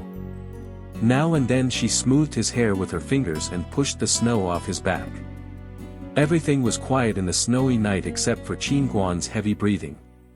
Song Nianwei gently pressed her face to his back. She didn't know when the boy's back had become so broad and thick. He seemed to have grown up when she wasn't looking. Though tired, Qin Guan felt so hot he could see pink bubbles appear in front of him. Song Nianwei's body felt soft against his back. At this thought, a real bubble came out of his nose. Qin Guan had worn a thin woolen coat to show off. It was a windy, snowy night and the biting northwest wind blew through his clothes relentlessly. Qin Guan's body reacted naturally, tears and snot making an appearance as a result of the wind and the cold. In the quiet night, the only sounds were those of his heavy breathing and his runny nose. When they arrived outside Song Nianwei's dormitory building, Qin Guan's face was covered in an icy shell made of tears, snot and cold air. If there had been another reborn person standing by, they might have found that scene familiar. He looked like Iron Man, except his mask was made of crystal and ice instead of iron. Despite the frozen muscles on his face, Qin Guan managed to squeeze some words out. "It's snowing heavily. Go back to your room quickly and warm up. You don't want to catch a cold." Before Song Nianwei could answer, he added in a rush, "I'm going home. I'll call you tomorrow." Then he just went off without looking back. Song Nianwei was taken aback. She felt confused. She looked at the shabby flowers in her hands, arranged the wrapping paper, and turned around to enter the dormitory building. There was a faint smile on the corner of her mouth. Qin Guan left the Tsinghua University campus and headed directly towards a shining hotel sign without hesitation. The chances of coming across a bus or a car were extremely low. Qin Guan could hardly see the road clearly through the blizzard. He encountered no cars or people on the way. He dusted the snow off his body before he entered the hotel. There were 2 affordable rooms available. Qin Guan asked the receptionist for the key right away. He went into the room, took off his clothes and socks, which had already been soaked, and had an unsatisfying hot shower. When he came out of the bathroom, he realized that he didn't have any spare underwear. He covered his body with a bath towel and placed the wet clothes side by side on the radiator. Luckily, the radiator was so hot it could warm up a jug of water. After doing all this, Qin Guan wiped his hair dry, threw the towel away and got into bed naked. The room was warm. Qin Guan, who had carried a person on his back the whole way, felt terribly tired. He fell asleep in a daze and had a dream. He dreamed that it hadn't snowed that day and that Song Nianwei had accepted his proposal to become his girlfriend. His nice dream was interrupted by the alarm clock on his cell phone, which reminded him that it was morning and he had to get up. Qin Guan threw back the covers, went to the radiator in his slippers and touched his underwear and socks. They were all dry. He felt refreshed after putting on his clothes. The day before he had had a runny nose, but his young body had already recovered. Last night's sleep had cheered him up. Qin Guan took out his phone, looked at the screen and smiled like silly. Seeing Song Nianwei's call from her dormitory, Qin Guan felt full of energy. He walked in the thick show under the bright sun, considering his plans for the future. There's the exams at the end of term in January, and then winter vacation. Only 1 month to go. Would that be enough time to get a driver's license? What had happened the day before had taught Qin Guan a painful lesson. Although he already knew how to drive, he realized that he had to take the exam again. Since the process is relatively simple, I should be able to get my license as soon as possible. Qin Guan decided it on the spot. He turned right in front of the hotel and saw an advertisement board at the gate of a small grocery store. It read, "Driving courses for you. Enroll now." Qin Guan knocked on the window of the grocery store, and a simple, honest-looking middle-aged woman emerged. Realizing what Qin Guan wanted, she brought out the driving course material right away. There were 3 training schools on the list. Qin Guan wasn't picky about choosing. He just pointed at the Haitian driving school and said, "That one." The owner of the grocery store was pretty straightforward too. She filled out a form in no time and told Qin Guan what the fees were. The courses would begin the following week. The whole matter was settled, and Qin Guan staggered back to his dormitory, where all his roommates had been waiting for him to report back. Crying silent tears in his mind, Qin Guan thought to himself, "How can I tell you guys that all I did the whole night was just hold her hand for a while? How can I tell you I slept in a shabby hotel alone?" Qin Guan avoided answering their questions. After being beaten by the others, he ended the conversation in a mopish mood. 1. Erguotu is a Chinese alcoholic beverage with high alcohol content, about 60% in volume. Chapter 23, The First Photo Shoot. Nobody dared be lazy during their spare time as the first-term exams drew near. Although they were all straight-A students, they were much more nervous than they used to be. They were aiming for a scholarship in their own department, which constituted the majority of straight-A students' income. Qin Guan had just hung up from checking on Song Nianwei when his cell phone rang again. He picked up the phone and saw an unfamiliar number shining on the screen. He was confused as he rarely received any calls from anyone other than his parents and friends. A melodic voice came out of the receiver when Qin Guan answered it. "Is this Qin Guan?" Pressing the phone to his ear, Qin Guan answered, "Yes, that's me." "Who is this?" "Hello. Do you know Master Zhao?" The woman on the other end of the line asked. "Master Zhao? Didn't you model for Red Wine once?" Master Zhao was the tailor adjusting the suits for you. What she was saying was ringing a bell. "Yes, I remember." He said, "What about him?" "Master Zhao referred you to me. I'm calling you to ask whether you have some spare time tomorrow. We're making an advertising booklet and we're in search of a college student who wants to work as a model." Qin Guan checked his schedule. He had turned down a part-time job just this week. With all the snow outside, there was nothing he could have done about it. But since this job had fallen into his lap, he could at least give it a try. Qin Guan set a time and place for the interview with the woman, and waved the phone in front of his roommates smugly. His roommates ground their teeth in resentment. They pulled his cheek and legs, demanding a treat if Qin Guan succeeded in the interview. One of them was still sitting in his bed calmly. He pushed his glasses up and looked at Qin Guan. "You could make a living on your looks. I'll take the national scholarship in your stead." While he struggled against the others, Qin Guan said forcefully, "It's not the time to make a decision yet. Plus, I can be both handsome and intelligent." Angry with his arrogance, his roommates punched him, beating him into the ground while they yelled, "You lucky dog. You can't be a savage anymore." The next morning, Qin Guan arrived at Chaoyang Park, where a small studio made shooting advertisements for booklets. The small cabin was already crowded when Qin Guan walked in. A busy-looking man pointed at a random place for Qin Guan to go and try on some shirts. The advertisement today was for a phone-order clothing company. Despite the large audience, the advertisement's taste was quite poor. The brand was in the telemarketing business. Customers watched the advertisement and placed orders through the telephone. The factory sent the goods and got paid on delivery. The trademark of the brand was its fine quality and reasonable price. It mimicked styles from other brands and produced a good sales volume. However, the new line, which was marketed towards young people, didn't go well with the former model of the company, who looked like Iron Man. The CEO had banged on his desk. "We should look for a new model and make a new advertisement." He looked confident while the marketing department looked quite depressed. That line of shirts did not play a big part in the company's turnover. A short advertisement would be more than enough. A specialized model company would be just a waste of money. The marketing manager had an idea. He remembered the intermediary model agents and Sister Shui, who did business on her own.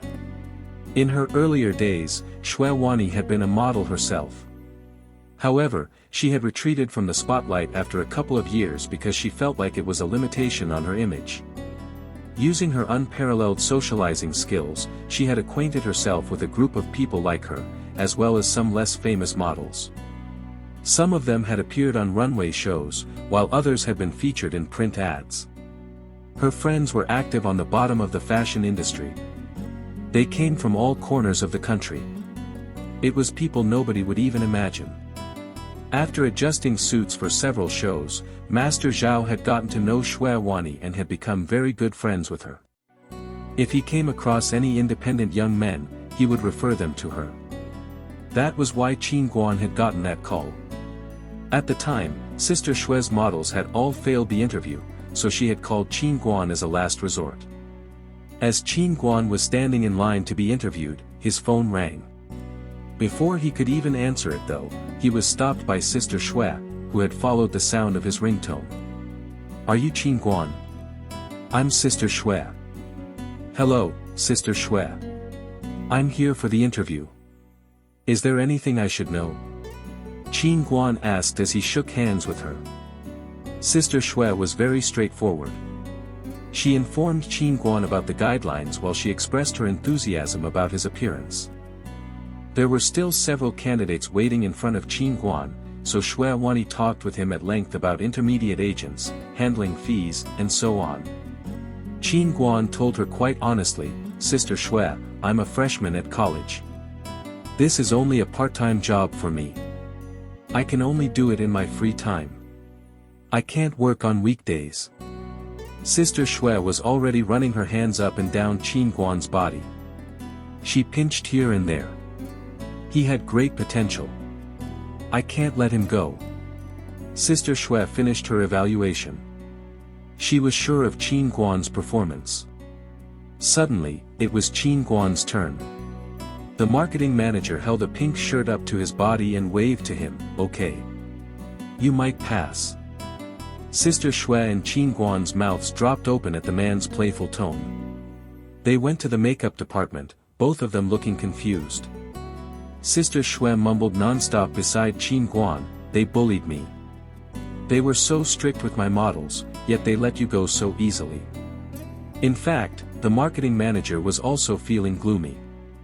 Where's the energy of the youth? A group of heavily powdered female models and mollycoddles. Are you kidding me?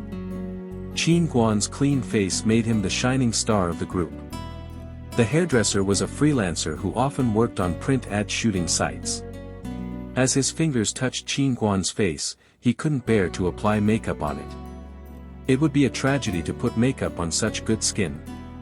In the end, he only applied some light makeup with a thin powder to emphasize the angles of Qin Guan's face. Then he swiped his eyebrows carefully and asked him to change his clothes right away. At the time, the photo studio was empty. The interviews had ended and most idlers had left. Qin Guan put a different shirt on. It was exactly his size, as if it had been made especially for him. Most people did not look good in pink. Ordinary people wearing pink tended to look like hillbillies. Qin Guan though was among those few who could pull off the color. The shirt was junior style with a round low hemline and a high collar. Qin Guan buttoned up carefully, leaving the hem outside his jeans and strolling to the center of the studio with his hands in pockets. When the photographer saw Qin Guan, he asked the lighting engineer and his assistant to get ready. Then he picked up the camera and made a few adjustments. 2 photos would be enough for the advertisement. One of them would be the whole front image and the other the bust. It was pretty simple. The bust image was taken first. Following the photographer's directions, Qin Guan stood at the appointed position, moving his sleeve up with ease. He had to roll his sleeve first to one side and then to the other on request.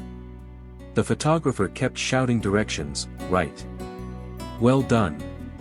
Pay more attention. Hold your arm up. Right.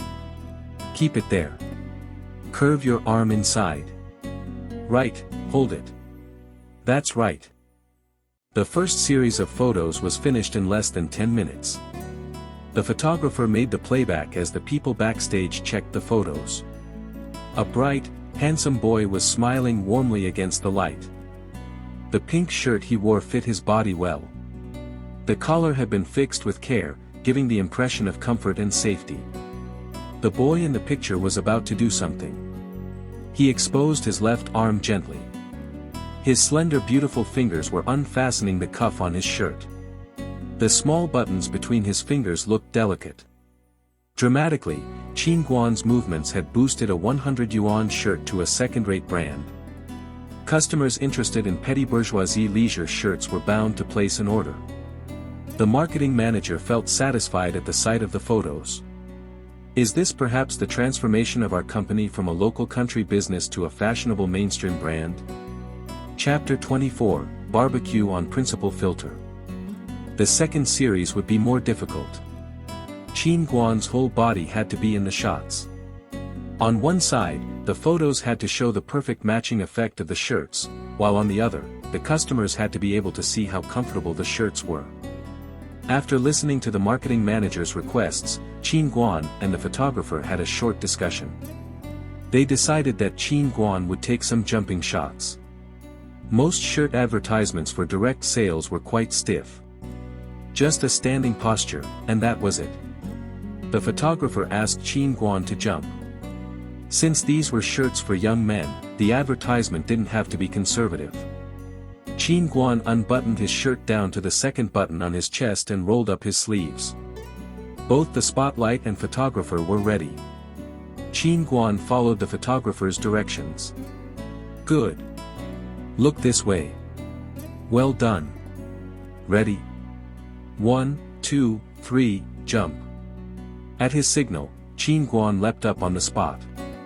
He opened his arms and jumped high in the air in an effortless manner. While he was up, he didn't think about the shooting at all. Maybe he was distracted by his hunger. It had been a long day. It had to be around lunchtime. On that thought, Qin Guan's eyes went blank. He was eager to eat. The photographer was over the moon. He had snapped some excellent photos. The model on stage jumped high with slim, straight legs. His eyes looked blank and confused as he looked into the distance. He seemed to be longing for freedom, holding his arms out like he was trying to embrace the sky. Click, click. By the time Qin Guan landed back on the floor, the photographer had taken lots of photos. Checking the effect of them, he was beside himself with excitement. As an unknown photographer who made a living by taking part-time jobs, he had always dreamed of being an artist. He had finished his job for the day. I don't care what people say. Dignity is nothing compared to art. The photographer went up to Qin Guan. Hey man, can I have a word with you? Qin Guan was thinking of food as he took his shirt off. Since the photographer had started the conversation, he could do nothing but reply politely, what is it? Tell me. The photographer put his hands together in a begging gesture. Could I take another series of photos? Not too many. Just a couple of shots would be enough. Qin Guan looked at the marketing manager nearby. The manager shrugged to show his confusion before he turned to stare at the photographer doubtfully. The photographer made a deep bow as he went on, I want to take several photos for myself. I don't have much money. I could pay you 50 yuan per picture. I swear I won't use the photos for business. Qin Guan stopped taking off his clothes as he answered, but I don't have any formal clothes with me. How would you shoot me? His words seemed to give hope to the photographer, who answered happily, you don't need to change clothes. This shirt is okay. Stealing a glance at the marketing manager, he continued, you could just wear it this way. Go to the wooden pillar and pose randomly. Just a couple of shots will be fine. Qin Guan took pity on him. It wasn't hard work for him anyway. He left the buttons of his shirt unfastened as he walked up to the pillar. He leaned his elbow on the pillar and supported his left hip against it. That pose saved him a lot of energy. He was too hungry to stand straight. In the camera, he was leaning slightly on the traditional wooden pillar in a lazy, wanton manner. The expression in his eyes was gloomy and helpless. The open shirt covered his naked chest lazily, looking sexy and wild. Click, click. The photographer was too excited to stop. After snapping pictures for a long time, he finally shouted, okay. Cut. At his words, Qin Guan let go of the pillar. The photographer and the marketing manager joined him. They gathered to talk money. According to common policy, such a small gig could cost somewhere between 800 renminbi yuan and 1500 yuan. Thanks to his excellent performance, Qin Guan naturally ranked at the highest price. The marketing manager gave 1,500 renminbi yuan to Shuewani. As his agent, Shuewani shared half of Qin Guan's salary.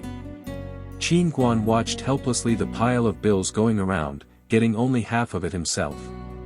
The photographer paid him next. He had selected 6 photos, each costing 50 yuan. He gave Qin Guan 300 yuan and a simple photo use agreement. The agreement stated that the photos could only be used in the capital figure photography competition and were not allowed to be used for any other business. When everything was settled, Qin Guan could hardly wait to get out of there with his 1050 yuan. He was starving. Relying solely on his body, he walked out of the studio and headed directly for the Chaoyang Park West entrance. He was craving some barbecue. He'd kill anybody who got between him and the barbecue restaurant. Before reaching it, he bumped into the marketing manager, who was just driving off. He shouted to Qin Guan, who stared at him with hungry eyes. His sunken heart shouted loudly, "What's the matter, bro?" The marketing manager dragged a huge black plastic bag out of his trunk and handed it to Qin Guan. "Take it. It's extra benefit," he said before he waved at him and drove away. Qin Guan entered the barbecue restaurant holding the black bag. He called for the waiter and ordered a long list of dishes. Salty lamb with cumin. Beef fat. Marbled pork. Sweet potato slices. Onion slices. Under the surprised gaze of the waiter, Qin Guan recited his order in one breath. The young waiter couldn't help it. He reminded Qin Guan in a low voice, "Don't you think that's a little too much?" Qin Guan waved him off, "Not nearly. Serve me quickly. Quick, quick, quick. Run." Shocked by his energy, the waiter ran to the kitchen to place the order. Qin Guan drank the free barley tea that was on the table in hopes that several sips of tea would help soothe his stomach. He opened the black bag the manager had given him only to find that it was full of brand new shirts. Thinking back, Qin Guan realized they were the try-on shirts for interviewees that day. He had been selected for the job too soon to give the others a chance to try on the shirts. Naturally, the shirts had been left there, and it was not worth driving back to factory just to return them, so the manager had given them to Qin Guan as a gift. Looking around, Qin Guan tied the bag again. This was typical eating in and taking home the leftovers behavior. He felt shy to both make money and receive a gift.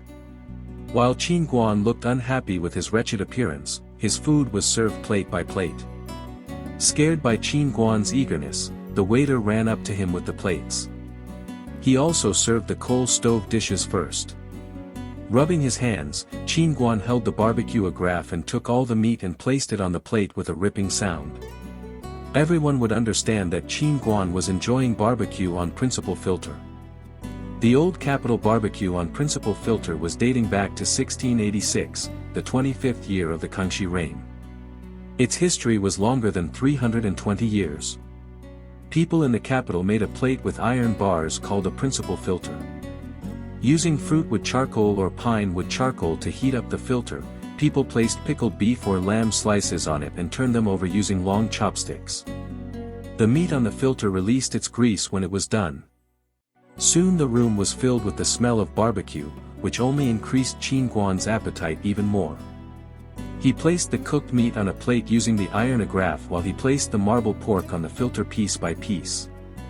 As he waited for the pork to be cooked, he stuffed the meat on the plate into his mouth. The secret recipe sauce poured into the Mongolian lamb as the taste of caraway seasoning filled Qin Guan's mouth. Qin Guan was too busy cooking and eating. The waiter was sympathetic and helped him cook the meat so he could have enough time to eat in peace. Qin Guan buried his head in food for nearly half an hour until his stomach was half full. Then he breathed out and looked up, thinking to himself, "I nearly died of hunger, but I survived once again." Smiling at the waiter, who was helping with the cooking, Qin Guan asked him to assist the other customers. Now that he wasn't starving anymore, he could enjoy cooking. Staring at Qin Guan's face, the young waiter pursed his lips in embarrassment. He passed the agraffe over to Qin Guan and ran away in a rush. When the stomach was full, the heart was satisfied. Qin Guan finished the meat leisurely. He had to try to squeeze the big plastic bag onto the bus on his way back to campus. Chapter 25, The Driving License Exam. Qin Guan entered the dormitory and called for the others to gather around as he took out the shirts. When he had them try them on, they looked kind of weird. The shirts were not their size. The shirt had looked good on Qin Guan, but the eldest two of his roommates were both tall and muscular. The length of the shirts was good, but instead of being baggy like they were supposed to, the shirts were a really tight fit on their bodies. Their bulging chest muscles looked like they were about to tear the shirts open, making them look like tyrannosaurs. Qin Guan turned to see his other two roommates. Great, with those dragging sleeves they could be playing a role in Peking opera. The lower hem was so loose that the shirts looked like skirts. Their every movement showcased the literary excellence of scholars. Plus, the wind under the hem meant that they had to move carefully. As for his last roommate, Qin Guan couldn't even bear to see him. He looked like he was wearing a dress.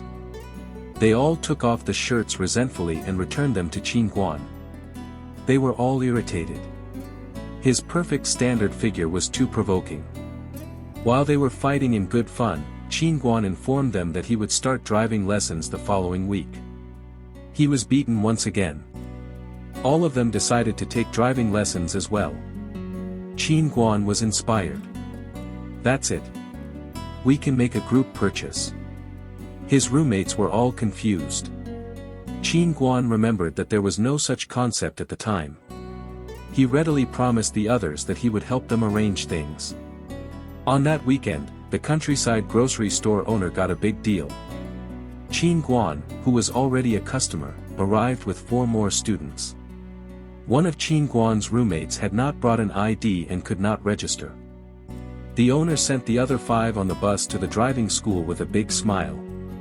Then he turned to calculate the fees for this deal. They arrived at the Haitian driving school on the swaying bus. They felt something strange while they were getting off the vehicle. The area was a big bare space between the urban area and the countryside. There were several abandoned cars parked there and an endless wasteland beyond the entrance. There were only some vendor pancake stands and a couple of sheds made of broken wood to remind visitors that they were near civilization. They followed the person in charge of the driving school to a small table. There was a queue in front of it for paying. Qin Guan pulled the person aside and talked to them in whispers. After a heated discussion, the meeting ended. The 5 of them got a discount for their tuition. The original price had been 2,200 yuan each. They paid 1,980 yuan each, saving more than 200 yuan. The person in charge had also promised Qin Guan that if he brought more students, he would pay him a 3% commission. Qin Guan shared the exciting news with the others right away, making them hiss in resentment. After paying the tuition fees, they asked Qin Guan for a treat. Qin Guan walked directly to the pancake stand by the entrance and ordered 1 pancake with 2 eggs for each of them. The old woman behind the stand gaped at the deal. Taking up the wooden oil can, she wiped the iron plate again and again until it was so oily it was shining. Then the woman took a spoon, scooped up a spoonful of batter, poured it onto the plate and spread it out with a small spatula. The batter got thinner and thinner until it had finally covered the whole plate. The old woman scattered sesame and brushed sauce onto the pancake before flipping it over. Then she turned to them, "Do you want anything else? A fried breadstick or a crisp fritter?" "A fried breadstick?" "You didn't misread, my friend. In the earlier days, pancakes were often served with a fried breadstick. That might not happen anymore, but this was a traditional style pancake." They all shouted together, "A fried breadstick." A cold fried breadstick was quite different from a freshly fried one. It was soft and elastic, and if you bit on it too hard, it could paste onto your face. The old woman smiled again as she rolled chopped green onion, a fried breadstick and caraway into the pancake. As soon as she finished one, she handed it to them. Soon they were all engorging on hot pancakes. Eating a 3 yuan double-egg pancake made them feel warm. In such a wild place with such biting wind, even a small pancake could be a source of warmth. They finished their pancakes and took the bus back to campus. In the following days, everyone in Qin Guan's dormitory was quite busy. They had to take both the college exams and the driving school exam, plus bear the hatred of the roommate who had been rejected from driving school. Song Nianwei was quiet. They just called each other. Being a straight-A student, she was busier than Qin Guan because she was taking numerous courses. Qin Guan's application for appointment had been postponed. He could do nothing about it except shed sad silent tears in a corner. After getting his driver's license, Qin Guan received the advertising booklet by the shirt factory. It was a thin booklet. On the cover, there was a photo of many shirts piled together. The brand and telephone number for ordering were printed on the edge. Inside there were the prices and sizes of each shirt. Qin Guan found his own pictures in the featured products section of that season. There were traditional models wearing conservative clothes on the first 2 pages, followed by the new clothing line. The printing quality was quite good. The colors were bright and beautiful. The series of photos in which Qin Guan was jumping took up a whole page. The happy tall boy in the advertisement jumped in the sky with vigor. The size of the photos showed every little detail clearly for the customers to see. Qin Guan thought the result was great. Tapping on the page, he turned to the next one. His bust photo was placed at the lower right corner, which matched well with the larger picture of the same shirt. In fact, Qin Guan was gloomy those days. Xue Wanyi had made several calls to him, informing him of some advertisement shootings, but Qin Guan had exams to take. He refused all the redundant part-time jobs to focus on getting the scholarship. He didn't have any time for independent jobs. Huang Jijia seemed understanding. She never kept him after the end of their lessons. Instead, she asked Qin Guan to work hard. How can a prince like me show off without a scholarship? I can't bear to lose face. In the beginning of 1999, everyone seemed to be in a solemn mood as they took their pens and paper and entered the examination room. During college exams, some supervisors were relaxed, especially during open book exams. Some supervisors, however, were strict. The roll call during regular courses served for presentations and homework and anything else that was calculated into a student's score. Amid the general caterwauling, Qin Guan and his roommates finished their exams calmly. As if they hadn't irritated everybody else enough already, they guessed which scholarship they were going to get allowed in class, arousing everyone's hatred. When they returned to their dormitory, they decided to have a dinner together before the holidays.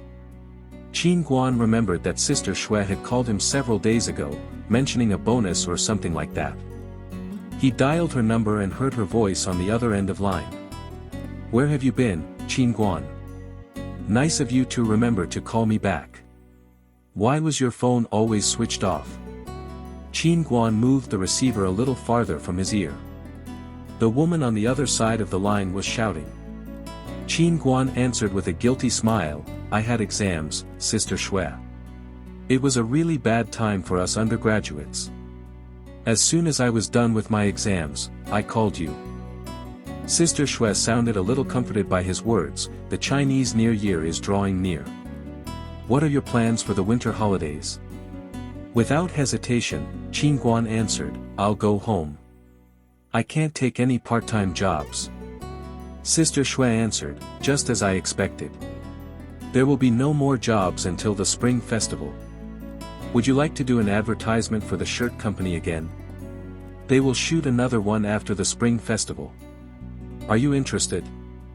"It depends," Qin Guan said, "as long as it doesn't clash with my courses." Sister Xue smiled, "Fine, I'll say yes for you. They are looking for a long-time collaboration with a model. They want you to appear in all their advertisements. It's 4 times a year. I raised the price for you. It's 3,000 yuan each time. We can sign a 1-year contract." Qin Guan's mouth widened at the price. He was enraptured as he said, "No problem, Sister Xue. Thank you for your help. That's settled." Thinking of something, Sister Xue said, "Give me your account number. I'll send you a sum of money." Hearing that made Qin Guan even happier. "For what?" he asked. His strange tone Qin Guan made Sister Xue angry. She shouted into the phone, "You can be proud. Your advertisement before the new year was quite popular. Sales were amazing. The factory felt bad about your payment and gave you an extra 500 yuan as a gift. Give me your account and I'll send you the money. This amount is not worth meeting for, my child. Then she hung up, leaving Qin Guan smiling in contentment. Soon she got a short message from him. She held the phone tightly as she read it. You love money. It will be easier for me. Sister Shui had been secretly counting on Qin Guan, although he knew nothing about it. He couldn't help but laugh. The whole semester he had asked nothing of his parents. He had paid for his driving license and made his own money. Chapter 26, Niu Street and the Zhang Yuan Tea Shop. Winter vacation was drawing near. My train tickets should be booked in advance, as well as Tsong Nianwei's. I also have to get some local specialties for my family. I've been away from home for more than half a year. I can't return with bare hands. Plus, the dinner before winter vacation would also cost him money. After calculating, Qin Guan realized that the large amount of money he had earned would all be spent soon. He held his thin wallet between his fingers. I've got a long way to go yet. Several days later, the exam results were announced. As expected, all his roommates had passed the college exams as well as the college English test band 4-1, with an 100% grade. The moment they heard, they went around other dormitories one by one, showing off like little cockerels. They got beaten so hard that they returned to their own dormitory with bloody noses and swollen faces. The college scholarships were announced just before winter vacation. 4 of them got a full scholarship while the other 2 got a partial scholarship. Those 2 were quite depressed. One of them had been busy working for the student union while the other had worked on a dancing party. Everybody else had been busy with ordinary activities. How could those 2 have gotten a full scholarship? Qin Guan was also depressed. Both his and Wang Lei's scores qualified for the national scholarship. Only of them would get it while the other would get the partial national scholarship. Soon the national scholarship list was announced, confirming Qin Guan's worries. Both Wang Lei and Lu Xiaoyang, his 2 nemeses, got the full national scholarship for each department. Qin Guan read through the whole list pathetically. Not bad. He'd gotten a partial scholarship.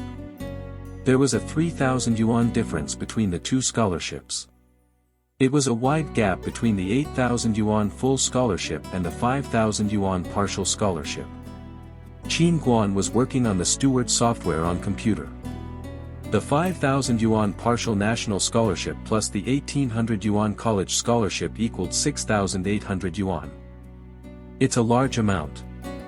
I could indulge and buy something with the money I earned. They were all excited and decided to enjoy a big dinner out. Where would they go? To the Leopard, of course. The Leopard's buffer was quite expensive for undergraduates in early 1999. Its 168 yuan per person price scared most people away. The 6 foodies took the bus to the Wangfujing Leopard, which was located at 55 Dong'anmen Street, Dongqing District. A seafood buffet was a novelty for people in the capital at the time. Entering the restaurant, they were surrounded by the smell of dazzling dishes. There was Japanese sashimi, seafood, Hong Kong roast pork, Guangdong province cured meat, Chinese hot dishes, French desserts and Häagen-Dazs ice cream. Getting their money's worth was a piece of cake. They had such a good dinner that the luxurious dining room looked empty and simple to them. They had seafood the same way they'd eat chicken wings at Origus, too. The amount of food each of them consumed was beyond the average person's imagination. Of course, they didn't forget to shake their bodies as they supported themselves on the wall, making sure there was no spare space in their stomachs before they called it a night. They had enjoyed an excellent dinner, but there was hell to pay the next morning. They had to wait in line outside the toilet the whole day. They all had diarrhea. It was so stupid. Who the hell would have combined raw and cold seafood, vegetables, fruit, greasy barbecue, and countless other kinds of staple food and desserts? They had even had a bucket of ice cream. How could they not get diarrhea? After some deep introspection following the dinner, they reached the conclusion that they had built a good foundation for the belly-worshipping trend of the future. Let's end that story here though, because Qin Guan had another date. He went on a date with Song Nianwei. Her exams had finished early, so they'd arranged to return home together for winter vacation. They both had to buy some gifts for home, so Qin Guan arranged a shopping date. He decided to impress Song Nianwei with his profound shopping expertise. That was the only thing he could do since he had been beaten in the exams and hadn't qualified for a full national scholarship. Qin Guan had already bought the return train tickets and was going to bring her student identity card and ticket. He'd gotten Song Nianwei's student identity card under the pretense of booking the tickets, and had placed it carefully under his pillow. He slept on it in the hopes of seeing his dream girl in his dreams every night. His abnormal action had attracted the attention of his roommates, who had discovered his secret and had all looked at the card. Seeing Song Nianwei's photo, they sighed and patted Qin Guan on the shoulder with sympathy. "Dude, it makes sense for you to have her. You have such a handsome face, and she's not just a straight-A student, but a beauty to boot. You have a long way to go, Qin Guan." Qin Guan paid no attention to his roommates. They were just jealous. The train was leaving the day next, so they had to go shopping that day. The task was hard and they had to finish it quickly. They met at the modern plaza and decided that Niu Street would be their first stop. Niu Street was the largest Muslim gathering place in the capital. The famous Niu Street Mosque, which dated back to the Song dynasty, was located there and was also the origin of the street's name. When they got off the bus, Qin Guan and Song Nianwei were shocked by the sight. Muslim buildings of different sizes, featuring the foreign architectural style, could be seen everywhere. With their steeple tops, green foundation and yellow walls, those buildings were quite different from buildings in other streets. You could distinguish clearly the native people from the businessmen of Niu Street. Niu Street men wore white skullcaps on their heads, while the women wore saris to cover their hair. The shops on Niu Street were unique. There were century-old renowned shops, but the majority of the shops on the street were selling takeaway desserts and special snacks. Qin Guan and Song Nianwei were not in a hurry. They strolled along the street and observed the shops one by one. If they saw something interesting, they would just buy it. New Year by cake couldn't be reserved for long. Customers had to eat it as soon as possible after buying it. It would take them more than 10 hours to return home by train. The cake would surely go bad by then. Qin Guan asked for 2 small pieces. The salesperson scooped up 2 pieces of cake, wrapped them in oil paper and passed them over to them. They lifted up one corner of the paper and took a bite. It was soft millet cake, with sweet and soft bean paste in the middle and haw stripes on top. New Year by cake was soft, sour and sweet at the same time. They put the sticky cake into their mouths and swallowed cozily. It was like a feast. They noticed a long queue emerge from a small alley by the street, and Qin Guan craned his neck to have a look. Someone was selling cooked nian meat. He couldn't help but shake his head. I could have bought some as a gift if this was after 2000. There was no vacuum packing yet in early 1999 though. The meat would go bad easily. Donglashan hot pot, Lao Bayadu sheep or pork, Doji bao ground bean drink, snack of Hong. All these didn't match Qin Guan's idea of a gift. Qin Guan pulled Song Nianwei and they walked down the street before finally reaching their destination, the Dashunzhai supermarket. The Dashunzhai supermarket was a renowned Niu Street Muslim market. With a history of more than 300 years, the market engaged in the sale of Muslim pastries and cakes, including its most famous product, the sweetened baked wheaten cake. I've heard from my roommates that when Muslims went on a pilgrimage journey to Jerusalem in the early times, they would take with them wheaten cakes from the Dashunzhai in Tong Town. They just bought a cake each and ate them on the spot. They had to get other things from the supermarket. They wanted to buy Niu Street fried mixed powder, Muslim preserved fruit and 8 kinds of Beijing pastries. They were all in simple packages with expiration dates and capital features. They bought a few of each kind and shared them. When they went out of the supermarket, Qin Guan was holding 2 large bags of local specialties. It was middle of the day, and they couldn't miss the Nyo Street Hong snack restaurant. They served all kinds of Muslim snacks there, both sweet and sour.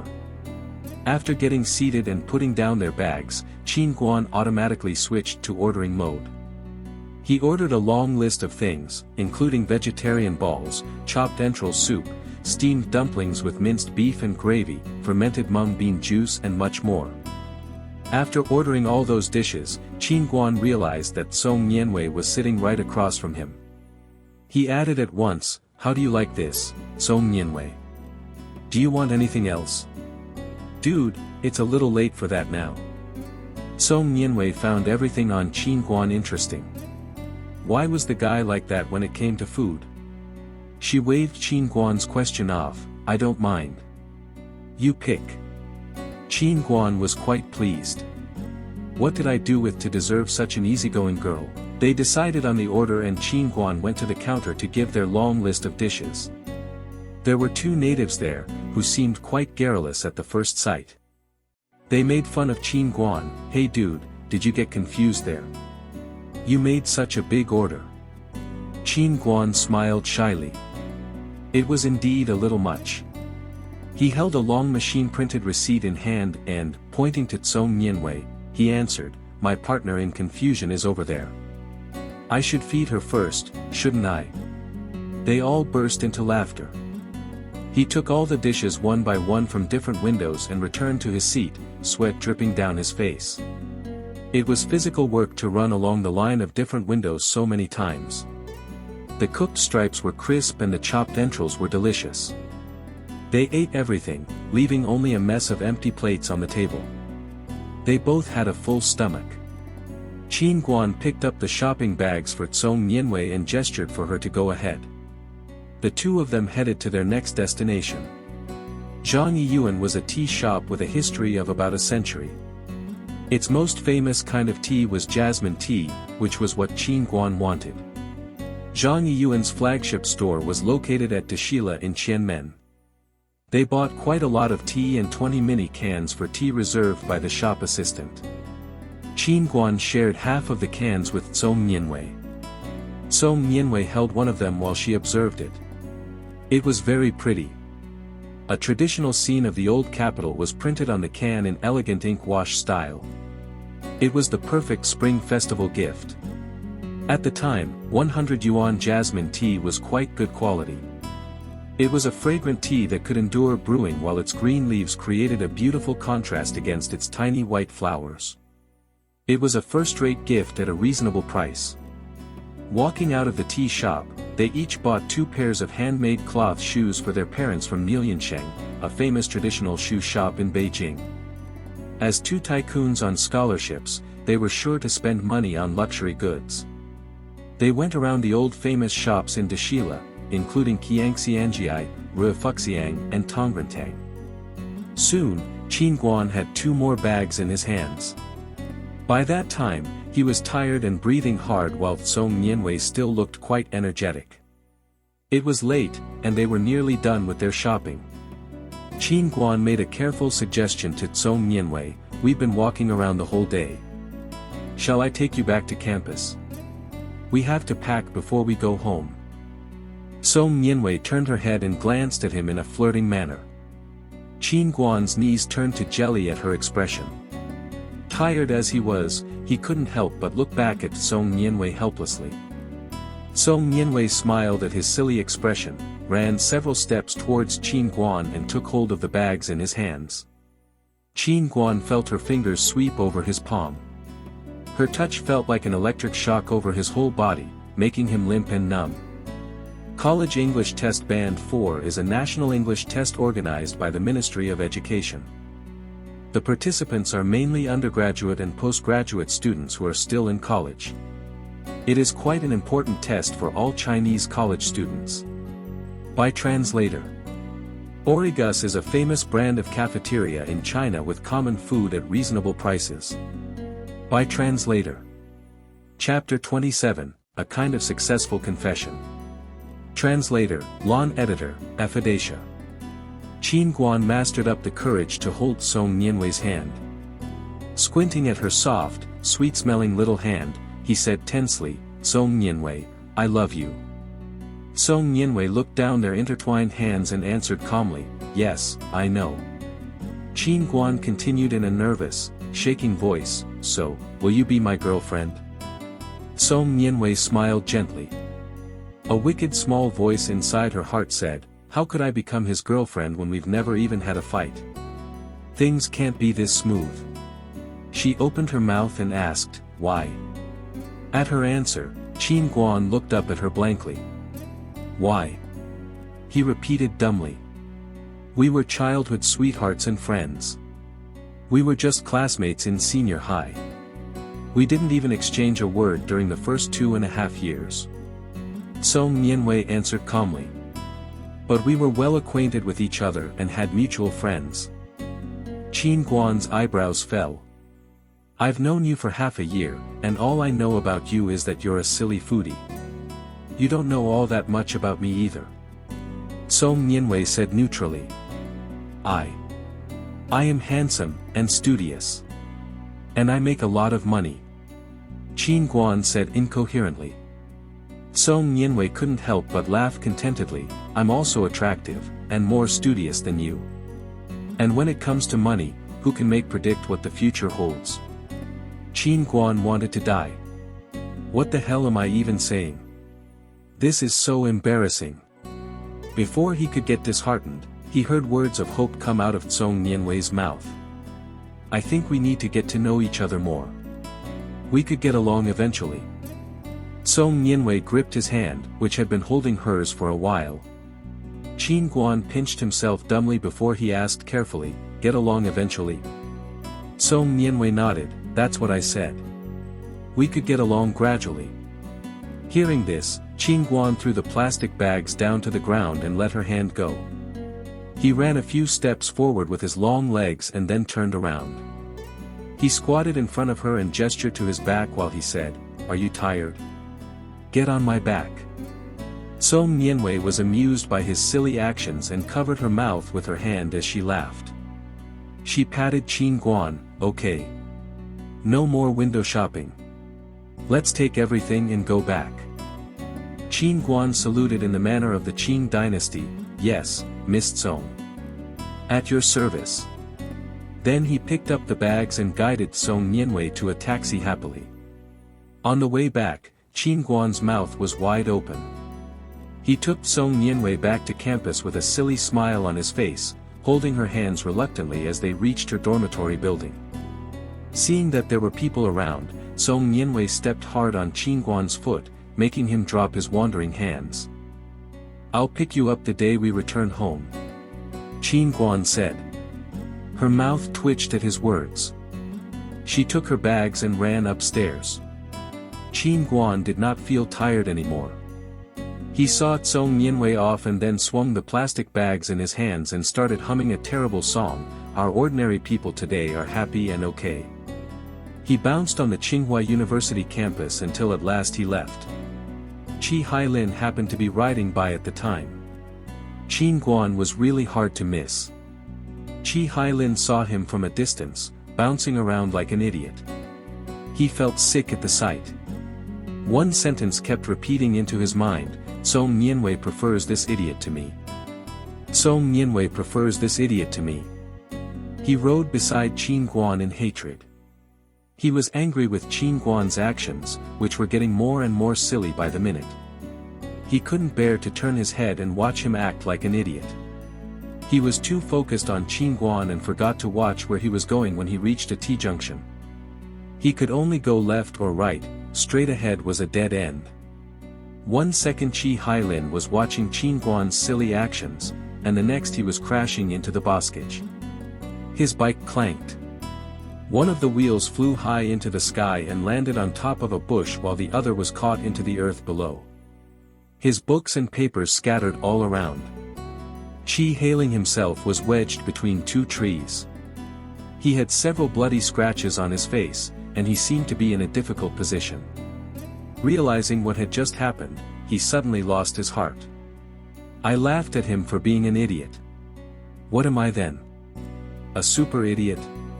Qin Guan had no idea what had just happened because of him.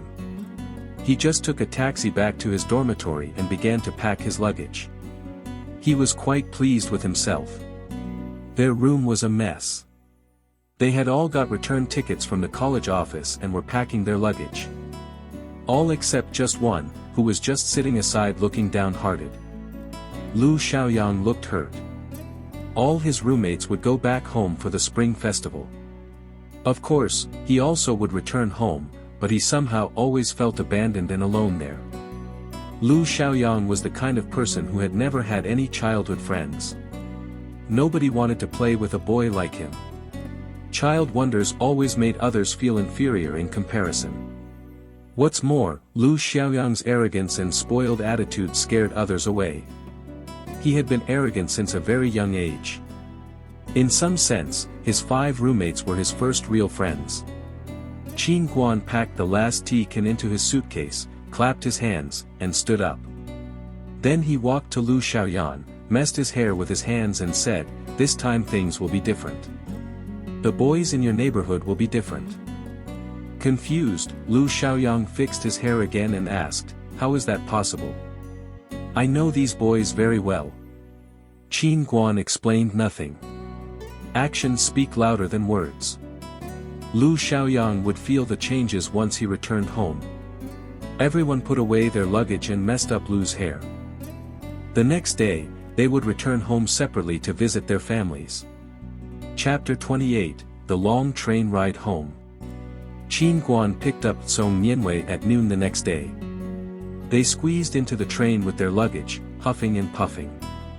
It was Spring Festival peak traveling season, and the train was extremely crowded. When they finally reached their seats, the train was already full to the brim. Qin Guan didn't give a damn though, as he pushed their luggage wherever there was room and held on to their tickets.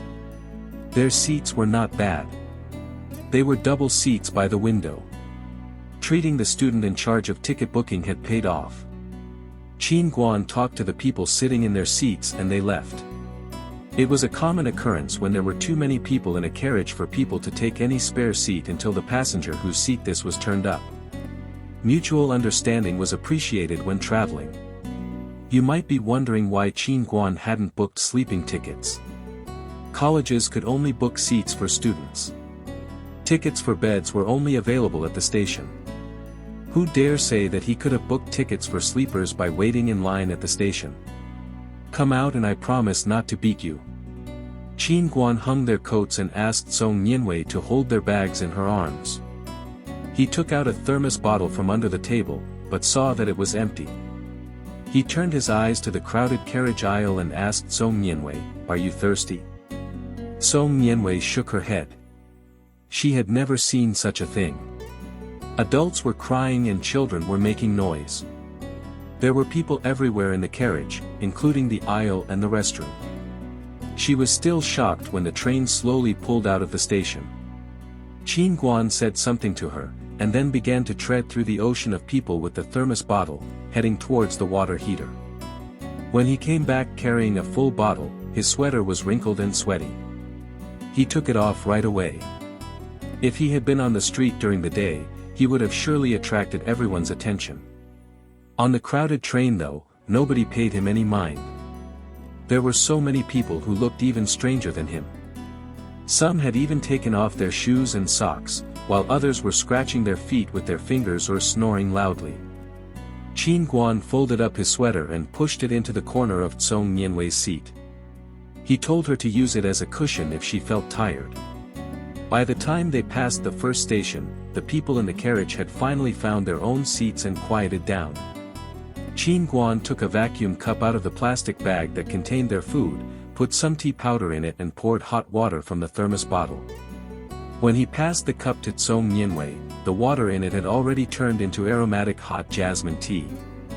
They were casting intimate amorous glances at each other, the passengers sitting across from them shouting to them in annoyance and destroying the atmosphere. "Hey, young man, may I have some hot water?"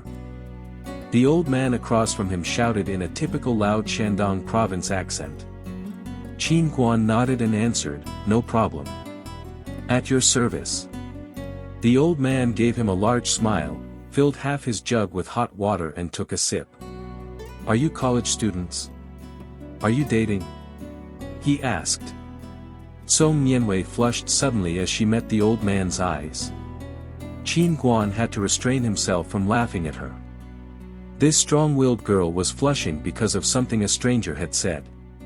Watching Song Nianwei's expression, Qin Guan's eyes shined. He really wanted to kiss her. Song Nianwei turned her head to find a silly expression on Qin Guan's face. The guy had something naughty in his mind. She stretched 2 fingers and pinched his waist. She had been practicing that movement since she was a kid. She poked the side of his waist, where a mass of useless fat tended to accumulate. Song Nianwei grabbed his skin and muscle and twisted, but Qin Guan didn't make the sad, shrill cry she had expected. She had failed to twist it right. Qin Guan's recent physical training had been really effective. He now had V-line abs and tight, flat abdominal muscles. That's why Song Nianwei had failed to pinch him. Not aware that he had just been pinched, Qin Guan kept smiling like an idiot. The old man across from them took out a deck of cards and asked, "Do you want to play?" The 3 of them turned their eyes to the only young man there. The young man, who sitting across from Qin Guan, looked like a college student. He was reading a thick textbook, and he turned to them with a disdainful expression when he heard the old man's question. Qin Guan took a glance at the book in his hands. He saw nothing but engineering terminology. "Hey, that was my major in my past life. This is a colleague." When he didn't get a response from the people sitting beside him, the old man turned to the people standing in the aisle. They all had too much spare time. It was a 12-hour train ride. Most people were longing for some entertainment, so they joined them. The table was too small to fit many, so they only accepted 1 person in the game. The rest just surrounded the table and watched. The reading young man looked at them disdainfully and buried himself in his book again. Early on in the game, Qin Guan realized they were playing against a superior opponent. His and Song Nianwei's total IQ might be 10 times their opponents, but they were no good at playing cards. Their opponents reached K while Qin Guan and Song Nianwei gloomily reached 6. The young man across from them couldn't bear it anymore. He put down his book and said, "Hey, why are you playing this card? You should play this one." Song Nianwei found his suggestion clear and logical. She turned to their opponents, "I'm not very good at this game. Shall we switch a player and start over?" The old man and his partner nodded, "All right." The young man rolled up his sleeves and became Qin Guan's partner. They started from 2 again. After 1 round, the old man had reached K. Qin Guan's hand was tragic. He only reached 4. The young man smiled in embarrassment as he threw his cards on the table. "Actually, my hand was not bad. It definitely wasn't. You knew the cards of both parties." After 2 rounds, the old man realized how late it was. He took a pack of cigarettes out of his pocket and asked them, "Smoke?" Qin Guan shook his head while the young man nodded happily. Why did his attitude change so much after that game? The 2 of them finished smoking and filled the thermos bottle again. All 4 of them prepared to do the most important thing on the train, eat instant noodles, that is. By that time, they all had gotten to know each other.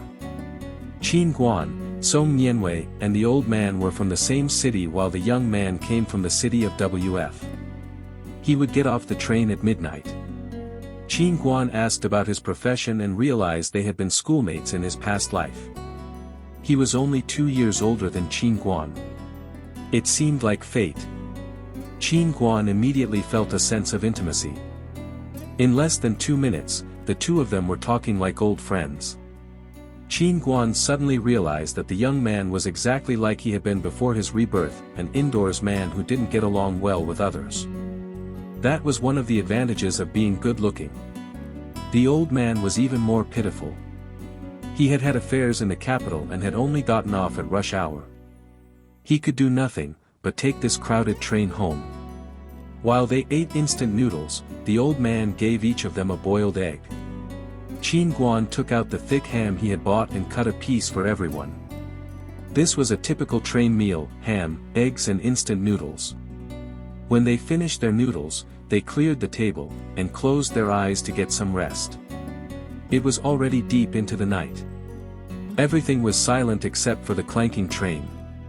Several snores were heard occasionally, making the night seem even quieter. Song Nianwei was tired and had fallen asleep. Her eyebrows were screwed up in a small lump, as if she was having a bad dream. Qin Guan gently placed her head on his shoulder, trying his best to make her more comfortable. Feeling his warmth, Song Nianwei twisted, trying to get into a more comfortable position on his shoulder before she fell asleep once again. Qin Guan was both suffering and enjoying this. Song Nianwei's soft, warm face was leaning against his shoulder.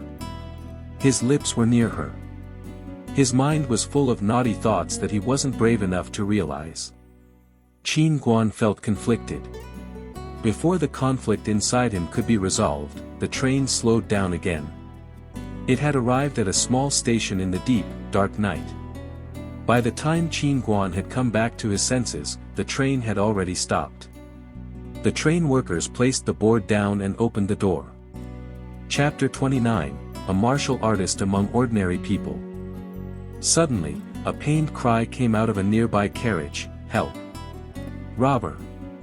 The old man across from them woke up immediately upon hearing it. He seemed to be hypervigilant. Song Nianwei was still leaning on Qin Guan's shoulder in a daze, and the young man seated opposite her was snoring. A young man ran fast from the nearby carriage holding a small black bag. He jumped and leapt fast through the open door into the carriage, where the passengers were all sleeping in a state of great disorder. A middle-aged woman was running after him. Her hair was messy and she looked upset. The expression in her eyes was one of fear and helplessness. She was pursuing the young man like crazy, but the distance between them was getting bigger.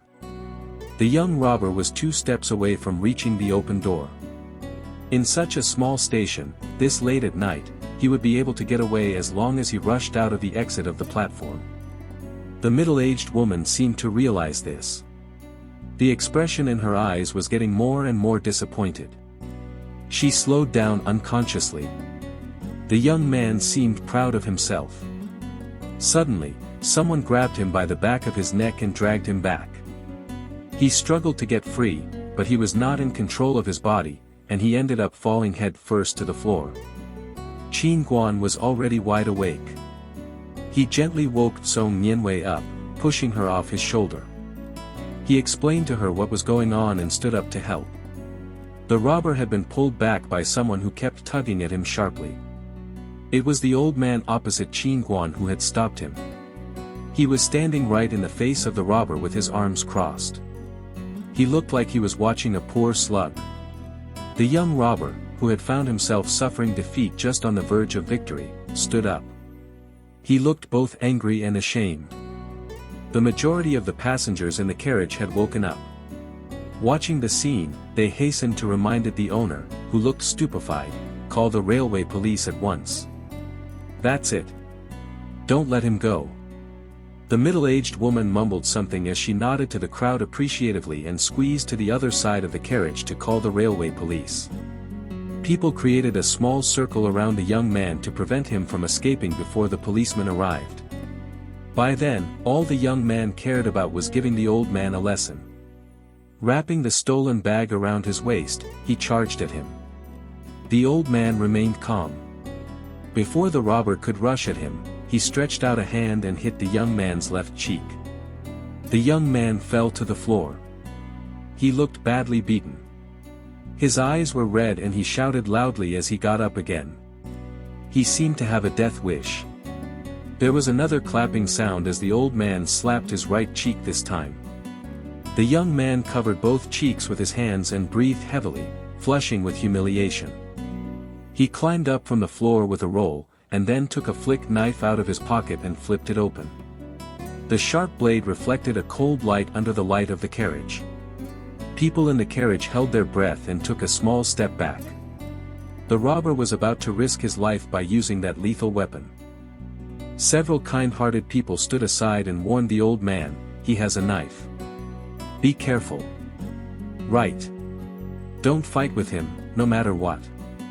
Wait for the policeman.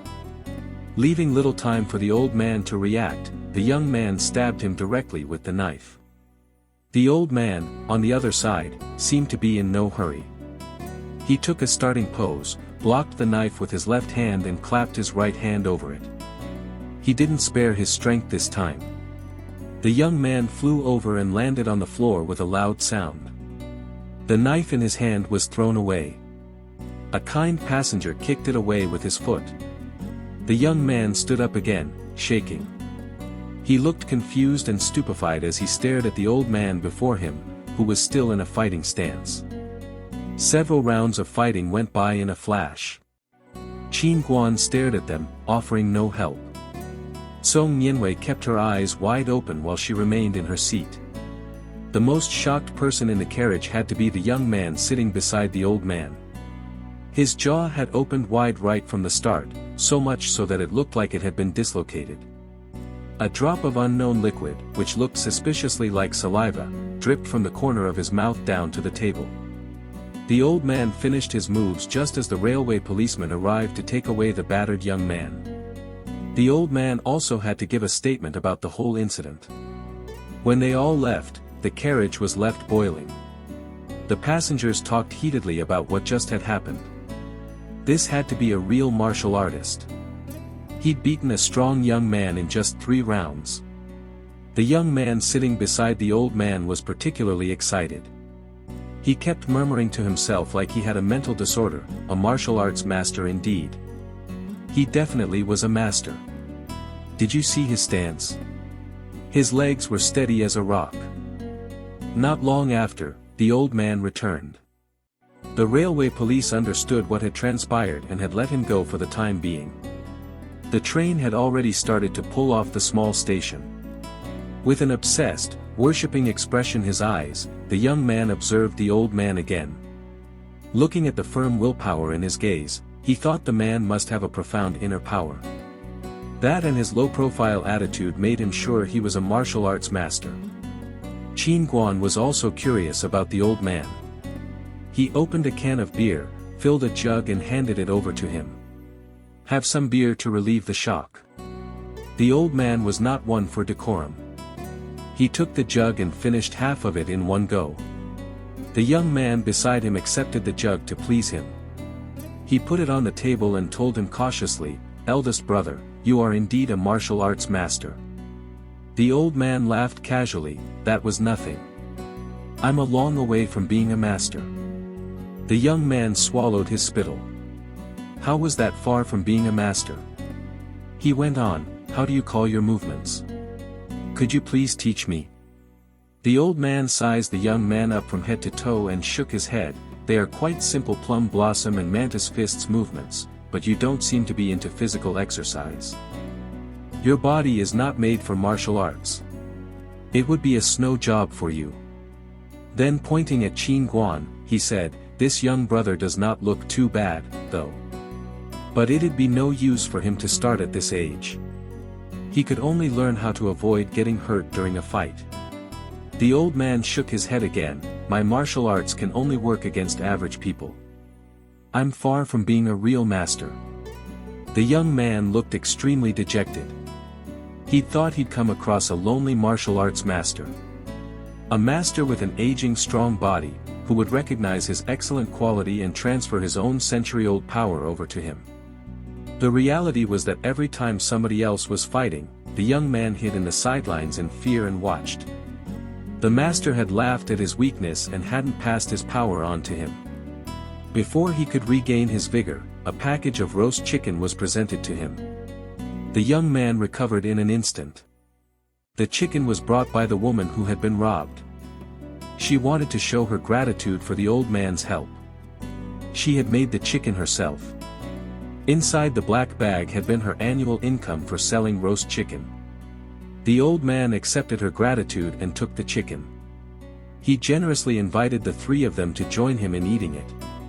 Looking at her watch, Song Nianwei decided not to sleep anymore after all that ruckus. There was delicious food to be had, so she'd much rather have a night snack. As they unwrapped the oil paper package, a delicious fragrance came out. There was a whole roast chicken inside, lying on its stomach. It was golden yellow and red. The old man held its legs and wings, and pulled.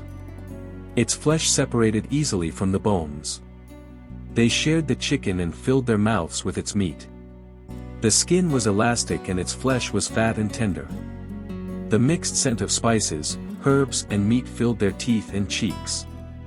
Drinking his beer, the old man sighed, "A cup of liquor is all I need." He smiled at the others shyly. The young man could not spare a minute to talk to him anymore. He had already forgotten about his idol, the martial artist sitting by his side. The only thing on his mind was finishing his chicken leg before he got off at the next station. When the train stopped again, the young man reluctantly waved farewell to the others. As he departed, he turned his head around to get a final look at the chicken in the oil paper package. Qin Guan and the old man shared the leftover bones. Then they took a nap before the train reached the terminal station and the end of its journey. Chapter 30, Business in the Morning Market. Qin Guan and Song Nianwei could see their parents waiting on the platform. Qin Guan carried their luggage on his shoulders.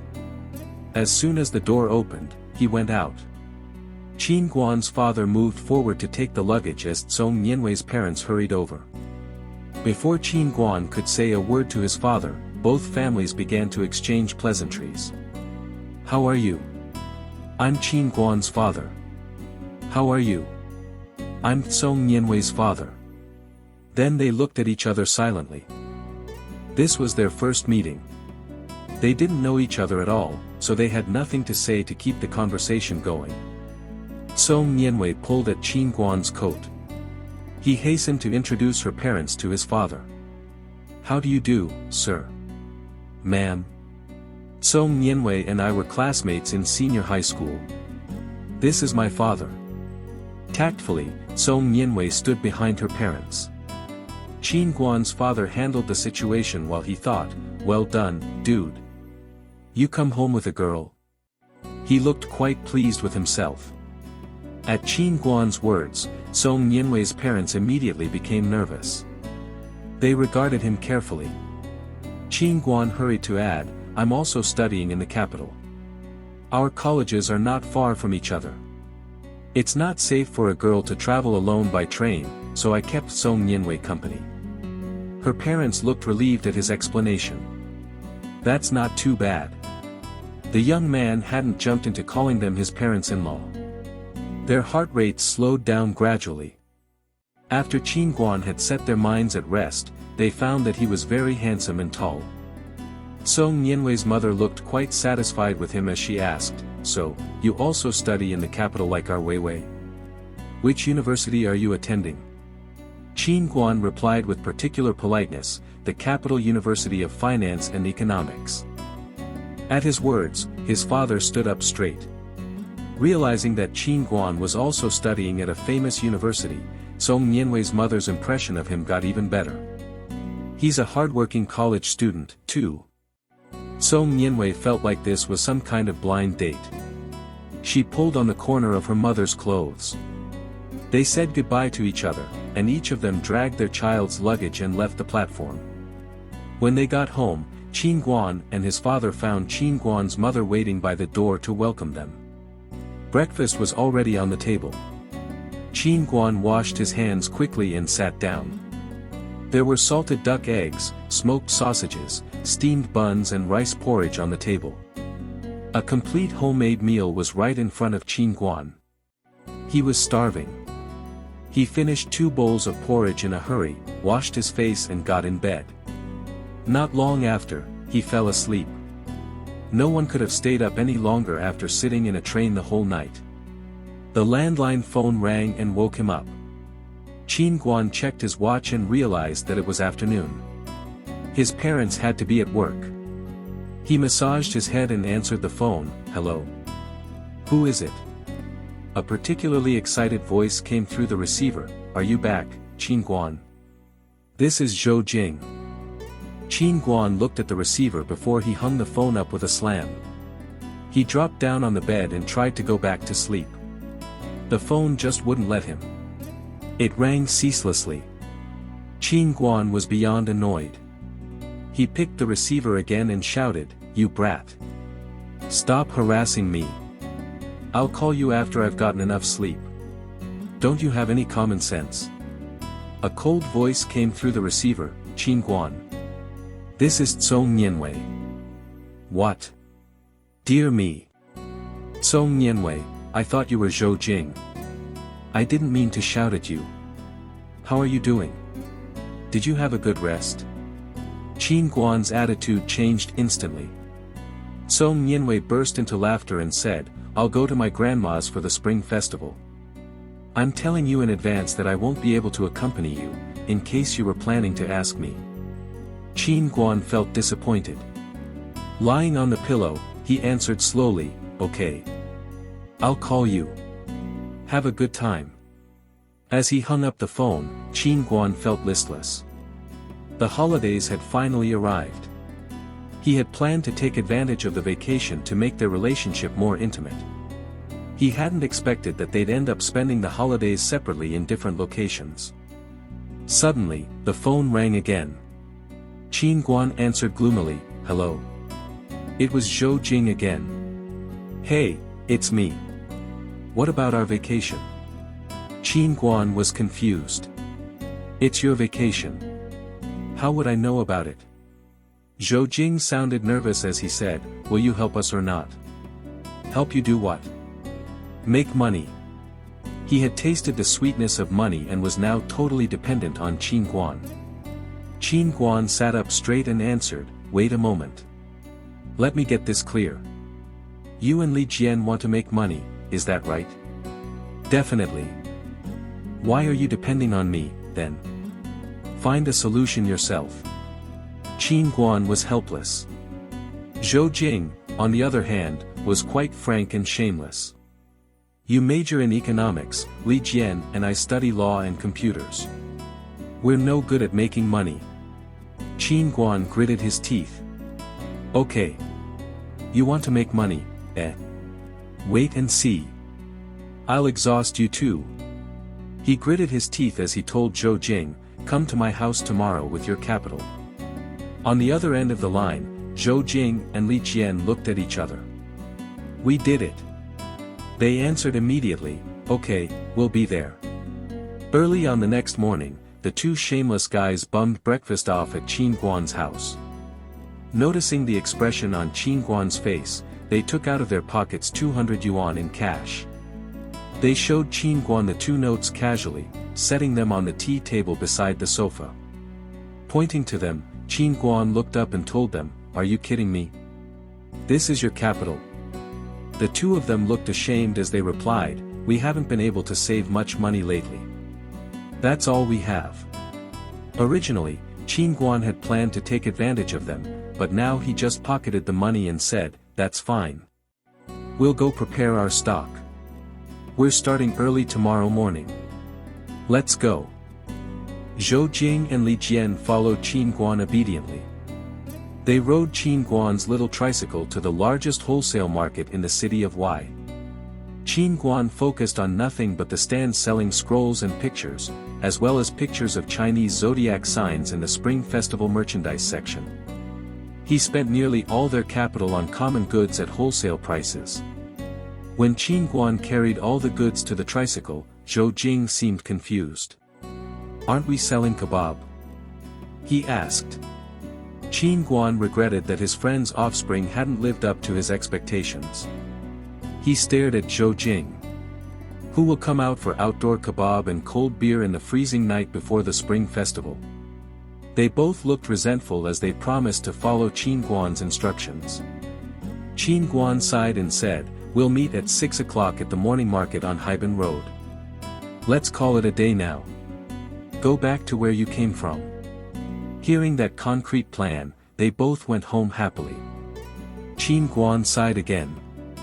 A person shouldn't look back at his bad friends, or some silly friend will get them killed by accident. I'll get exhausted when I should be having a fun vacation. Early on the next morning, the three of them met up at the Haiban morning market. It was one of the largest morning markets in Y City, located by the harbor. The peddlers began their business before dawn. There were all kinds of goods sold there, including fresh fish and shrimp, fruit, vegetables, various household supplies, scarves, underwear, and so on.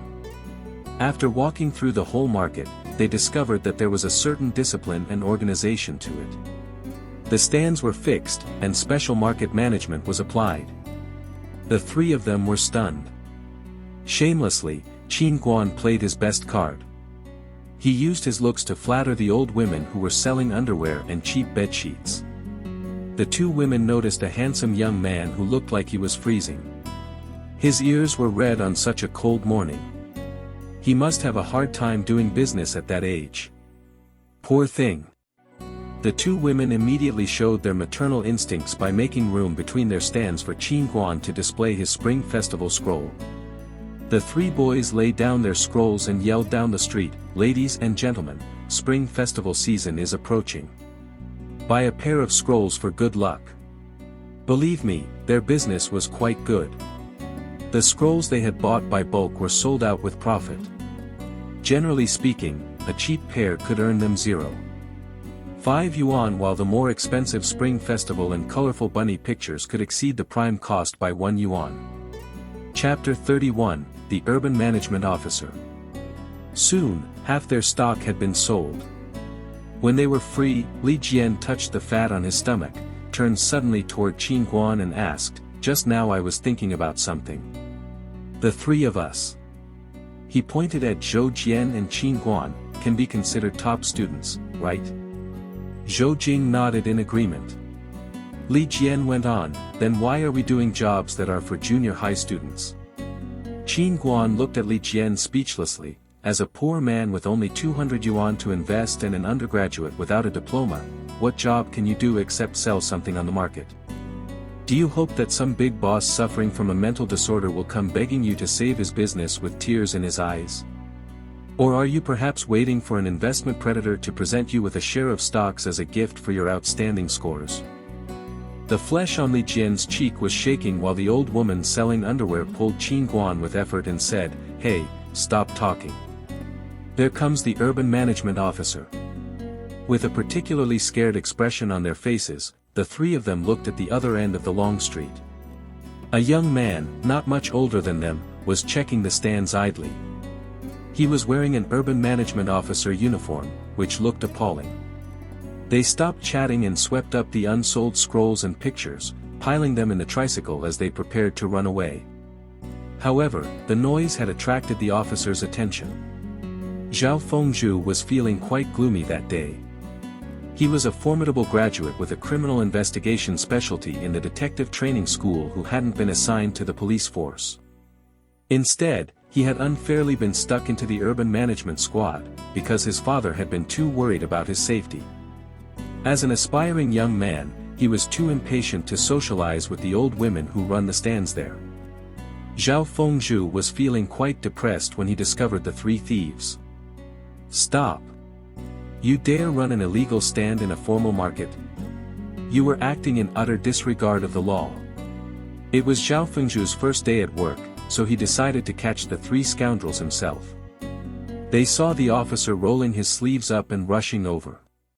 Qin Guan shouted loudly, "Run! Quick! Run!" They ran quickly towards the exit of the market. Qin Guan was riding on the tricycle, pedaling non-stop like a deer. Zhou Jing ran and hid among the stands like a clever monkey up a tree. Li Jian felt like he'd never run this fast before. Wind blew under his feet while the thrilling northern wind roared in his ears. The flesh on his face had flattened to both sides and shook slightly while he ran. He was satisfied with his burst of energy, and felt like time had stood still as he sprinted. Oh, fine. He had been caught. Qin Guan had already gotten far away when he heard Li Jian cry from somewhere behind him, "Help! Qin Guan! Zhou Jing! Help me! I've been caught!" Qin Guan stopped pedaling, let out a sigh and turned around. He found the proud young officer twisting Li Jian and Zhou Jing jumping up and down beside them without knowing how to help. Qin Guan could do nothing but take advantage of the push-power momentum of the tricycle to leap high from his seat. He kicked the young officer down to the ground, pulled Li Jian onto the seat of the tricycle and shouted loudly, "Pedal like your life depends on it." Without any word, Li Jian burst into infinite power in an instant. His short legs pedaled up and down as they rode far away. Qin Guan made a gesture to Zhou Jian, "You go first. I'll meet you at your place." With an anxious glance at Qin Guan, Zhou Jing followed Li Jian swiftly. Zhao Fengzhu whisked the dirt off his clothes and said, "Well done. You must be really loyal to your friends." Qin Guan was straightforward, "Cut the crap. Let's have a one-on-one contest. If you catch me, I'll follow you wherever you want. I'll be at your disposition." Hearing Qin Guan's words, Zhao Fengzhu felt admiration for him. Besides, he had graduated from a detective training school. His fighting skills were surely better than Qin Guan's, who looked like a college student. Thus, Zhao Fengzhu told Qin Gun generously, "Fine, one-on-one, then." Pointing at the square off Binjiang Road, Qin Guan said, "There's an open space over there. Let's not fight here, or we'll destroy the stands." Zhao Fengzhu fixed his hat. "Okay," he said and walked directly to the square. When he turned his head away, Qin Guan grinned. He sneaked around to a small nearby alley and ran away. Zhao Fengzhu was still thinking about which tricks he could use to beat Qin Guan when he stood on the square and turned around. He found nothing behind him except garbage flying around in the chilly winter wind. That's when he realized he had been tricked by Qin Guan. Grinding his teeth, he thought, "You wait and see, boy." The three of them escaped successfully and met up at Zhou Jin's house. They calculated their income that day and went to buy supplies again. Why they didn't give up when they'd just been chased by an urban management officer? They had made money. They had sold hundreds of pictures and scrolls in only one morning. The cost-income ratio had been so high, it had exceeded their expectations. They muttered and reached the conclusion that, according to the checking rules, the officers were not expected to go around the morning market very early in the morning. They decided to rush into danger and ran a stand again the next morning. The following 2 days went basically like this. "Hey, sir. Look at this spring festival picture. Look at the bright colors. How many pieces do you want, ma'am?" Until a cry came from Zhou Jing, "Ah! Here comes the young officer again." Then the three of them ran away wildly. This time, Li Jian pedaled on the tricycle while the other two ran on foot. Zhou Jian tripped over a bamboo pole and let out a dramatic cry, "Help me." Li Jian pedaled ahead hard. He wouldn't be brought down by the others. Qin Guan took hold of the other end of the pole, and eyed Zhou Jing, asking him to run at the chance. Zhou Jing rolled to climb up. He turned his head to run away. Qin Guan held the end of the pole tightly, swept away in some direction. Zhao Fengzhu was pulled over by inertia. The middle of the pole hit a lamp pole with a loud sound. Qin Guan let go of the pole in time and turned to run. Zhao Fengzhu was taken by surprise. The bamboo pole shook desperately because of Qin Guan.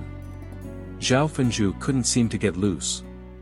He just shook together with the pole like going through an electricity shock. The pole gradually stopped moving, just when Zhao Fengzhu thought his bones were about to break into pieces. The young officer was extremely irritated. "You wait for me. I'll fight to my last breath." Qin Guan and others met up and calculated their income once more. It was good. The young officer hadn't arrived too early. They could still make some money. They looked at each other and asked, "One more day.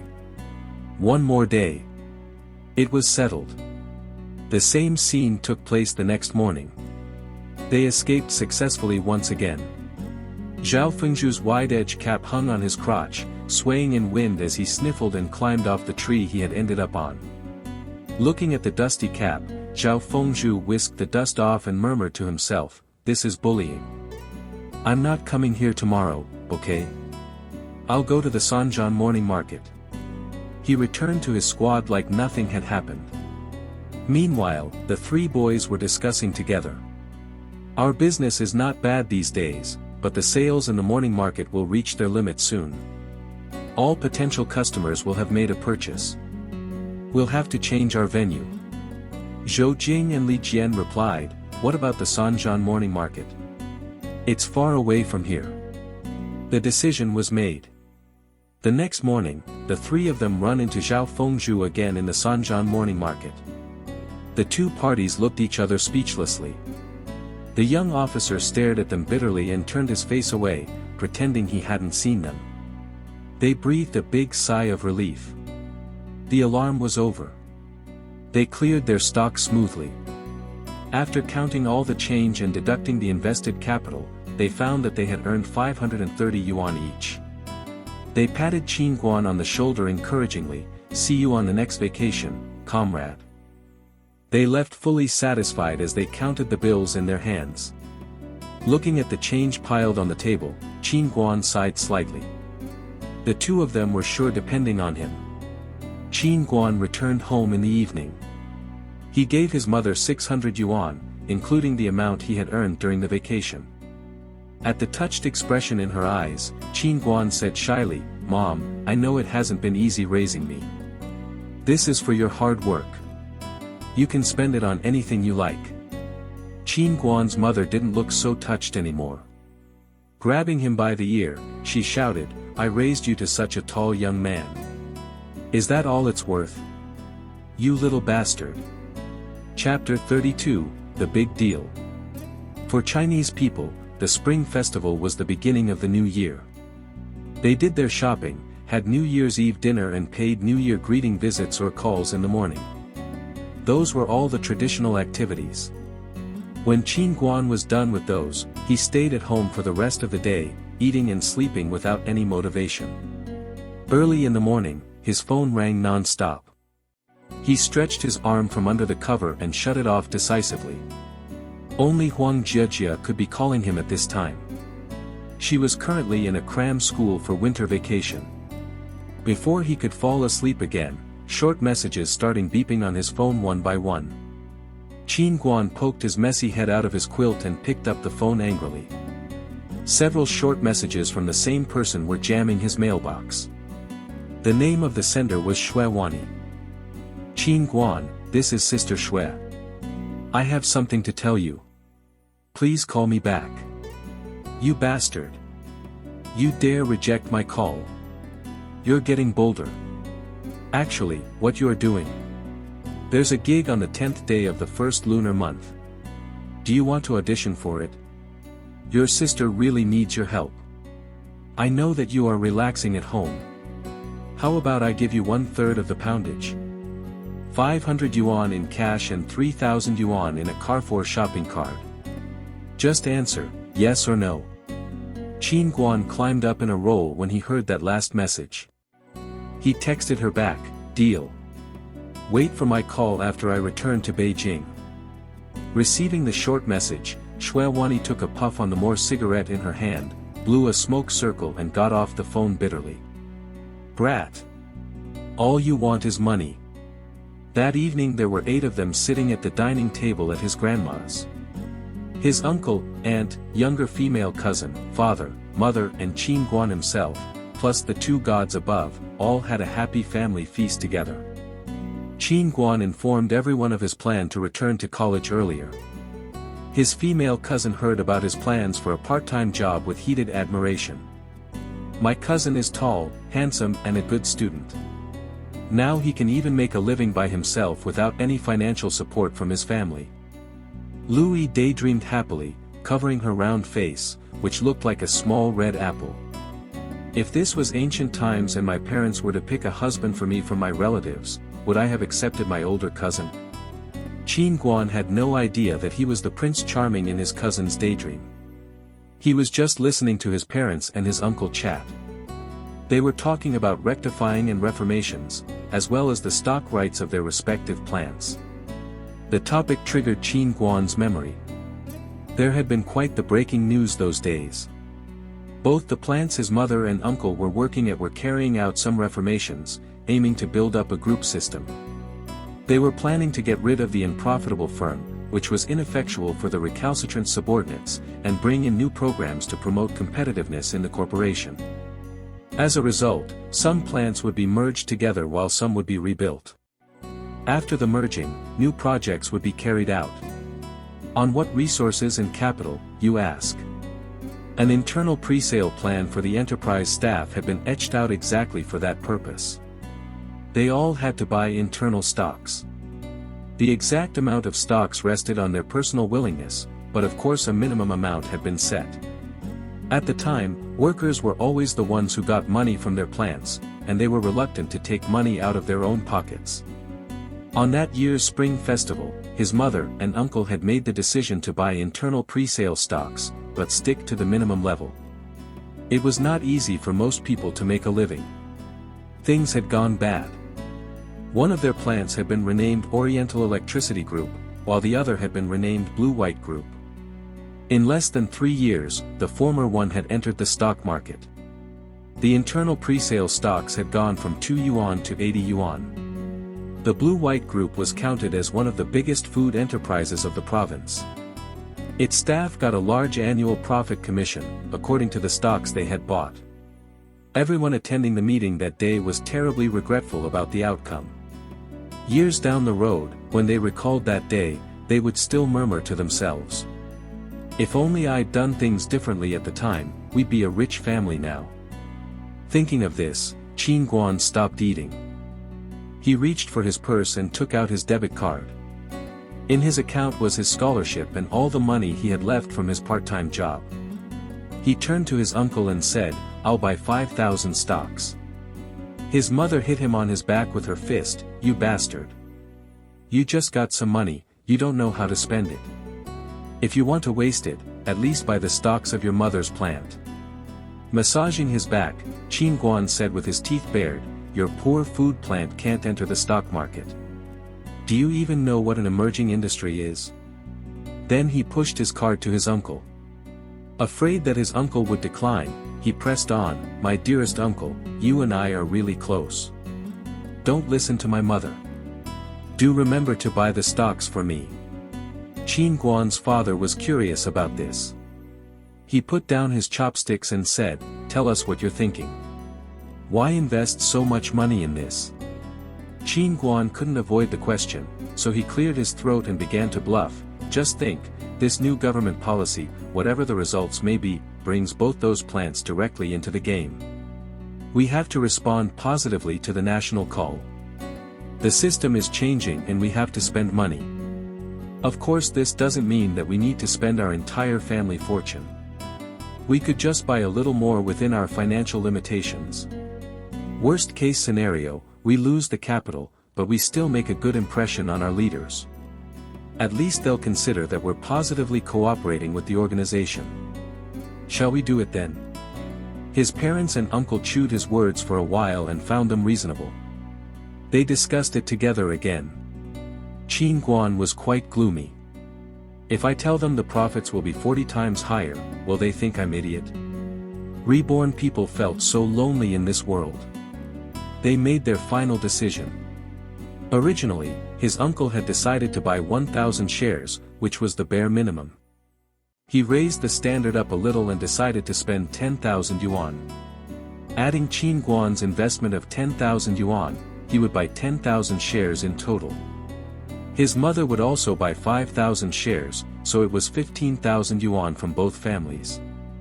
As to the stocks of his mother's plant, his mother raised the original 3,000 shares to 5,000 shares, and his uncle also decided to buy 5,000 shares. That was 10,000 shares in total.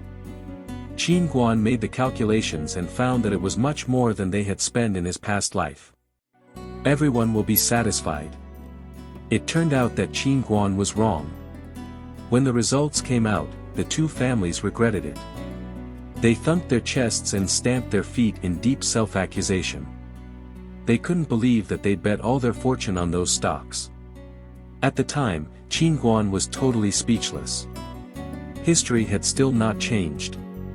On the 8th day of the first lunar month, Qin Guan said goodbye to all his family members and took the train to the capital alone. He arrived at his college to find the dormitory building deserted. After unpacking his luggage, he called Sister Shui. She sounded so happy on the other end of the line, she couldn't seem to be able to stop talking. It's not every day that Qin Guan has some spare time. I have to take advantage of it. It snowed lightly on the 10th day of the first lunar month. Sister Shui brought Qin Guan to Carrefour's headquarters in the capital. The advertisement department staff led them into the prepared photo studio. People were placing goods and arranging the background. The person in charge of the marketing promoting department was in a heated discussion about the shooting arrangement with several distribution businessmen. Most of the goods the suppliers provided were shoes, clothes and suitcases, which were both cheap and good quality. The monthly sales in hypermarkets could equal the annual sales of the small manufacturers. That's why they made careful preparations and showed seriousness during Carrefour's seasonal sales promotion every year. It was essential for their sales volume to have a prominent place in the poster. The theme of this promoting season was the leisurely beginning of the new term. The main products were suitcases and spring clothing for the new season. As required by the staff, Qin Guan changed into the clothes and shoes provided by the distribution businessmen and pulled a black drawbar suitcase. He stood in front of a background plate of goods, displaying them with pride. The lights and reflectors made the studio quite bright. Qin Guan massaged his eyes, trying his best to adjust to the brightness.